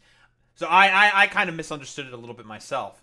Right, it's about the fact that there are a lot of companies and corporations, broadly speaking, do not have any end-of-life sort of do not have any end-of-life plans for the crew, like not for the crew, but for games themselves if they are live service games, right? Which is some fucking bullshit. Multiplayer server-side game into a single-player video game, which means rebalancing the entire experience around single-player, rebuilding everything in the entire game. How are you gonna do that with Final Fantasy XIV? You're just gonna make all the raids soloable? Imagine the day that World of Warcraft shuts down, and suddenly you have to make it a single-player game for every individual that ever bought the game. That's what they're asking for. No. Because they would have to sunset live service games as a single-player experience. The idea that suddenly you need to make every single live service game playable single-player offline? No, dude. Correct. No. This part is more confusing than Finnegan's Wake. Yeah, that's a nowhere in from like even the initial stuff I read, it's like I didn't get that. They just don't like the fact that games can just randomly pull the plug, or like games publishers can randomly fucking pull the plug on fucking video games. That's the problem. Anything on Stop Killing Games, has this even been like a talking point from anyone besides Pirate Software? I don't know where he pieced this puzzle together. Like I don't get it. Like, if I'm gonna try and like really reach here and give like a charitable explanation for this take, maybe he's extrapolating based on the idea that if publishers have to have end-of-life plans for their games, that includes MMOs, where once the game is getting sunset, you're pulling the plug on it, you would then need to turn the game over to the community in a playable state, an accessible state, like give the code to them. Thus, it turned it into a single-player experience. So the onus would be on the developers to rebalance their game to be a single-player experience for them. I guess I have no idea. That still just doesn't make any sense. But maybe that's the tree he's barking up with that thought process. Yeah, like again with the example that I've been constantly mentioning is Gbod and other source games. You can. People host servers for that shit all the fucking time. Like, they just do that, you know? Yeah, you know, COD, like, there's still COD servers that are being hosted, like, locally. I mean, there's, like, bots and cheaters and stuff like that. But, that, you know, that's, like, a whole... That's, like, a company's problem at this point. That's, like, the server side the problem to sort of, like, deal with. Like, you know, this stuff already exists. Like I said before, if I want to play Battlefront 2 with the boys, I can play some Battlefront 2 with the boys. I'm talking about old Battlefront, not that new shit. I really don't know, because Stop Killing Games at no point ever says any of these multiplayer games need to be converted to single player. That really is outlandish. And the more I think about it, like, the more nonsensical it becomes, because even in Pirate Software's hypothetical fanfic there, why would the developers need to rebalance the game? They would just turn over the code to the community and just it'd be in that state. They're no longer responsible for balancing the game. That's the whole point. They're not indefinitely supporting it. They would just be responsible of leaving the game in an accessible state to the community while they would shut down the servers on their end. Like, they wouldn't need to go back through with a whole development team and, like, you know, tweak the game to be single player compatible. Like, it just doesn't make sense. Like, I really do not understand that one. But apparently a lot of people latched onto that talking point from Pirate Software as something that Stop Killing Games was asking for and how unreasonable it was. Which, if that's what Stop Killing Games was asking for, it would be unreasonable. But that's not what it's asking for. Nowhere in there does it say that it's directly targeting always online single-player games. Oh, he's so close. He's so close to getting it. It is vague, and because of that, it will not. He never has that light bulb moment. Well, he is correct in that statement. It's almost as if that's not what the initiative is asking for. I know this part is once again just reinforcing that he doesn't know what the Stop Killing Games movement is about, but I have to just show you this because it is so fascinating, because he himself literally calls out that Stop Killing Games at no point explicitly mentions single-player always online games or anything like that. And for some reason, instead of following the breadcrumbs that would naturally lead him to the conclusion of, oh, maybe I misunderstood, maybe because it's absent here, that's not what this is actually about. Instead, he uses it as a criticism against the Stop Killing Games initiative entirely, saying it's just too vague, it's way too vague. The reason it is not explicitly stated there is because that is not what the whole initiative is about. It is not specifically targeting that thing that you keep saying that it is. I don't know how that never clicked. But those were his streams with a smaller audience. What does he say in his big YouTube video with over 1 million views that he had time to research? If we're trying to kill off the practice of developers putting together a live service game... That is true. Yeah, you could also just hand the fucking code over, right? Like public domain stuff, right? This is all public domain shit, right? If you're gonna sunset a game, you know, essentially like put it on fucking public domain, you can just do that. Like, I even pointed this out before, like, the main sort of like crux example that's being used in this case is well, right here. People attempting to develop a server emulator in order to, well, continue emulation of the game, to continue service of the game, right? Yeah, copyright law is some fucking bullshit, let's be honest here. But this is... I feel like this part right here just directly defeats, like, Pirate Software's fucking main point, right? Like, people are just asking for the stuff to be handed over to them. That's it. It's like, okay, if you don't want to host it, we can just do it. Fuck it. Pitching it as a single-player experience and then taking away support in the future. Now he's changed it again and is making up how it's about single-player games are advertised. What is he doing? It needs to be specific about the business practice it's trying to defeat, which is specifically companies that are doing this under the guise of it being a single-player game, but adding online-only functionality that is not necessary and doesn't add any gameplay elements. That's the problem. No, that's not it at all. This is a really strong section from Ross here because the clips that you saw moments ago were from his stream. When he took more time to watch it and digest it, he still came back in that video misrepresenting it. Like, it never dawned on him. Like, on stream, he could write it off as like, oh, he didn't grasp it in the moment, maybe later on he did. Well, then he made the video where he still was talking about things that are just not what Stop Killing Games was about, and this was the one that really blew up and really started to kind of dismantle the Stop Killing Games momentum. If we don't like the idea of live service games as a whole, I get it. Don't play live service games then. Don't agree to those terms. No, he's getting a new thing wrong now. We're not against them existing, we're against them being destroyed with no recourse for the customer. Pirate Software then goes on to talk about like the business practice of misleading consumers into thinking that what they're buying is a product as opposed to a license to a product, which is a totally separate thing. And then he criticizes Stop Killing Games for not being specific about that thing that he is bringing up as opposed to what Stop Killing Games is talking about. So he's using that against them for some reason. And then Ross goes into like the license talk. Our problem is not with licenses failing to inform people. Blizzard says they can take away your purchase for no reason. That sounds pretty clear to me. Our problem is those terms are so hostile to consumers and the medium that they should be taken off the table entirely. This needs regulation. Forget video games. If you look at basic commerce for Yeah, this is a pretty good point there by Ross. Again, it's all about like the example that I've been pointing to is like right to fucking repair. If you try to go to like a third-party repair shop for like your iPhone or something, Apple can just like kill your fucking device right then and there because you've like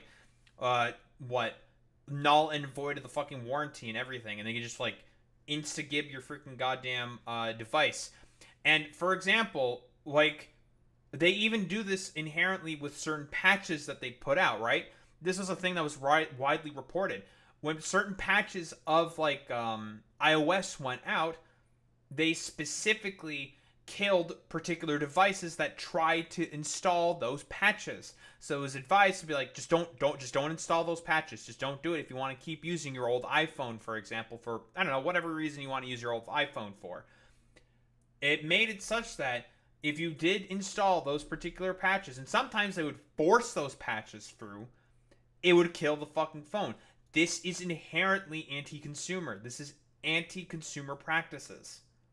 hundreds of years. When you paid money, you either got to keep what you paid for, or if it was a service, you were told when your access ends. The vast majority of online-only games do neither of those. He's exactly right. That is a huge problem. Now, Pirate Software is correct here about these companies that will mislead consumers through this fraudulent advertising on what you're actually buying, because in a lot of cases, you don't own any of the shit that you're buying. It is pretty much a rental. You get a permission slip to access the content. That is an issue, and not making it abundantly clear to consumers. Oh, that's true, Alex. That is what you are buying is a problem, and so too is the actual agreements, as Ross demonstrates with Blizzard, where it says they can just completely terminate it for no reason at all. It really does go against the basic idea of commerce entirely. Video games are a totally different ball game when it comes to that, because half the time you don't realize that you're just buying an admission ticket to a game. You're not actually buying the game. You also don't know how long that's going to last. Again, to go back to Concord, that shit lasted less than a fucking fucking rainstorm, basically. Like there's just so many problems. That's a really good example here by Charlie. Concord, yeah, this is a. So I don't know. I have to move on from that frame. I'm so sorry. That's a really, really good example. How long did Concord last before it got shut down? Because everyone just was like, wow, this game is fucking dog shit. Not even like 3 months or something, I want to say. Like, Concord, like, was it a matter of days? I'm so curious. Was it like a week? How long did Concord last? Developed over 8 years. 2 weeks. It lasted 2 weeks. And it was developed over 8 years. It was just a bad game, dude. Like, quite literally. Oh my god, bro. That's crazy. Crazy. Why Pirate Software would be so harsh on Stop Killing Games for not addressing specific things that he himself is bringing up or making up in regards to it. It just doesn't compute. It really is a video that did significant damage to an actually positive initiative that aimed to help consumers in the video game space. All based on his complete misrepresentation of it, which was a complete mess. If you try to tell me that every studio needs to run their live service game indefinitely or not run one at all, then no one's going to run them. Oh no! He wheeled out that line about publishers having to support the game forever. He was literally watching the video earlier where it says it won't do that in big letters. That wasn't enough. We just can't stop gamers from going there. Yeah, require endless support. Yeah, the word not is there. No, the word not's there. No, not like this. Pirate Software, no, Thor, no. there, even when we spell it out. That's the last clip I want to show from this section on the pirate software video, but it's a very important one because this is something a lot of people also think the Stop Killing Games initiative is about, where developers, publishers will have to support their games forever. Until the fucking heat death of the universe, they'll have to support these games under the initiative. When that is not the case. It is very simply asking that when the game has reached the end of its life cycle, the publishers, developers don't want to work on it any longer, to turn it over to the community to still be in a playable, accessible state so the product can still exist. There's some more nuance, obviously, to how that works, given like publisher developer licensing and a lot of like the code, the binary, that kind of thing. There is a lot at play under the hood there, of course, but it is something that Stop Killing Games isn't naive to, and it is something that is talked about. But I'm not going to dive too deep into it. I encourage you to check more in on it. But this whole belief that it is about endlessly supporting a live service game, even when it makes no sense to do so and it's beyond dead and in the dirt, is ridiculous, because that is not what it is asking for. And a lot of people think that it is. It's not. Pirate Software got that wrong as well. Anyway, I'll stop yapping about it, but as mentioned in the beginning, most of Stop Killing Games hasn't been successful in getting change. And Ross has dedicated so much of his life to this, and it's clearly taken a big toll.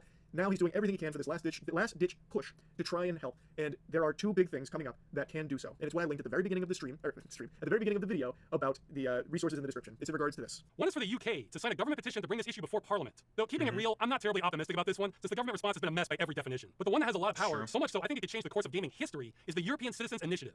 Now I said I'm approaching this like a time traveler because with the trajectory we're on, these are both going to fail. Again, this one is crazy powerful, but the hurdle we just couldn't get past was that it requires 1 million signatures from citizens of EU countries, and we've only made it just under halfway. What a lot of people Well, it's at 1.2 million. This might be heard by fucking European Parliament. This might be heard by fucking MPs. It's crazy.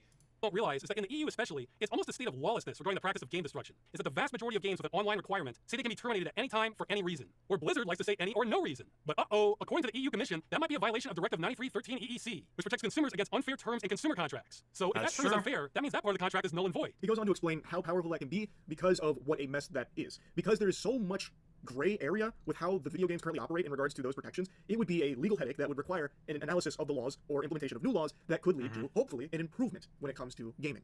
So the big hurdle was the signatures, needing 1 million, and currently it's at like 460,000, so it doesn't reach the threshold. I've been very vocal from the very beginning about how little faith I have in petitions, but that's just from the perspective of an American. In America, petitions are more worthless than toilet paper. You're better off just writing what you want on a note to Santa Claus and shipping it to the North Pole than you are doing anything. That is true. I don't know how different it is in the EU. Maybe it really is this powerful there that could lead to substantial change and improvement when it comes to games and preservation and all of what we've already talked about. Hopefully, I mean, that's really all that's left for this. Listen, I did my part. I signed on to the petition. I did my part. Killing Games Initiative, which sucks, but that's the position that it's in, unfortunately. And I want to talk about it because I really want to see something change with the games industry. I've said that so many times recently, but it's in such a sorry state. I mean, I'm talking big budget AAA space. Indies, I think, are absolutely crushing it, absolutely golden right now in the golden age of indie games, but overall, in the big budget games and the way the industry keeps pushing things, it sucks. So I wanted to talk about Stop Killing Games here. Hopefully... Alright, I think that's Charlie's bit here. So yeah, he's in full support of it. What about Jacksepticeye? What's his perspective? About a really important thing that is going to affect a lot of us, and is affecting a lot of us who are into the gaming space, which is the Stop Killing Games initiative. I know a lot of people have been asking me to talk about it for a while. In the beginning, I was like, this is a cool initiative. Sign the petition and everything, let it do its thing. Apparently it's not going as well as people wanted to, and as it should be doing. They're about 700k signatures into the 1 million that they need as of recording this video, and I did make a post about it on the community tab to try and like push it in a different direction on my main channel. The reason I'm doing a video of it here on the Spadicy channel is I don't know what's going on. There's something happening with the algorithm in terms of my channel right now. I've seen it happen to some other channels of similar size to mine, where after I did schedule one, for some reason, I hate to say like, oh, the algorithm's against me, and they flipped the switch and all this kind of stuff, but sometimes it really just does feel like that something happened under the hood. It's happened in the past multiple times. I've talked to some other YouTubers about it. Everyone just seems to be like, hey, my views just disappeared, like my main audience aren't getting any of my videos anymore. What's happening? I don't know. It's hard to talk about without it seeming like, oh, bro, you fell off, you're washed, whatever, so I just tend to kind of like stay away from it, see what happens, see what shakes loose, and then get back uploading again. Something's going on. I don't know what's happening, so to not upload this in a place where the algorithm is in flux for a channel of that size, and again, not knowing if this is actually going to go out to any of the people who are there. Death Stranding went up.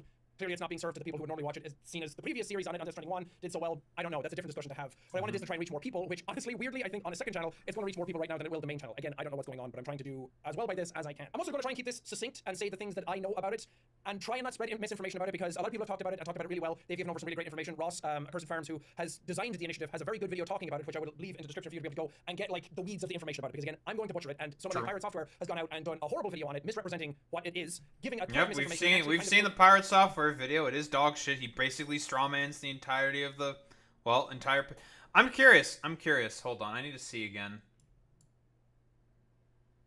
ECI could pass. Politicians like wins. Yeah, because the stream bit that he looked at, right? This is the prepared video we looked at. Where he didn't even look at Ross's fucking video saying that what it's not asking for. Yeah, this is pretty fucking dishonest here, to be honest, what Pirate Software is doing here. He just, like, he basically strawmanned the fucking position from the beginning. It's pretty fucking crazy. Killing the initiative from the get-go, and then just being very egotistical about it, not saying sorry, and really opening up to it and being like, shit, my bad, and then fixing any of the things that he said were wrong about it. It's a fucking mess. So I want to put my voice to it and my name to it and whatever audience we can get behind it to try and sign this petition, which I will also leave in the description. There's a petition for you to be able to sign it in the EU, and there's a petition for you to be able to sign it in the UK because Brexit and fucking a whole mess of stuff involving that as well to make it even more difficult to do anything like this in this world. It's happening in the EU right now because Ross himself said that. I mean, again, I don't want to say stuff that's wrong. I'm so sorry if I say anything that is. I'm doing this with the best of intentions. There is a lot of nuance in this, and I'm trying to get the cliff notes right. Again, like somebody else didn't. But Pirate basically, Software's stuff in a the US liar. is harder to Let me do, tell you, and folks. there is a chance to be able to put stuff into law He's in a liar. the EU to be able at least get it in people's faces. That's the purpose of it now. Hopefully, we'll go into law to try and like protect games and protect game preservation and all that stuff, and just for the consumers to keep things good for everybody. And the EU has been pretty good at doing certain things in the past, like putting. I think it was the EU that put USB-C chargers in like iPhones and stuff, right? Instead of Apple being able to just sell their proprietary stuff all the. Very good point here by Jacksepticeye. Yup, again, that's another explicitly anti sort of consumer practice that Apple did, right? We can pull that shit up, right? EU forcing Apple to use USB-C.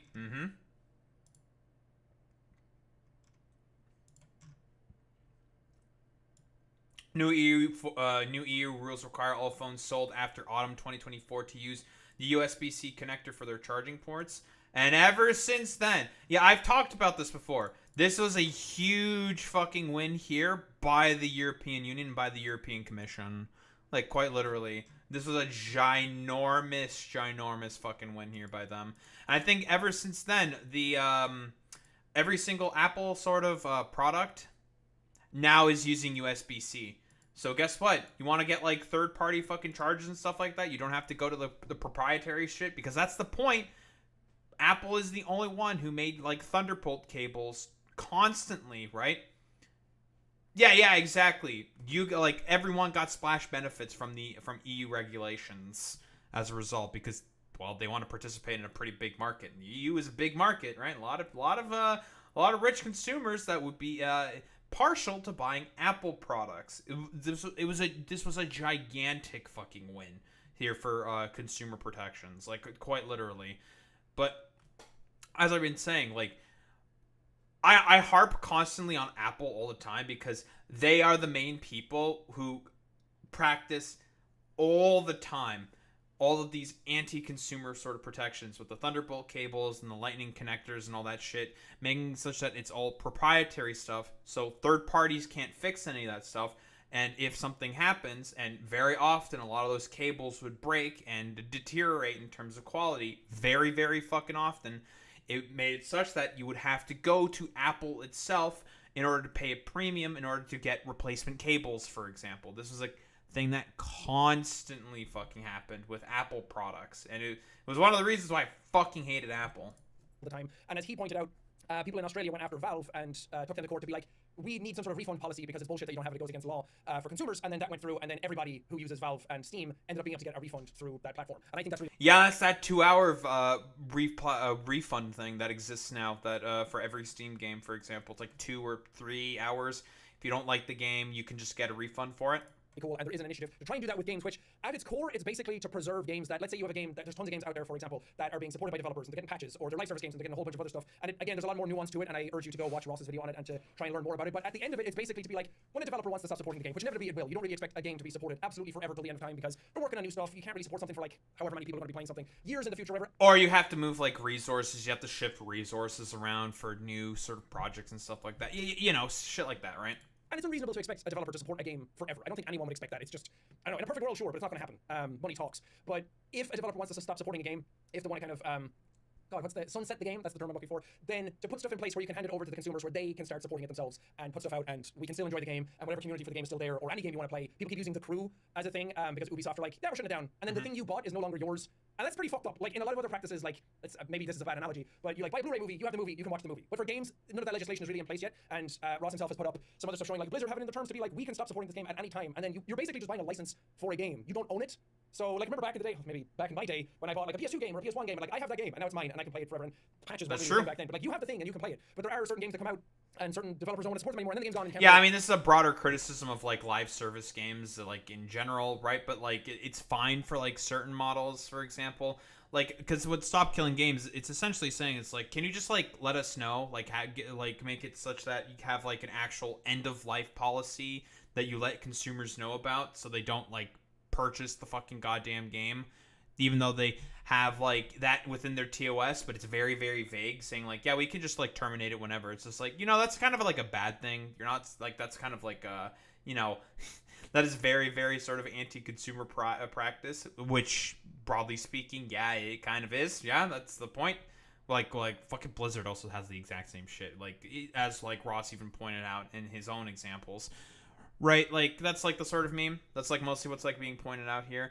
Also, like, again, as has been like constantly reiterated, this is like a broader problem with like live service games in of itself. Like, the goal of like live service games is a perpetual money machine. That's why they try to create the live service games like they do, and will very often release it in a worse quality. This is my another like overall criticism problem that I have with live service games. They will release the actual game itself in a worse condition, so then they can justify patches to that game that you can buy as like fucking DLCs, which should have been a part of the base game to begin with. And it's just like, well, this is some fucking horseshit. Like, what the fuck is this? That's like another sort of inherent like anti-consumer practice that is done very often by the games industry. Just like more examples for us why I do not like live service games. And that's fucked. So if they don't want to support it, then hand it over to the consumers. The consumers will keep it alive. There's been stuff in PC gaming for so long with like player-run servers for things and everything. Again, there's a whole lot more to this, and I'm just trying to be succinct about it to try and get it in people's heads what it actually is. And this initiative is to put it in front of EU legislation. Yeah, that's also like a good point, Boy Meets Mini. Yeah, Nintendo actually did great with Pocket Camp. They shut it down and the live service and released the full game on mobile, and it's completely offline. That's also like a fine solution to the problem. That works. I wasn't expecting that shit from like fucking Nintendo, but like that's also a solution. That works. Fuck it. Why not?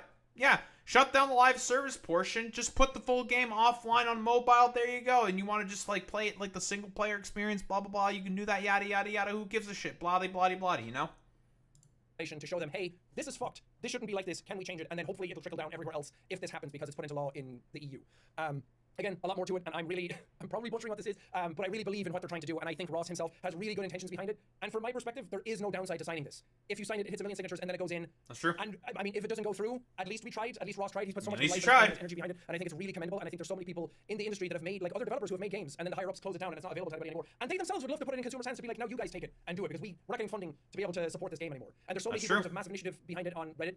People really coming together. There's sort of like this, I don't want to say cult following because it sounds a bit more negative, but there is this real sort of like rallying behind it from gamers right now that they're like, yeah, the things we buy, we should own. And everything that goes with that. Like I said, there's a whole lot more to it that I urge you to look into it, but if you just want to watch this video and sign the petition, then go for it. Again, I don't really see a downside to it. You sign it and then it goes through or it doesn't. Like, what's the downside to that? I think that's where something like the Pirate Software video, just so desperate to be right and be a contrarian about something, to go with the meme, I see this as an absolute win. At least. I don't even think, I don't know if it's even like Pirate Software just being a contrarian. I don't think so. I think he's just wrong. Like, he doesn't, like, he just misinterpreted what it was. Like, even I didn't like fully interpret it correctly, right? Like, I agree with the initiative because I again, like, yeah, I'm just like, yeah, this is some fucking bullshit, especially with like single player games. Yeah, this is stupid, and this is like an overall problem that I was more sort of like bringing a general broader criticism that I have of like live service games in general. Yeah, that's a good point, Boy Meets Mini. Way too fucking industry pilled, for sure. Yeah, and like this is like a broad issue that I have with like live service games, which is what the Stop Killing Games initiative is mostly talking about, yada, yada, yada, which is why I inherently agreed with it. Again, I signed the petition. I did my part, I am an EU citizen. I'm a citizen of Romania, which is a part of the EU, so I can participate. Fuck it, I can do that.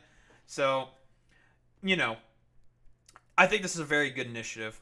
Definitely something that you should sign up for if you are an EU citizen. I could definitely agree with this. Don't you say EU to me, you Americoid? Get the hell out of here. Fucking point and laugh at the American. Everyone point and laugh. Point at him. Point at Boy Meets Mini.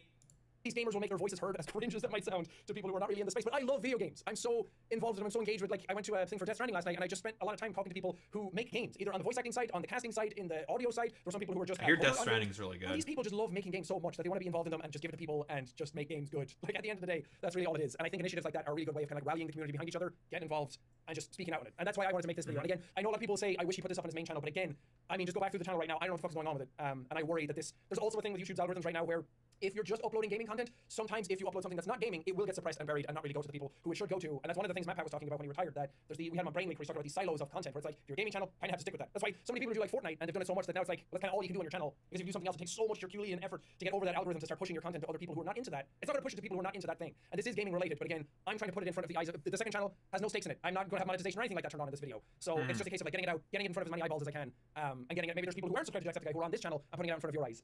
Again, I'm just trying to do my best by what this is.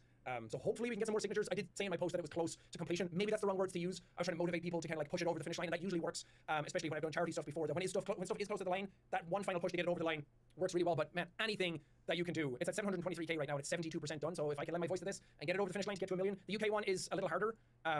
But whatever we can do, man, to read off their own terminology, it says Stop Killing Games' consumer movement started to challenge the legality of publishers destroying video games they have sold to consumers. An increasing number of video games are sold effectively as goods with no stated expiration date, but designed to be completely unplayable as soon as the support from that publisher ends. So this is designed to kind of like put it in our hands to be able to do what we want with it and be like, thank you, developers. And there are websites like a GOG that are trying their best to try and like preserve really old games and things like that. So all of this stuff just really helps bring awareness to that, because right now gaming is in a really weird state when it comes to the legality of what you're allowed to do with them, and this would hopefully help change that. Anyway, thank you guys for listening. Please sign the petition. It doesn't take that long, and it doesn't Cool, lovely. I don't think there's really much. Is there harm you in anything any way. else? All it does is link your voice to a thing that I think is really good. Shout out to Ross from Person Farms, who really put his all behind this, has put so much of his time and his life and his effort behind it. I think it's a really cool initiative to do. He said if this fails, that he's done, and I think that that's really sad because he's tried so hard. And I mean, fair play. I'm not judging him at all. He's put so much effort into this already that he should be allowed rest. But I hope that we can help push it over the finish line. Anyway, but thank you so much for watching. Go out there. I urge you to like. Nice. I did my part. All right, what about Asmongold? You know, I just want to get like everyone's sort of perspectives, because yeah, this has been a sort of like broader rallying cry. Like we got like all the normies, we got like maybe like more left-leaning people. I mean, like Charlie's like a liberal progressive or whatever. You know what I mean. I believe even like a bunch of the anti-woke like far-right gamers have also been lending their fucking voices in support of this, because yeah, it is some fucking bullshit, and they are correct in this time. Let's see, what do we got here by Asmongold? Jacksepticeye made a video about this. If you care about video games as much as I do, then please support Stop Killing Games initiative. This is Ross talking about it just an hour ago. Huge fucking W right there. And then also another massive thing. Let me go back and see if I can find it right here. I'm going to show you guys how many people have already signed the petition. I think we're going to hit it. I do. Like, we have had so many people. Bro, this is like, I'm telling you guys, this is like the Avengers. Like, you've got PewDiePie coming in here, Jacksepticeye coming in here, all of these other people that are like really big creators, like Charlie coming in here, Mudahar making another video about it. Everybody is coming in and pushing this again. And you've got 733,000 signatures. This is a crazy amount of support. I'm so happy to see this. And yes, ironically, and it's all, I don't think that's really because of Thor, right? I mean, I think that Pirate Software is like a good rallying point because people don't like Pirate Software, so they're like, oh well, you know, like let's do this because of him. But like, I don't really think that has anything really to do with him. This is just a really great initiative that I think most people support and care about a lot. Power of spite. Power of spite is powerful. And that should be really the focus. But whatever it takes to make it happen, that's what's important. So yeah, Stop Killing Games is going absolutely fucking crazy. And PewDiePie, this is the other really big one today. Thank you all for the amazing support on my recent videos. I love how I can just nerd out and share whatever with you guys. In the comments, I've seen some of you mention Stop Killing Games, and I want to say I 100% support this movement. It ties in perfectly with what I talked about in my video, ownership over software, and the games that we buy. I think I know exactly what he's referring to with this. This is huge. Strongly encourage you to sign the petition. Takes like 30 seconds. Note, if you're in the EU, if you're not in the EU or UK, you can't sign it, but you can share it to people that are. So there it is. Massive PewDiePie W. Yeah, PewDiePie, he's one of the biggest YouTube channels on the planet still, you know? Still. How many subscribers does PewDiePie still have at this point? I remember like the whole T-Series thing, and that was like a complete fucking shit show in of itself, but you know, he's still one of the biggest yeah, India still beats him. Yeah, but you want to know who beat T-Series? Mr. Beast. Didn't Mr. Beast like blow T-Series' fucking goddamn like subscriber count out of the fucking water or some shit? It's like one of the most craziest, ridiculous things on the planet. Whatever, you know, the consequences of the beastification of YouTube, blah, blah, blah. You know how it is. Insane, the PewDiePie W. He explained Pirate Software's controversy. A lot of people think that Pirate Software misrepresented and misconstrued what the criticisms that Stop Killing Games was trying to address. And they also, like, so this has been really kind of a general issue that people have had with Thor in general. People think that he's a know-it-all. They think that he constantly tries to put himself out there as this authority on everything. The end goal, the light at the end of the tunnel, the initiative is... I mean, that's not inaccurate. And it's got over 700,000 fucking signatures. I'm going to make this, you know what I'm going to do? If you are in the UK or EU, please sign this. I'm going to make this my pinned message for the day, at least for a while. And so let's go back. There we go. And that way you guys can sign it, and we can keep it right up there on the top. And I don't know how many more days we have of this, but unless I have a sponsor, I want to make sure people know about the power of spite. spite. Top too. And you know, we've already got 30-something thousand people here hanging out, and so there's going to be a ton of people that show up in the stream and they see this. And UK can't sign it. I don't think UK can sign. No, that's not what PewDiePie said. But either way, UK has their own petition. Okay, I'm gonna type another one just so we don't have any. He has complications, gays against and we'll groomers just- we'll open. keep it Jesus simple, okay? Christ. If you're in the EU, sign this and it's the petition, okay? Like I said, mainland EU. Well, either way, that's gonna be enough. And so yeah, I totally support it, and that's what really matters. So we've got obviously PewDiePie supporting this, Charlie supporting it. I've obviously supported it a lot. Ross is the one that started it, and also like huge shout out to Ross himself, Accursed Farms. This is the guy who really has started all of this and pushed all of it in general. Massive shout out to him because he's been the one who was instrumental in making it happen. So yeah, there you go. Elon retweeted it too. Did he really? Let me see. No, I'm not seeing him talking about it. Hopefully I could see him talking about this. No, I Elon oh, did there we go. retweet Yep. this. Fuck yes. Okay, so yeah, Mark Kern tweeted about it and Elon retweeted him. So there you go. Elon's a fake gamer? Yeah, but at least now he can promote playing real games. And so that's a good thing. Okay, I'll give Asmongold that one. That's a good one. That's a good one. That's funny. Elon is a fake gamer, but at least he can promote playing real games. You know, okay.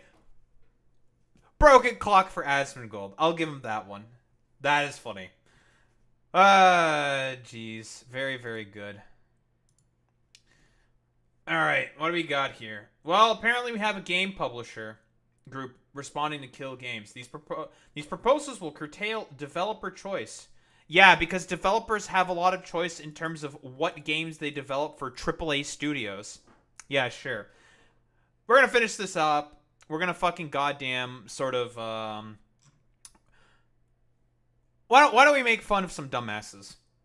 This weekend, the Stop Killing Games movement reached a critical milestone to become a European citizens initiative. But not everyone is on board. Video Games Europe, a trade association representing game developers and publishers in the EU, released a statement on Friday pushing back against the Stop Killing Games.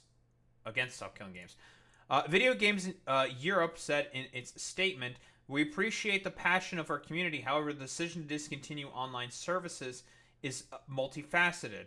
Sure, okay. Well, so far the only justification, broadly speaking, that Ubisoft had in terms of discontinuing their sort of, live service games is, I don't know, stuff that they never really sort of stipulated at all. Like, even Blizzard itself, in the example that Ross himself said, it's like, if you have, ownership of a game, if you bought a game and we just want to terminate your fucking access to it, we can just do that whenever we fucking want. So that's cool. Fantastic. That's not anti-consumer practices whatsoever. And yeah, the only reason why Ubisoft is doing this is because of licensing constraints, even though apparently Ross has argued that it was a subscription, not a licensing sort of dispute there, but sure, whatever. And also the moving of servers. There's we moved around a bunch of server capacity. And it's just okay, I guess that can kind of make sense. But the thing is there's another solution to the problem. You don't have to shut down the game inherently because you're moving servers. You just don't want to have the code be in the hands of the community because, again, you probably want to either re-release it as a remaster in order to make more money from it or some shit. Because that's a thing that the games industry does all the fucking time. So that's cool. Never taken lightly and must be an option for companies when an online experience is no longer commercially viable. Sure, man. Again, that's not the point. No one is talking about its commercial fucking viability, right? Everyone is just saying okay, yeah, you can just turn it over to fans who want to maintain it themselves, right? It's not about commercial viability. It doesn't fucking matter. This is a red herring. We understand that it can be disappointing for players, but when it does happen, the industry ensures that players are given fair notice of the prospective changes in compliance with local consumer protection laws. Except Ubisoft didn't really do that, and they never really outlined any sort of option or anything at all for when this was going to sunset. That's the main problem that people are having, right? There's been previous lawsuits about this shit, but whatever. They can just defer to the TOS and EULA because everyone's gonna fucking read that shit. Yeah, sure, man, totally. Private servers are not always a viable alternative option for players, as the protections we put in place to secure players' data, remove illegal content, and combat unsafe community content would not exist and would leave rights holders liable. Except you can argue in court if those things do get sent over to private servers of fans who want to continue maintaining the game. If people were to sue the company, you can argue in court saying listen, We've stipulated that we no longer fucking support this at all anymore. Why are you blaming us for this? We gave the code over to, other individuals. You can just defer it to them, quite literally, and just do that. Like, this is, again, another red fucking herring, right? If there's unsafe community content. Also, if there are servers, you can just, leave the server until that unsafe goddamn community content gets taken care of. And also, what do we mean by, unsafe community content? It's very, very vague. Yeah, also, removing of illegal content, so I guess, cheating or some shit. Oh, no.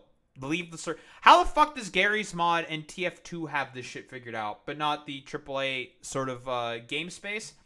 Oh. It's because they want to keep making a perpetual profit. That's the point of all this. They just want to make money. In addition, many titles are designed from the ground up to be online only. In effect, these proposals will curtail developer choice by making these video games prohibitively expensive to create. Bro, get the fuck out of here with this bullshit. Literally, most of the games that come out are half-hobbled pieces of dog shit that barely fucking work. Well, what the fuck do you mean prohibitively expensive to create? The AAA fucking goddamn game studio loves to give bonuses to their fucking executives, but don't like to pay their developers in order to sort of give them the needed time and space in order to develop a game. Get the fuck out of here with this bullshit. This is standard fucking excuses. We welcome the opportunity to discuss our position with policymakers and those who have led the European Citizens Initiatives in the coming months.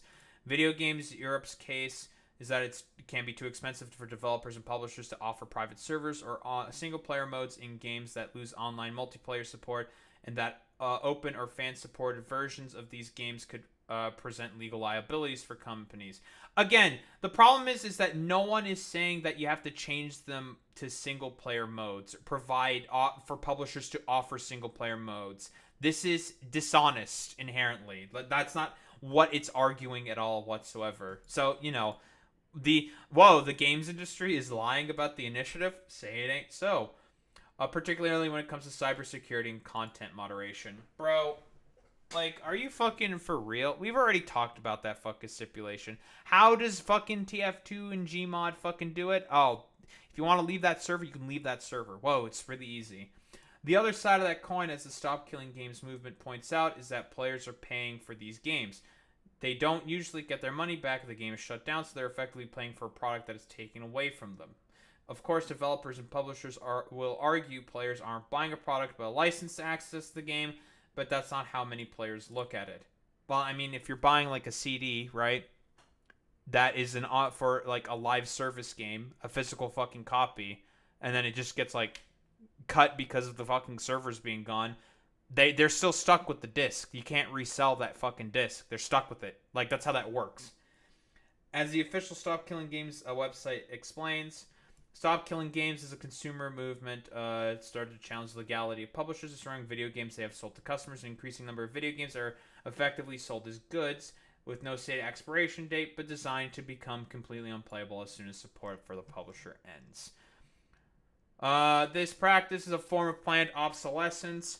That's true, and is not detrimental to customers. Not only detrimental to customers, but makes preservation effectively impossible. Furthermore, the legality of this practice is largely untested in many countries. Regardless of what Video Games Europe has to say on the movement, it's clearly gaining popularity with gamers after garnering over 1 million signatures for its EU petition. Unfortunately, even the Stop Killing Games movement eventually succeeds in creating some sort of policy changes. They will only apply in the EU and potentially the UK as well, so publishers and developers may still be able to permanently shut down games in other parts of the world.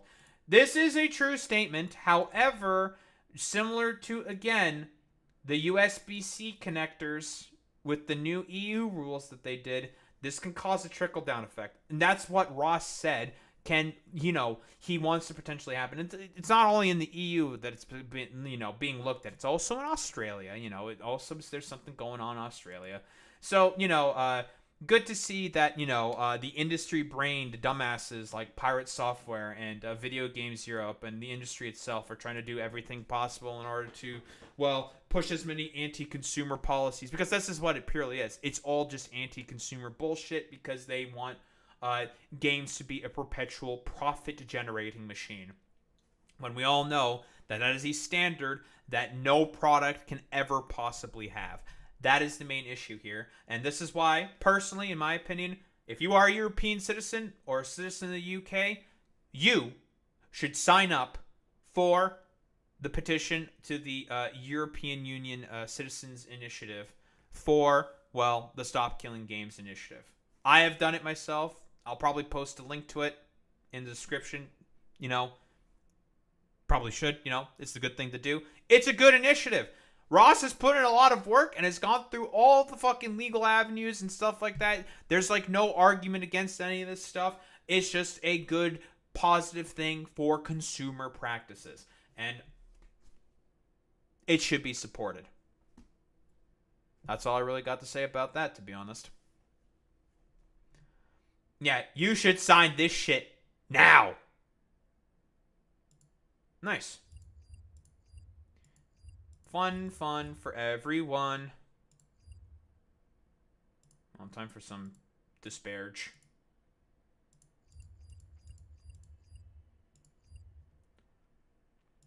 Disparage. Alright. I'm gonna go grab some water. I'm gonna go to the bathroom and stuff like that. Yada, yada, yada. And then we'll finish up yapping about the two final things.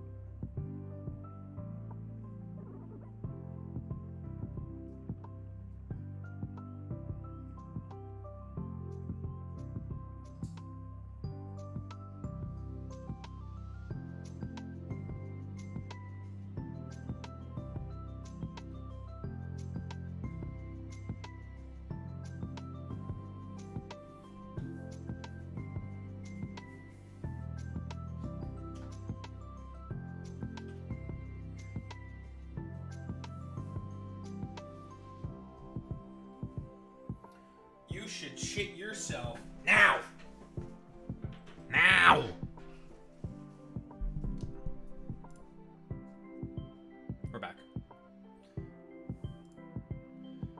Now!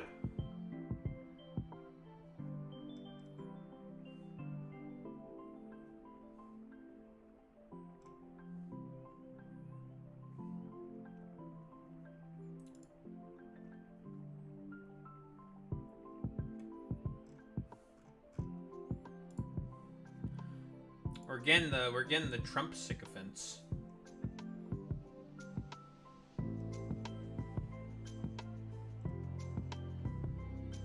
What's up, Lisa?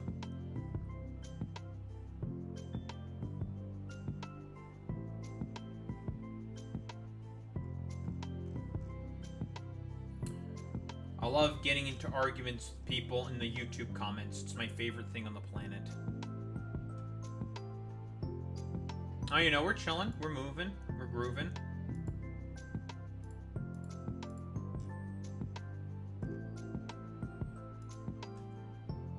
Dealing with, I don't know.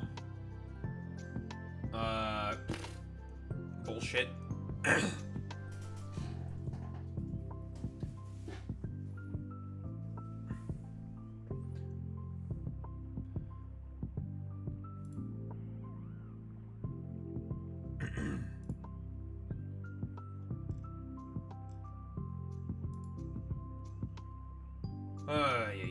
Alright. We got some more shit to talk about. Shut up!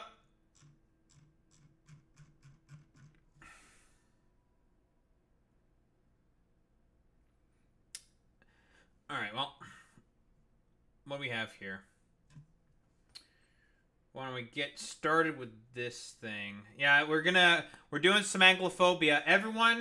Everyone, we're doing Anglophobia. We're hating on the British, as one should, as always. So, what do we got here? MPs vote to prescribe Palestine action as a terrorist organization. Great. So, again, from what I understand, all these guys have done is they went into an Air Force base and just sprayed it with some paint. Therefore, they're a terrorist organization. All they did was spray some paint on some planes. Oh no! Not the paint. So what do we got here?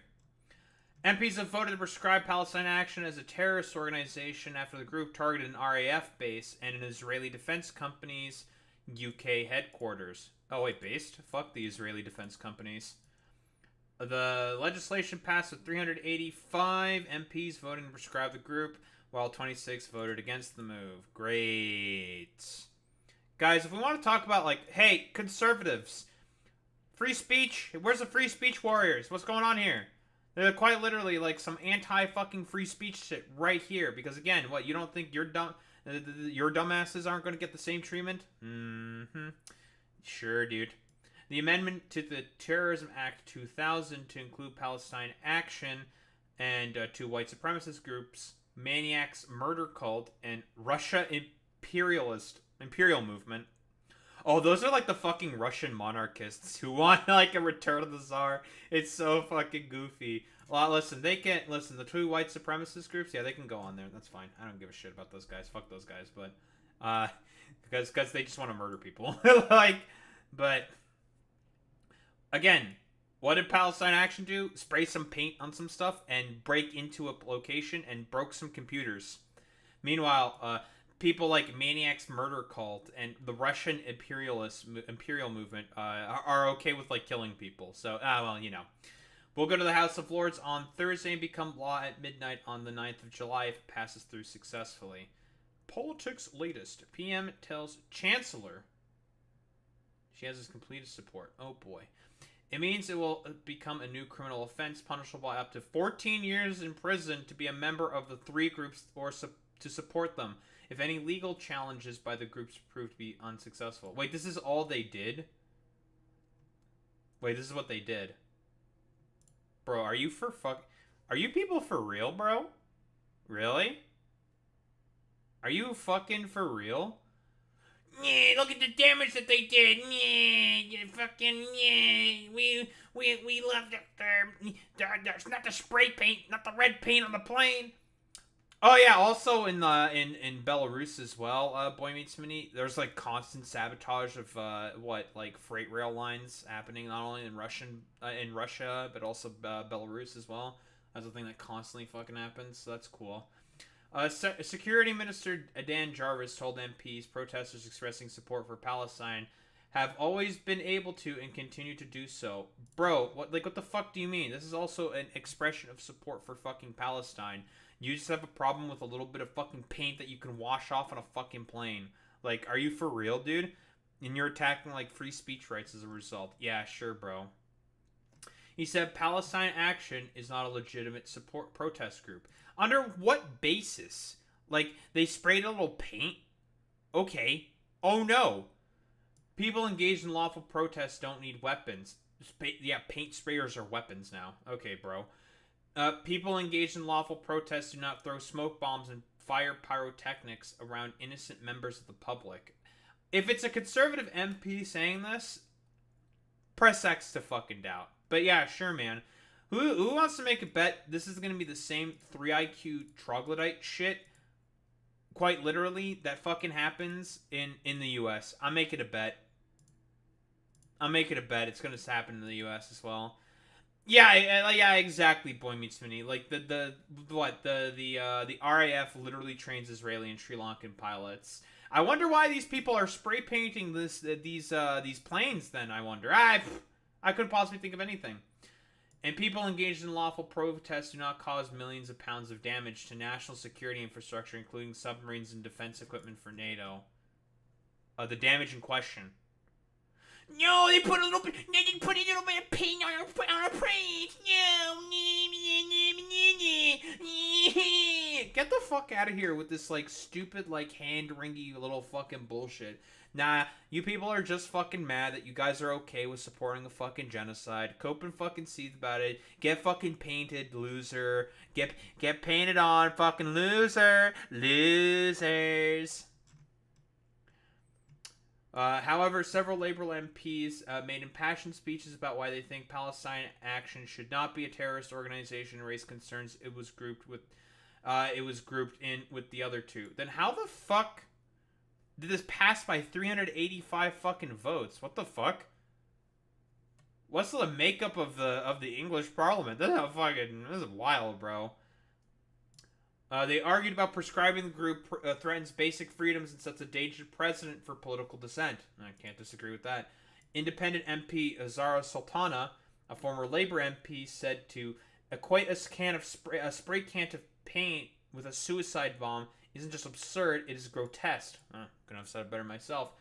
It is a deliberate distortion of the law to show dissent, criminalize solidarity, and suppress the truth. Real and true. She's based for that. Oh yeah, from what I understand, they want to like make their own like party or some shit. Sultana and Corbyn. Which I mean, good luck with that. But here we go. We're starting to see the actions of this. But we got 29 arrests after protests in support of Palestine Action. Police say. Here we go. The crackdown starts. Woo. 29 people have been arrested in London after police said they were responding to a protest in support of the banned group Palestine Action. The Metropolitan Police said those arrested were being held on suspicion of offenses under the Terrorism Act 2000 and had been taken into custody. Dude, like, this is... Okay, if we want to talk about, like, authoritarian crackdowns on fucking speech, again, free speech warriors, I'm jingling the fucking keys. This is quite literally what it fucking looks like, okay? You want to have, like, some based fucking, like, principles for once in your fucking lives. You should be against this crackdown because, again, the basis for as to why this is happening is because of a little bit of fucking spray paint on a plane. Really? Spray paint on a fucking plane. Okay, dude. Pictures from the Westminster denomination show a small group of holding placards reading, "I oppose genocide, I support Palestine Action." As of Saturday, the group is prescribed under the Terrorism Act 2000. After lawyers acting on its behalf failed with a court bid to block the ban on Friday. The designation means being a member of or showing support for Palestine Action is a criminal offense that could lead up to 14 years in prison. In an earlier statement, the Met said officers responding to a protest in support of the Palestine Action in the Parliament Square. Ah, yes, can't have any people, expressing their free speech rights. Very, very cool. Well, again, like, the UK doesn't have free speech like the USA. That is true in terms of the First Amendment, which is significantly more fucking laissez-faire. But however, like, does the U.S. also have free speech like what the UK is cracking down on? Not really. If the state deems particular kinds of speech ineffective, they will come up with whatever legal loopholes in order to be like, because this is what this is. The passing of this bill is effectively a legal loophole to crack down on free speech practices. That is the entire point of this bill, right? That is putting the Palestine action under the Terrorism Act of 2000, and their terroristic actions is saying like, whoa, maybe you shouldn't bomb Palestinian children into mulch. And they did a little bit of fucking spray painting on some planes and broke in and did a little bit of breaking and fucking entering. It's fucking nonsense. You're valuing property then over free speech rights at that point, right? The group is now prescribed and expressing support for them as a criminal offense. Protesters holding homemade cardboard placards gathered at the Mahatma Gandhi statue in Parliament Square on Saturday. Pictures emerged showing police surrounding the group and detaining people, with one woman being taken away in handcuffs by officers. What free speech rights? Sorry. Oh, again, like if the government, if the state wants to crack down on particular free speech rights, even though they have free speech protections guaranteed, what they can do is they can pass particular bills like what the UK is doing and still be able to crack down on free speech in a sort of like roundabout way.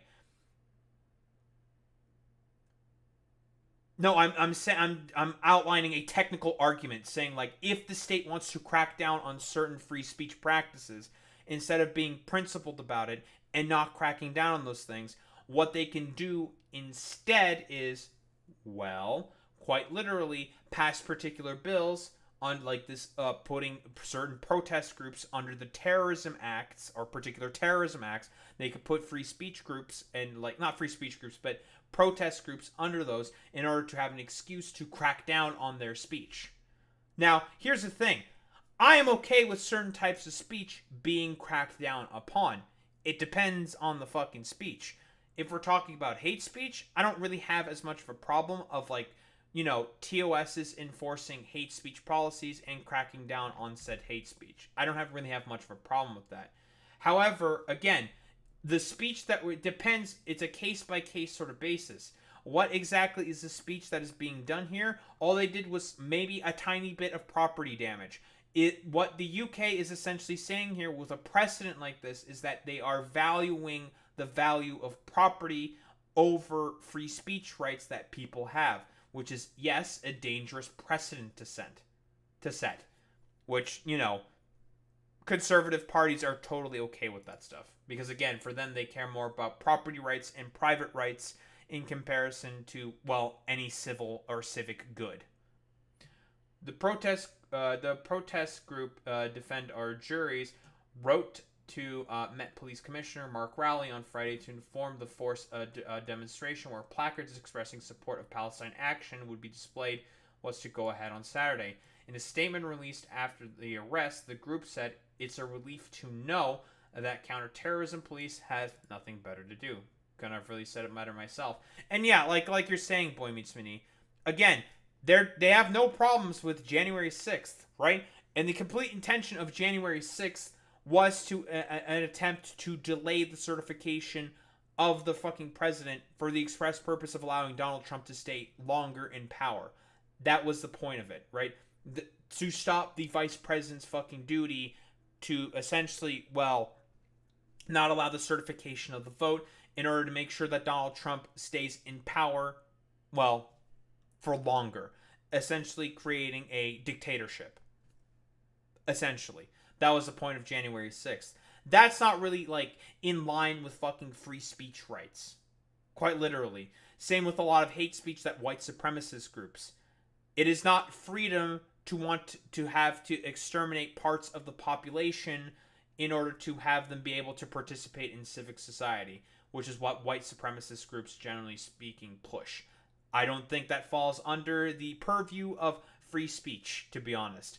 If you say that, you know, I hate, like, fucking black people, it's really fucking stupid. Like, that's not really like a promotion of like freedom. So I don't really give a shit about that. I think that's fine to crack down upon. Yeah, just as conservatives frame that as free speech, but crack down on their dissent. Exactly, right?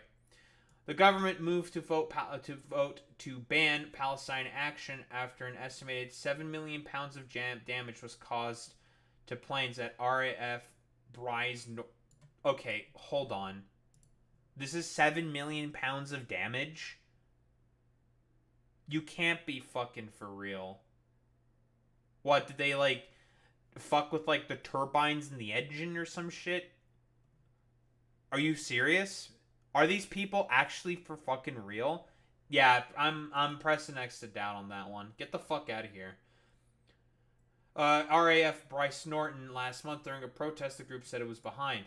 Home Secretary Yvette Cooper announced plans to proscribe the group last month, calling damage to military aircraft disgraceful and claiming the group had a long history of unacceptable criminal damage. Oh no, not the property. No, not like this. Palestine Action has engaged in activities that have predominantly targeted arms companies since the start of the current war in Gaza. Yeah, war in Gaza. The group's ban came into effect on Saturday after High Court Judge Mr. Justice Chamberlain refused its request to temporarily block the move, saying the claim was insufficient to outweigh the strong public interest in maintaining the order in force. Are you fucking for real? Again, what did they do? They spray painted and did a little bit of breaking and entering. Yeah, sure, man. Oh no. But this is like, you know, this is within the strong public interest of maintaining order in force. Yeah, okay, bro. Rasa Hussein KC, barrister for Palestine Action's co-founder Huda Amori, who brought the complaint, told the court banning the group will be ill-considered and an authoritarian abuse of power. Israel launched its military campaign in response to October 7th, blah, blah, blah, blah, blah. A bunch of people died. Israel has strongly denied the allegations of genocide. Yeah, very, very cool. Nice fucking meme. They are doing this with the express purposes of fucking ethnic cleansing. Shut the fuck up, Cope and Seethe and Mauled. Nice, so we got, like, Britain doing authoritarian crackdowns on speech because, again, they're upset about a little bit of fucking paint being sprayed on some fucking planes. Oh no, poor fucking bubbies. Yeah, dude. Guys, we need to do authoritarian abuses of civil liberties and rights, all because of a little bit of fucking paint on a plane. Yeah, it's like, it's complete fucking nonsense. And again, if you don't think like shit like this cannot like spread to further parts, you know, we already see like all the authoritarian bullshit that the Trump administration constantly pulls out, you know, in terms of like black bagging random Palestinian fucking protesters with the express purpose of trying to deport them.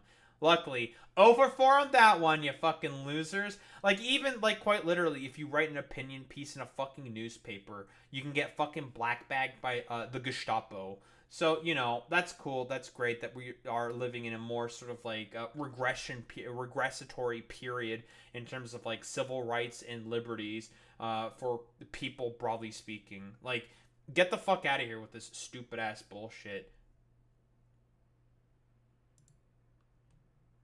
Alright. Nice meme. Yep, exactly. That is what happened to Ramesa Osterk. Bruh just literally wrote a fucking op-ed in a school newspaper, gets blackbagged for it. It's like, okay, dude? Bro? Okay. Nice fucking meme, bro. Like, are you people like for real or some shit? That's fucking wild, bro. Wild. Oh man. On to the next one. Money in my pocket.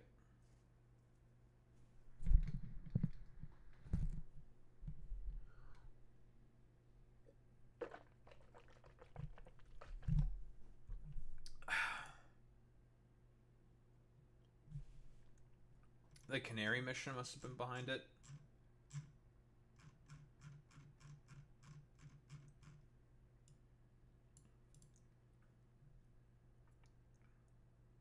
What's the Canary mission?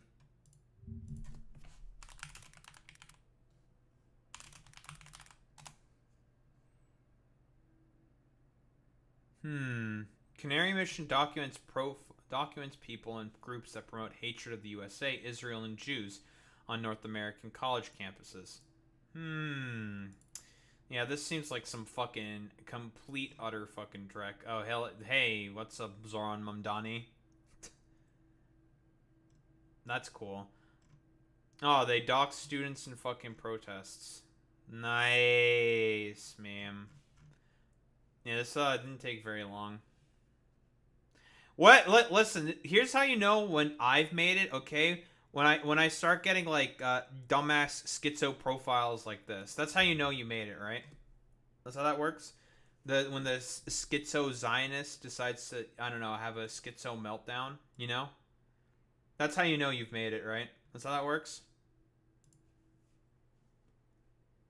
We love this schizo nonsense of the Zionists, folks. Let me tell you, it's one of my favorite things, folks. We love that.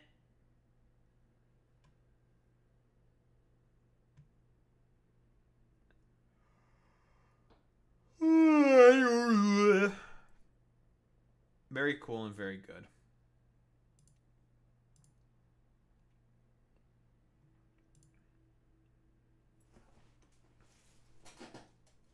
Ugh. Very cool. Very good, folks. Let me tell you.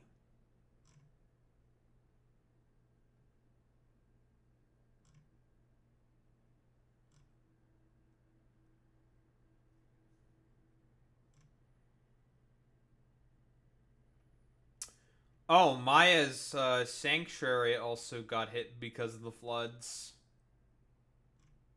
And people are donating to it and shit. Amazing.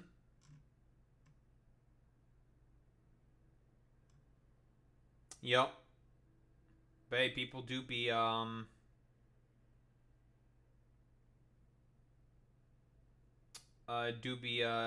know, donating and shit to it. So I think that's good.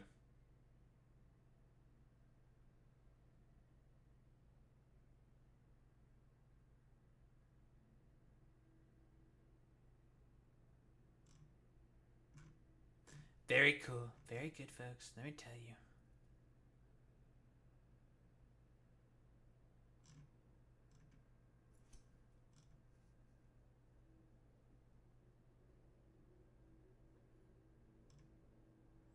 Sure was, yeah, wasn't it? Defunding all these meteorological services. But, you know, we'll talk about that, you know.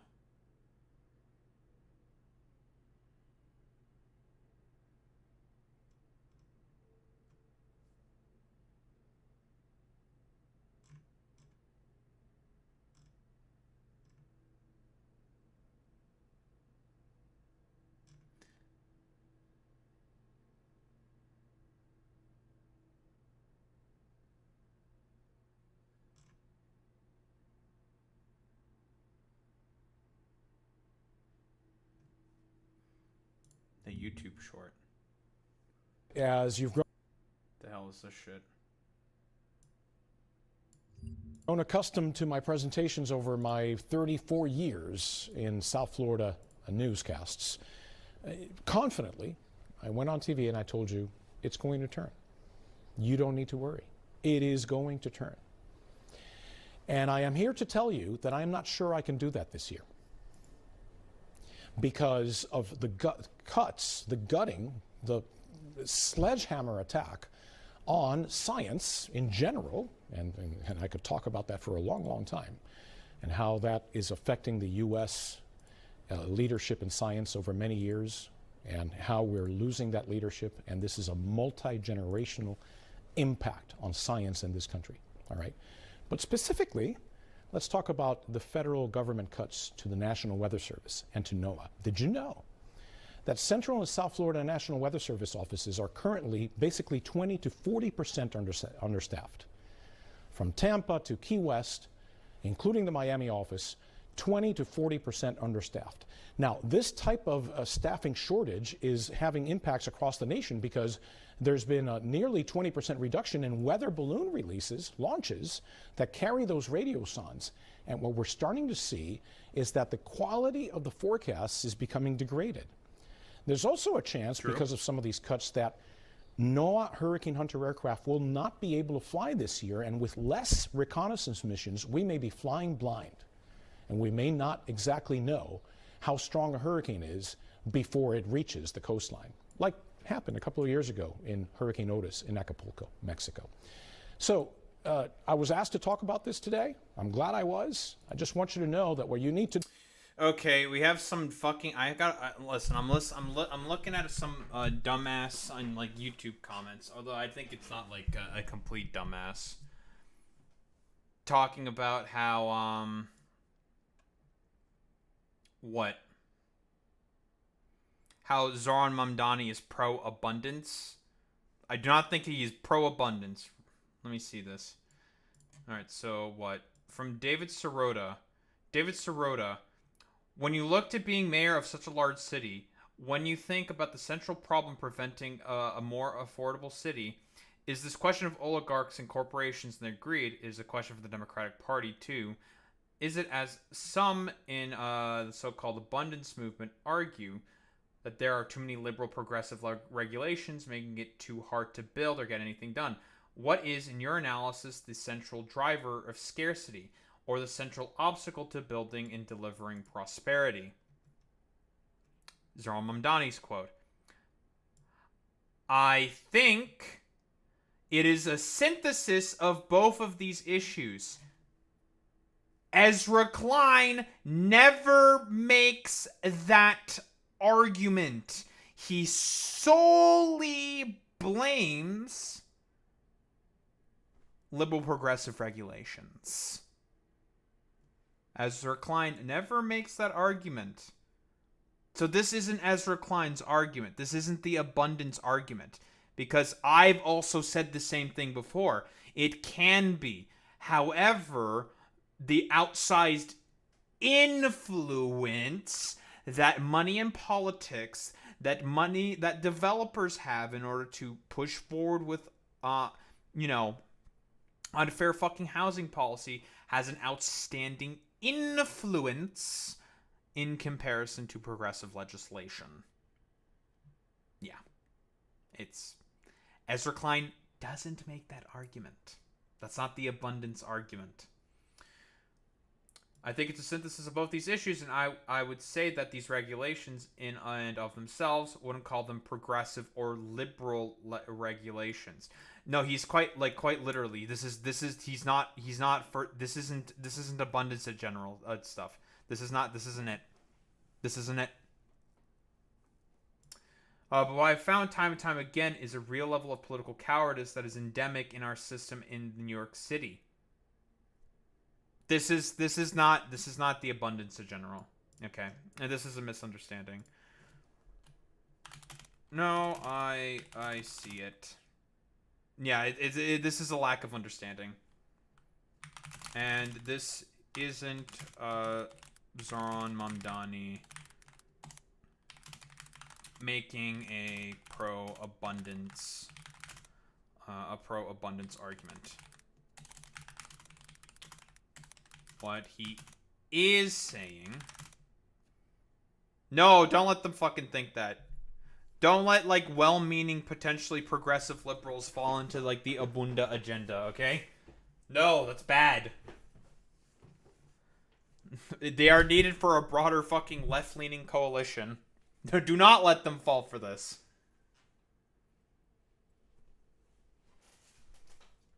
That would be a huge strategic misstep.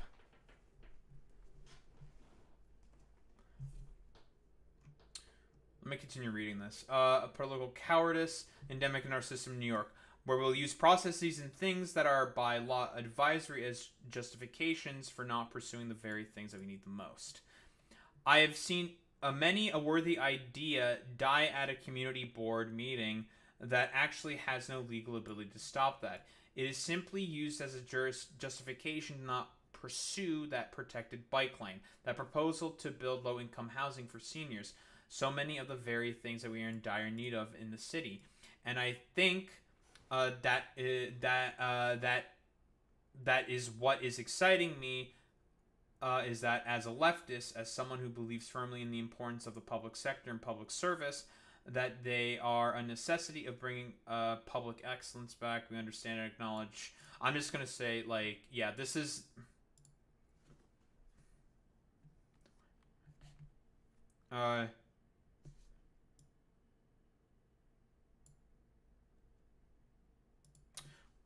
Is that it is a combination.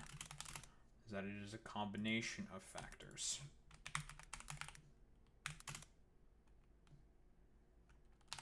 But more so, a larger issue with the Democratic Party apparatus,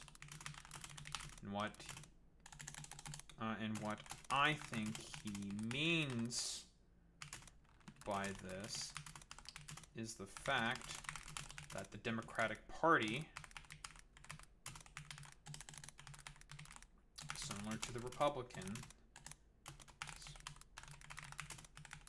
desire a lot of the same revenue streams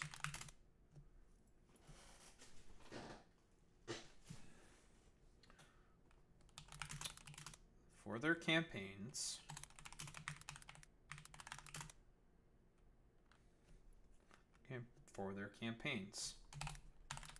billionaire and corporate cash, which is why they are as cowardly as they are.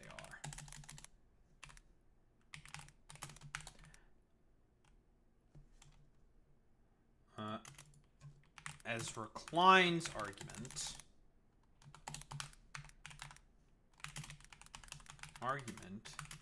is that it is explicitly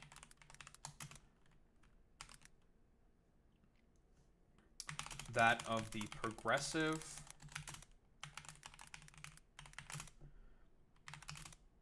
and more activist groups. Well, I very often do make fucking big ass essay. I mean, this dude posted a whole like fucking Zoran quote. Is Zoran planning to increase property taxes in New York City to deal with value declines from rent control? I would have to look that up specifically to know for certain. But broadly speaking, his the main way he's going to raise revenue for his agenda is via a wealth tax. So I'm going to also include this short because it's a good short. Good short, Alex. Good short, good content, good meme. Explicitly that of the more progressive and activist groups, which are the main stymies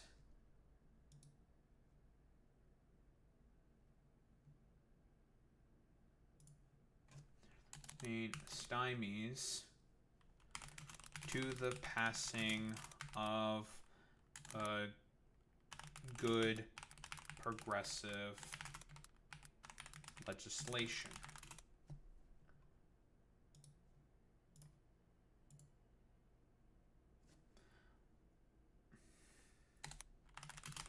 Not that of special interest groups. Special interest groups, billionaires, corporations. He does mention them, but not as a main factor. He downplays their impact. I see it, and this isn't Zarmamdani making a pro-abundance argument. What he is saying is that there's a combination of factors but more so a larger issue with the Democratic Party apparatus. And what I think he means by this is the fact that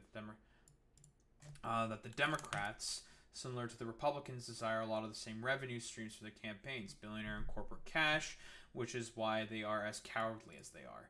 Ezra Klein's argument is that it is explicitly that of the progressive and more activist groups, which are the main stymies to the passing of good progressive legislation, not that of the special interest groups, billionaires, corporations, billionaires and corporations.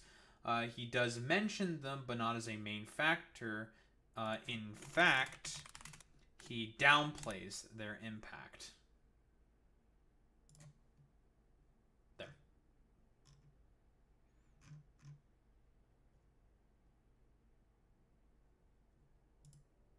We do some good faith. We do some good faith criticism because that person's not saying anything out of malicious intent. I don't think so.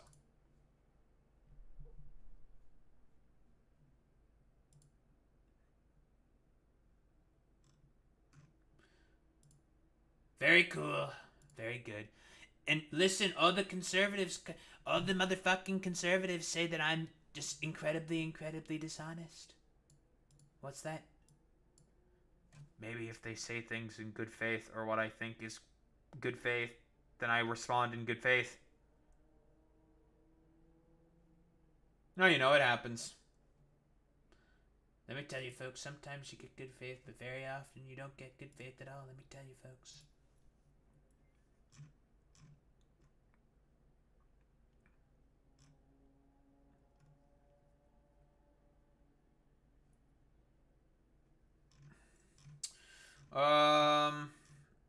Would I prefer to listen to the short and also talk about this as well? I'm also going to say this as well. Fuck it. Alright. Alright, what do we got here?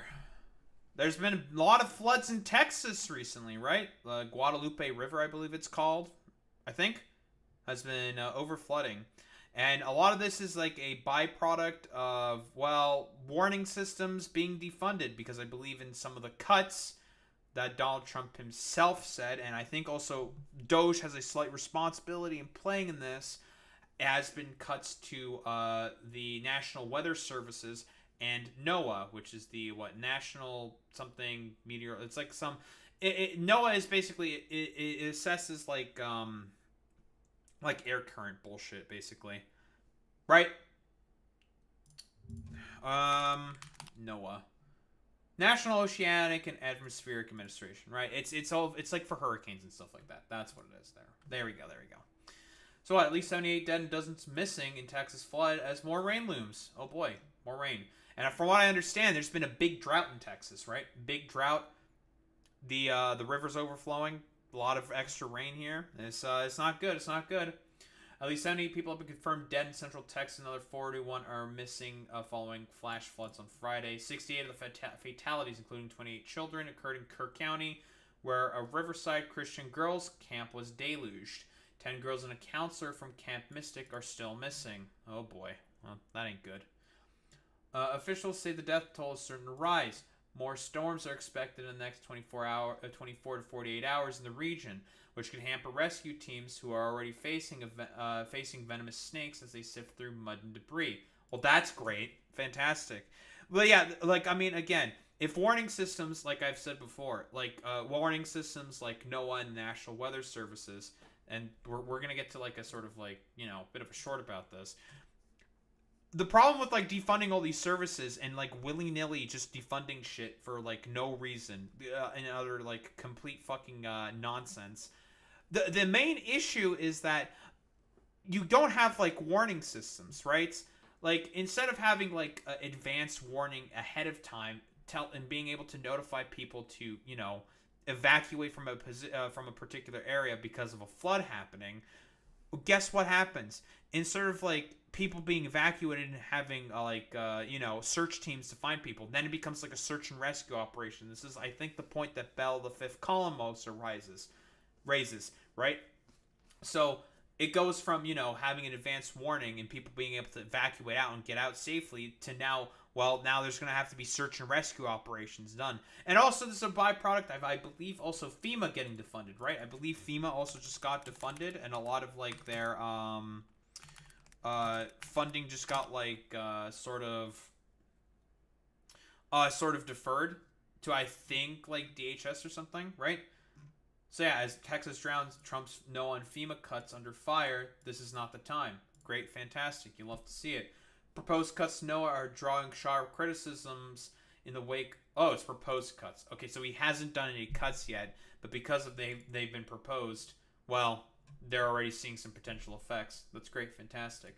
Drawing sharp criticism in the wake of devastating floods in Texas that have claimed 52 lives. Damn, it's almost as if a lot of these, like, random sort of, like, meteorological sort of, like, institutions? Yeah, institutions is the term I'm looking for. Get funding for particular reasons. So, you know, that's really, really cool. Oh, they've already... Yeah, yes, you're correct, Alex. Yes, it was a fucking Doge thing. Doge did the cuts. Right. Thank you, Alex. So, yeah, that's cool. Great. So, whoa.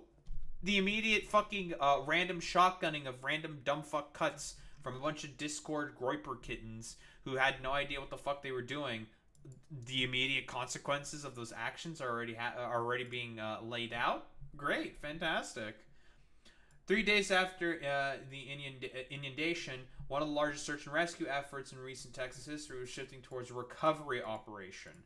Yeah, so from search and rescue, it's now all recovery stuff, which means, like, they've already confirmed it's like, yeah, it's going to be kind of cooked, guys.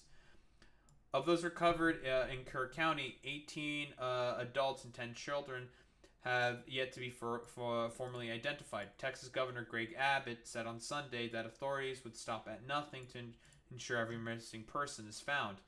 Now, well, you know, except, like, defunding all the stuff necessary and defunding FEMA and stuff like that because of, like, schizo conspiracy theories, but, well, you know, whatever. It was nothing short of horrific to see what those young children went through, said Abbott, a day after he toured the area.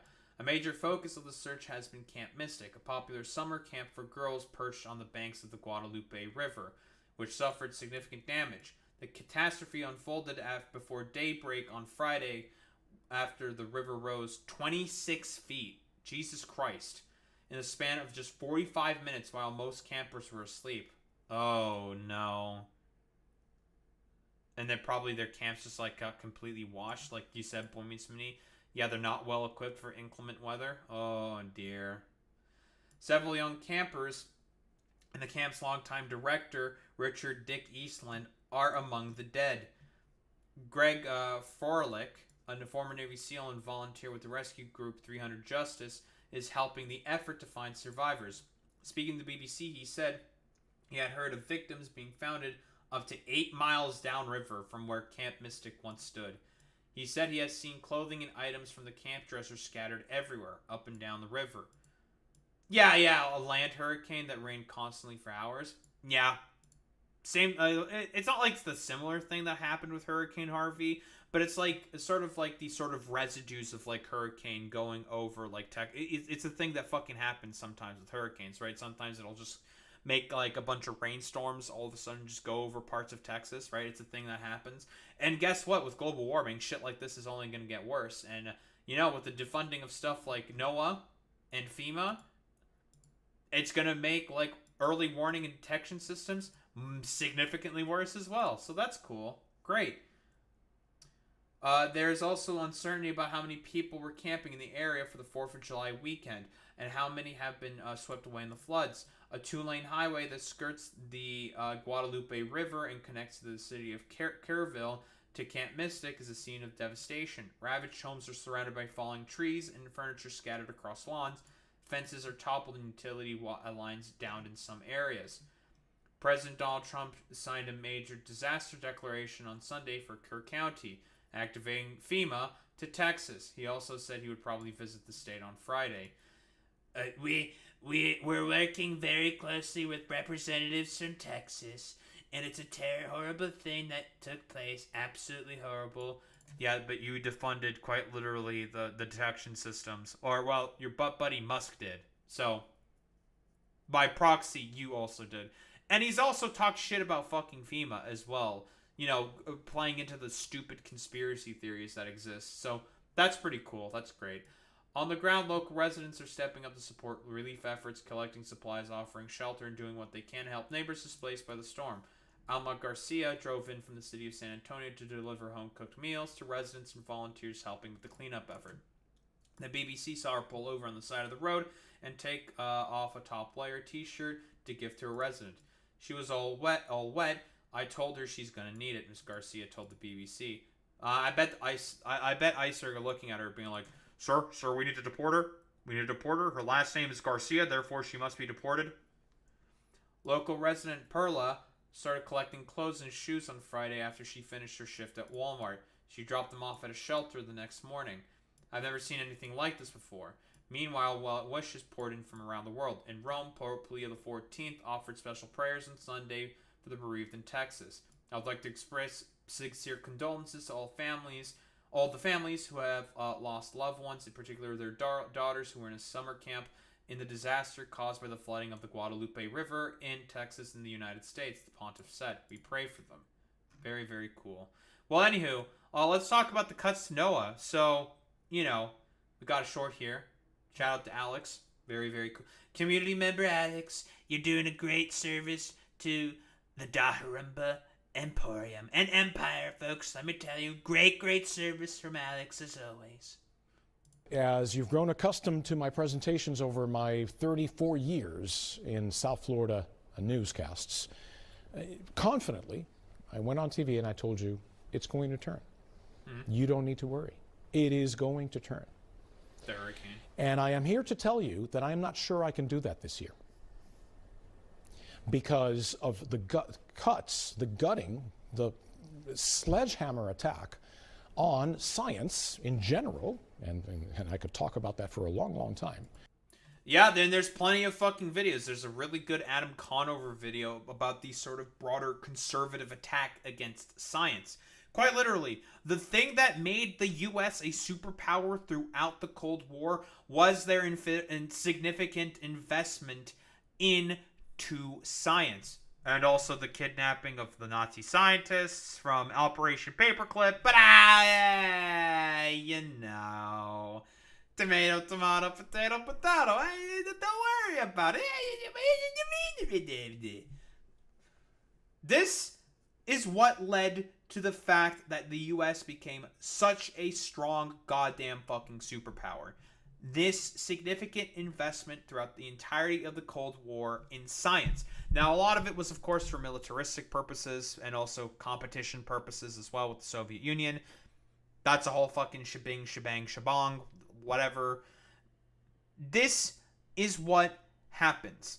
And then this broader attack, because conservatives do not believe in the fundamental aspects of curiosity, reflective learning, and being, well, curious. They are fundamentally incurious people. They are conspiratorial and will throw down into the wind in terms of like whatever constantly. You have a good one, Reza.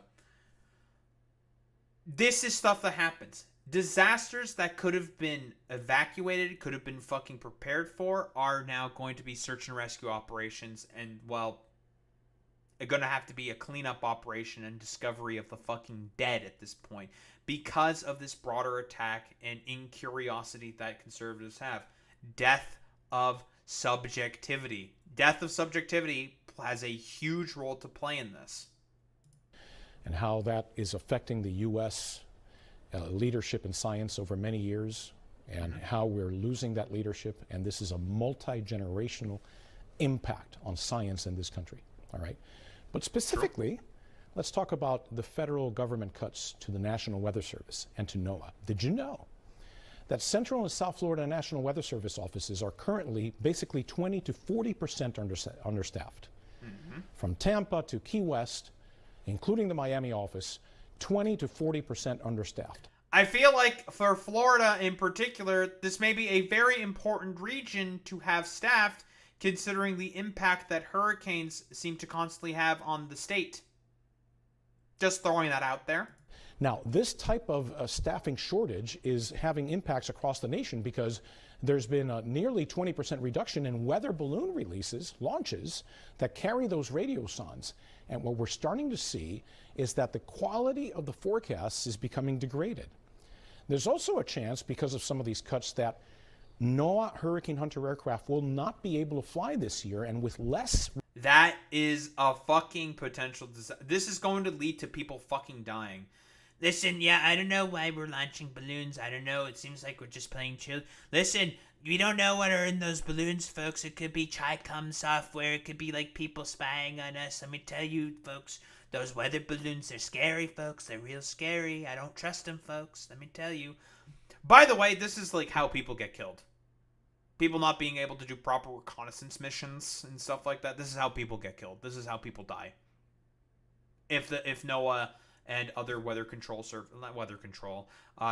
scouting services are not able to sort of like do this stuff. But it's okay. Some, I don't know, bumblefuck, dumbass, rural, lumpen proletariat voter in Appalachia or fucking Iowa can, I don't know, save like 3 cents maybe on their fucking corn supply. Maybe, probably not. We'll have to pay like $5 extra in terms of like tariffs or some shit. It's the stupidest shit on the fucking planet is basically what I'm saying. Reconnaissance missions, we may be flying blind, and we may not exactly know how strong a hurricane is before it reaches the coastline, like happened a couple of years ago in Hurricane Otis in Acapulco, Mexico. So I was asked to talk about this today. I'm glad I was. I just want you to know that what you need to do is call your representatives and make sure that these cuts are stopped. I'm sorry, Mr. Meteorological Weatherman. Unfortunately, because Elon Musk's a 3 IQ moron, and his Discord Groiper kittens are sycophants and also fucking morons, the cuts have already happened. And the consequences are already playing out. But let's see, what do we got here? Further sort of like reading into this. National Weather Service defends its flood warnings amid fresh scrutiny of Trump staff cuts.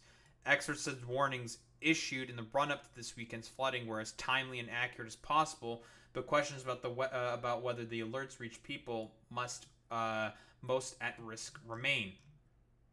Fatal floods in Texas that left thousands scrambling for safety with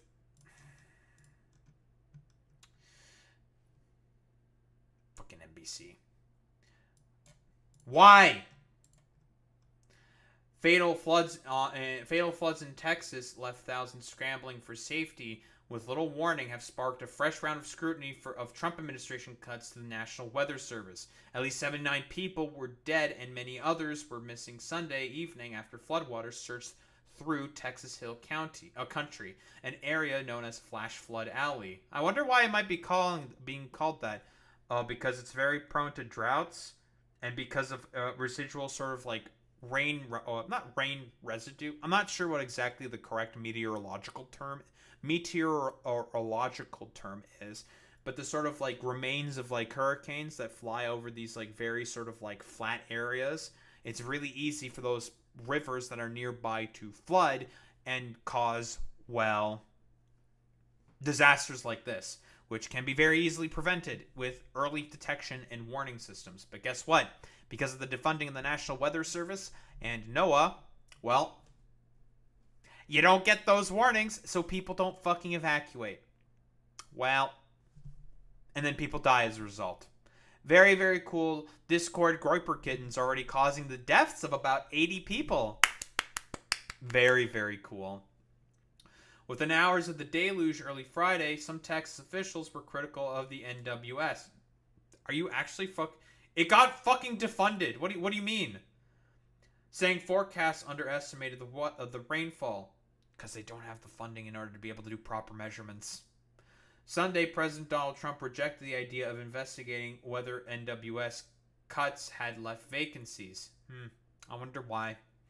And the White House said claims that NWS cuts had anything to do with the tragedy were disgusting. Yeah, because again, they don't want to be held accountable for any of their fucking actions. Because again, they don't give a fuck if people die. Like, conservatives have never cared if people fucking die. Let's be honest here. Independent meteorologists and a former NWS official said warnings issued in the run-up to the flooding or as timely and accurate as could be expected with the weather data available in real time. Predicting extreme rain and flash flooding beyond several hours is challenging, they said, and it is not easy to ensure urgent warnings reach those most at risk.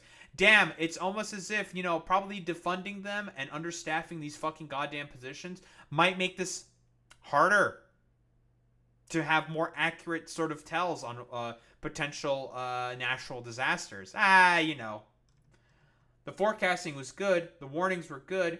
It's always about getting people to receive the message, said Chris Vagaski, a meteorologist based in Wisconsin. It appears that is one of the biggest contributors, that last mile. The meteorologists said they did not think understaffed offices were a primary factor in the tragic outcome, even though the NWS has leadership gaps after a rash of staffing cuts. Really? That is interesting that it's not understaffed offices. I wonder what they think the primary factor is then.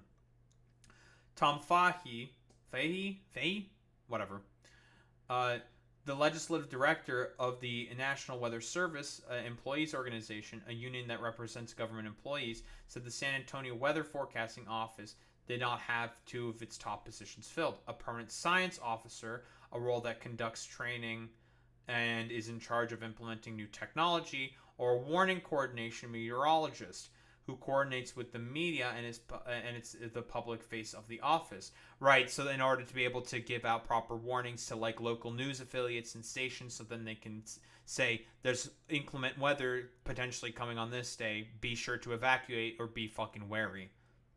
Really, it's not fucking staffing cuts the meteorologists are saying? That is interesting.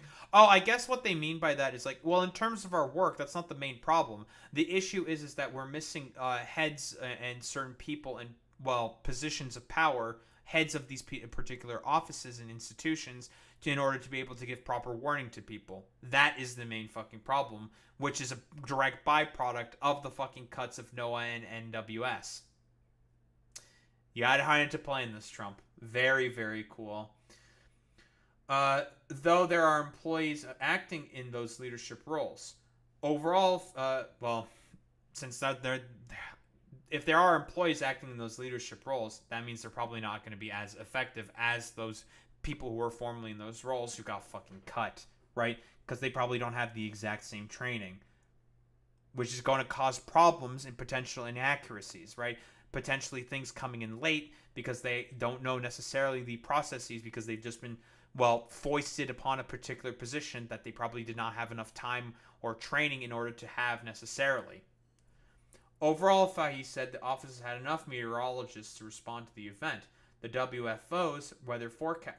so they had the people. The problem is that they were people who were probably not trained for these particular positions. So as a result, not as good or accurate sort of takes, or data may have been presented in a particular way. That's the main issue here.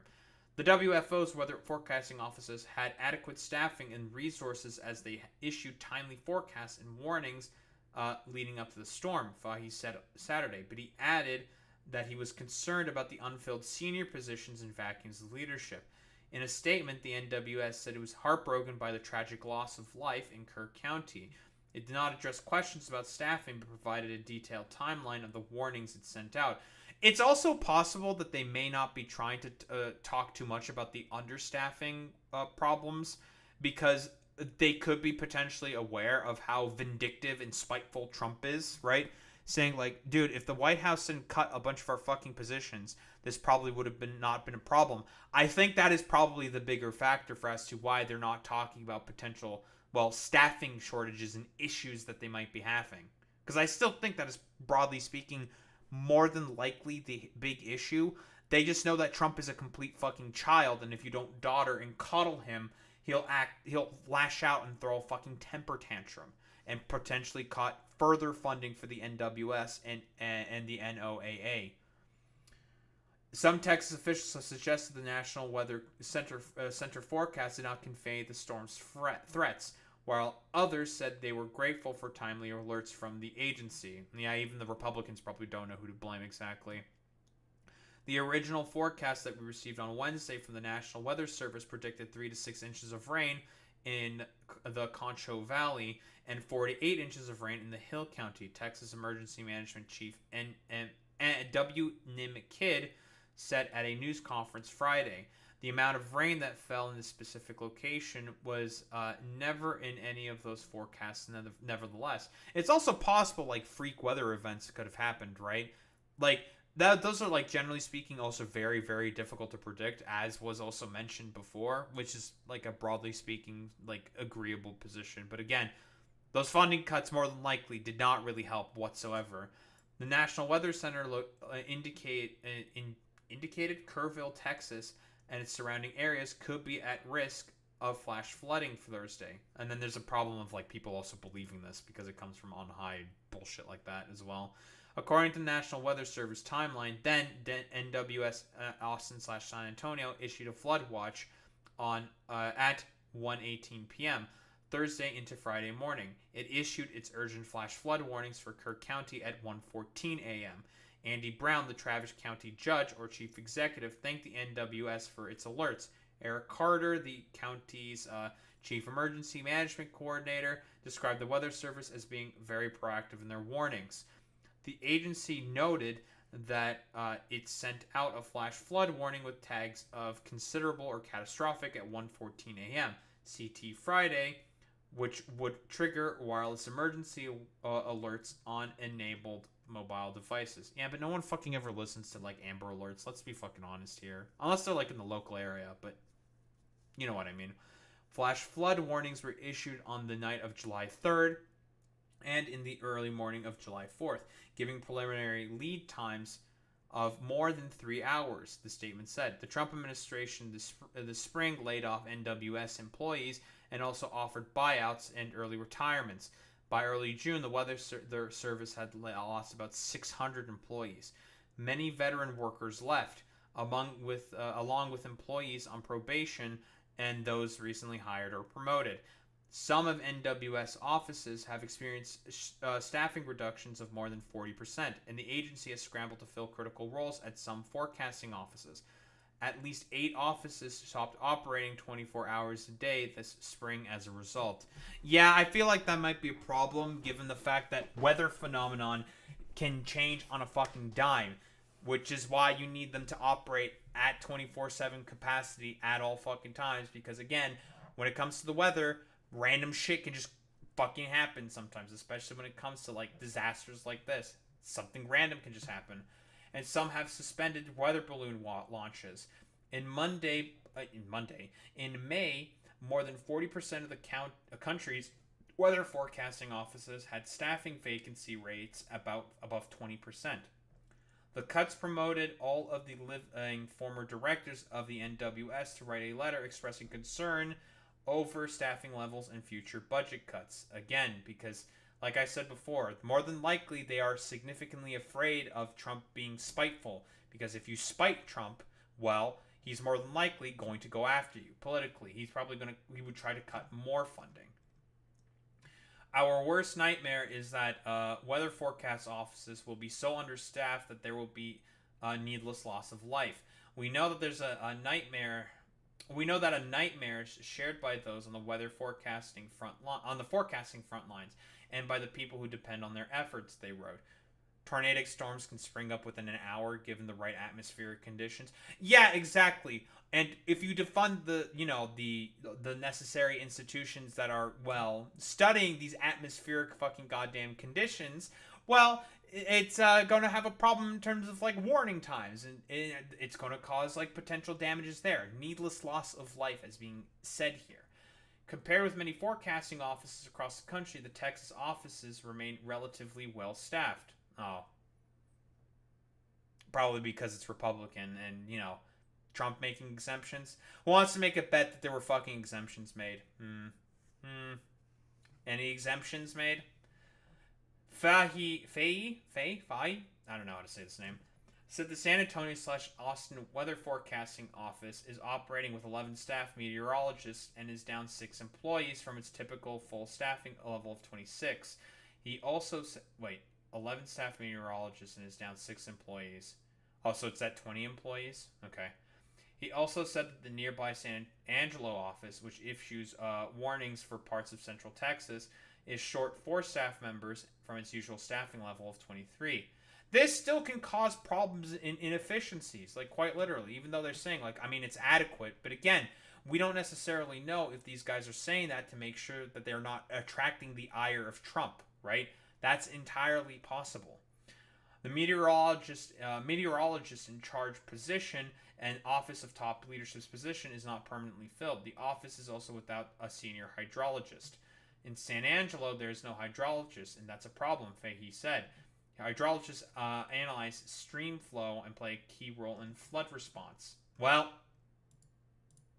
that seems like a potential issue. A Kerrville city manager, Dalton Rice, said the city will look at whether its own emergency notifications are robust enough to warn residents. We know questions are being asked about the emergency notification, and while it is not the time to speculate, local and regional partners are committed to a full review of the events and systems in place, Rice said at a news conference Sunday. At the appropriate time, we will take clear steps to strengthen our future preparedness. We owe that commitment to the families who are suffering and every member of our community. Prominent independent meteorologists who have been critical of NWS and staffing and budget cuts in the past have said federal meteorologists on the ground issued timely warnings. Alan Gerard, the former director of the Analysis and Understanding branch at the National Severe Storms Laboratory of the National Oceanic and Atmospheric Administration, wrote in a blog post that the Austin San Antonio Forecasting Office did a good job communicating the risk as quickly as possible, despite the underfilled leadership positions. So yeah, they fucking decide they were able to step up despite the fucking staffing shortages. Well, that's just making things more efficient. No, not really, right? This wouldn't be as potentially big of a fucking goddamn problem if they were staffed properly, right? If they're staffed properly, they wouldn't have to randomly elevate people who are not well trained into those positions. Not necessarily not qualified, right? They could be qualified for those positions, but given the cuts of the senior people who are supposed to train these people, well, the fact that they got cut is a fucking problem. Because again, now that those people are not there in order to train those people, well, how are they going to be able to do an effective job in terms of warning systems and figuring out, well, if there are inclement weather effects that may be a potential disaster? Obviously, having both these positions vacant for a prolonged time is not optimal and certainly could have negative impacts at some level, Gerard wrote. However, just looking at the actual warning services that NWS provided during the event, they were solid and provided the level of warning and alerts that the public should expect to receive for an event such as this. Matt Lanza, a Houston-based meteorologist, said there were no initial indications that staffing levels or budget cuts played a role in the tragedy. Right. So again, it could be because of the fact that this was like so particularly aggressive. Could have been just a complete random change. They did everything that they could. But again, could be a big fucking problem in the future for things that are more easier to say. As this fucking dude particularly said, this weather report man, this meteorologist over here was saying, like, yeah, like, it may not be an issue now, but eventually, like, it will be a problem. If they're not able to do their reconnaissance flights into, like, inclement weather, like, people are going to die. More than likely. So, for now, it could have been potentially fine at the time being. However, and what I possibly do think is that a lot of people aren't necessarily going to report into like the severity of the staffing shortages because again, they know that Trump is incredibly vindictive, and if you go against him, well, he may cut further.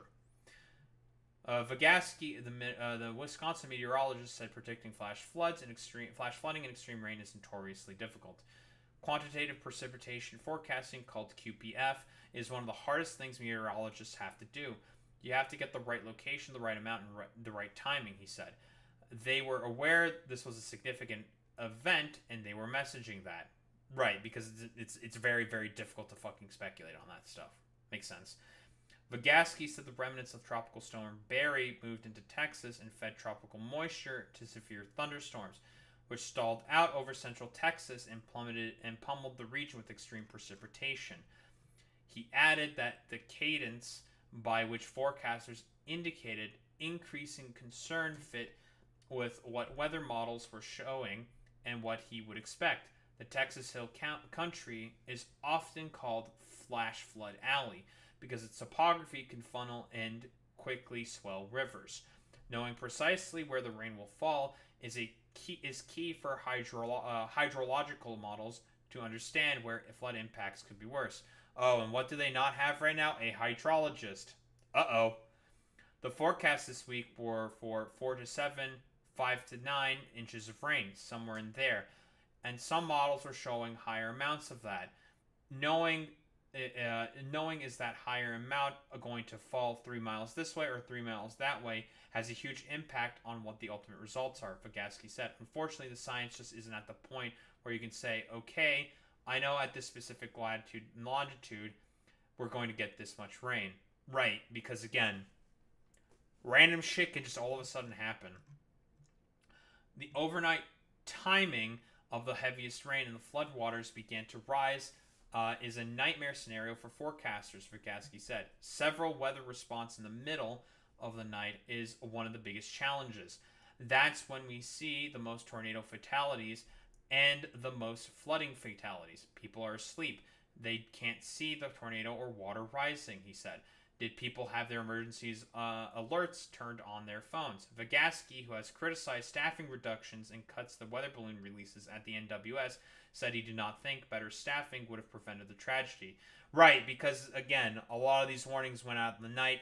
More than likely, people were asleep, and then they got caught out because of it, and as a result, more than likely got washed up somewhere or got killed as a result. Those are important positions that do need to be filled, he said, but he added that it probably wasn't a significant contributor to what happened. Vygotsky said there is plenty of room to improve quantitative precipitation forecasting that could help forecasters identify threats earlier. Such research is at the risk if the administration cuts NOAA's funding as it has outlined, he said. But it's already been cut because of Doge, right? Like, the staffing already has been cut. The funding has already been cut because of the efforts of Doge. Probably because, I don't know, like Elon Musk wants to not get sued by them because they hit their like weather balloons with like fucking random ass rockets that explode or some shit. The biggest concern is the latest budget request.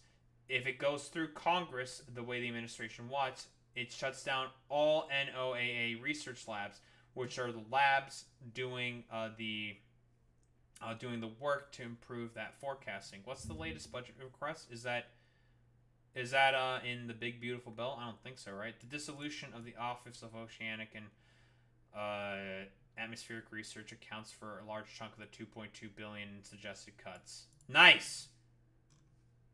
That's cool. So people are going to suffer because of this? Fantastic. Very good. Well, as we all know, death cult, as always, expected of Donald Trump and the Republicans. Due to their significant anti-science stances, they are okay with like people suffering and dying as a result. Like, so partially, yes, it could be said that like maybe there were like some potential problems with the funding cuts. Now, a lot of the meteorologists in particular are saying that it's not the main reason. However, the main issue is it may not have been an issue now, but eventually, given a long enough time, it will become an issue, right? The problem is, of course, is the fact that these cuts are being pushed and proposed to begin with. It's simply due to the fact that Donald Trump is, and the Republican Party. This isn't just a Trump thing. It is also the Republican Party stand against and are against science. Quite literally speaking, right? Being anti-science kills people, quite literally. And as a result, 78 people fucking died because of a lot of the anti-science stances, right? And cuts to the NWS and the NOAA are not going to make this any better. It's going to exacerbate the issue and make it worse. Like, literally, this guy is talking about in Central and South Florida that there's going to be, due to the understaffing that's going on because of the federal budget cuts, like reconnaissance planes for like hurricanes and stuff like that. I feel like in Florida that might be particularly important. And it's going to lead, as has been said before, a needless loss of life. But then again, do these, like, I don't know, evangelical, like, loons and stuff like that, do they care about any of that stuff? No, they're okay with that because it's perfectly in line with their sort of, like, rapturous goals and wanting to ascend to, I don't know, heaven or whatever, like, idiotic, like, religious conspiracism that these people believe in or something. Like, we know that they believe that climate change is, like, the sort of first step of the rapture. And, like, being climate change deniers leads to people dying. Needless loss of life, quite literally.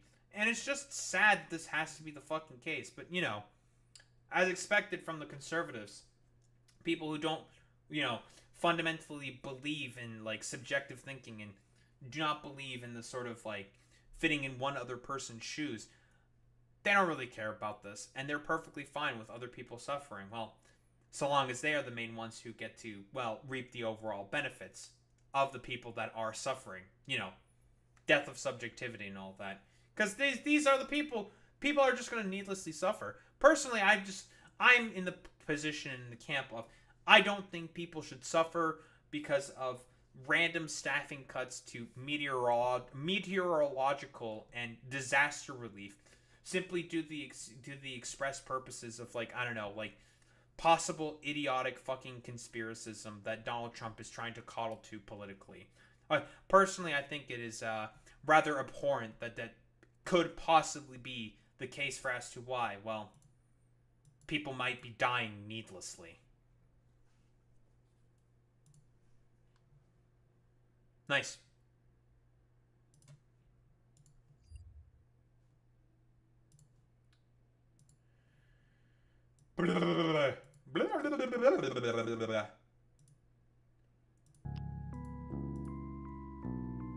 That's all I have to say. Alright, who the fuck are we rating into today?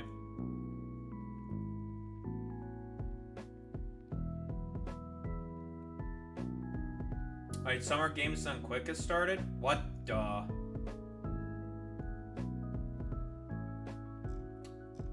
I don't know that. Did it start today? What the? What the heck? What the glurm? What the skibbity with the riz?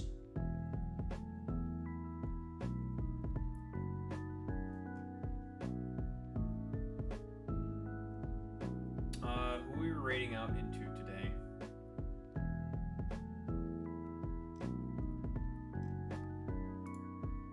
Very cool, very good, folks. Let me tell you, folks. Very good. We love that, folks. Ugh.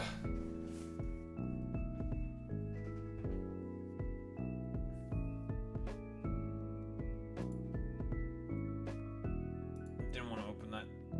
Stop it. But they're genuinely held. Jillian's politics. Shut up! Women! Re! Ugh.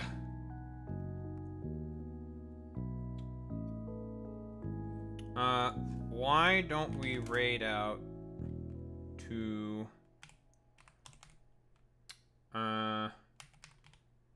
Echoplex Media? Why not?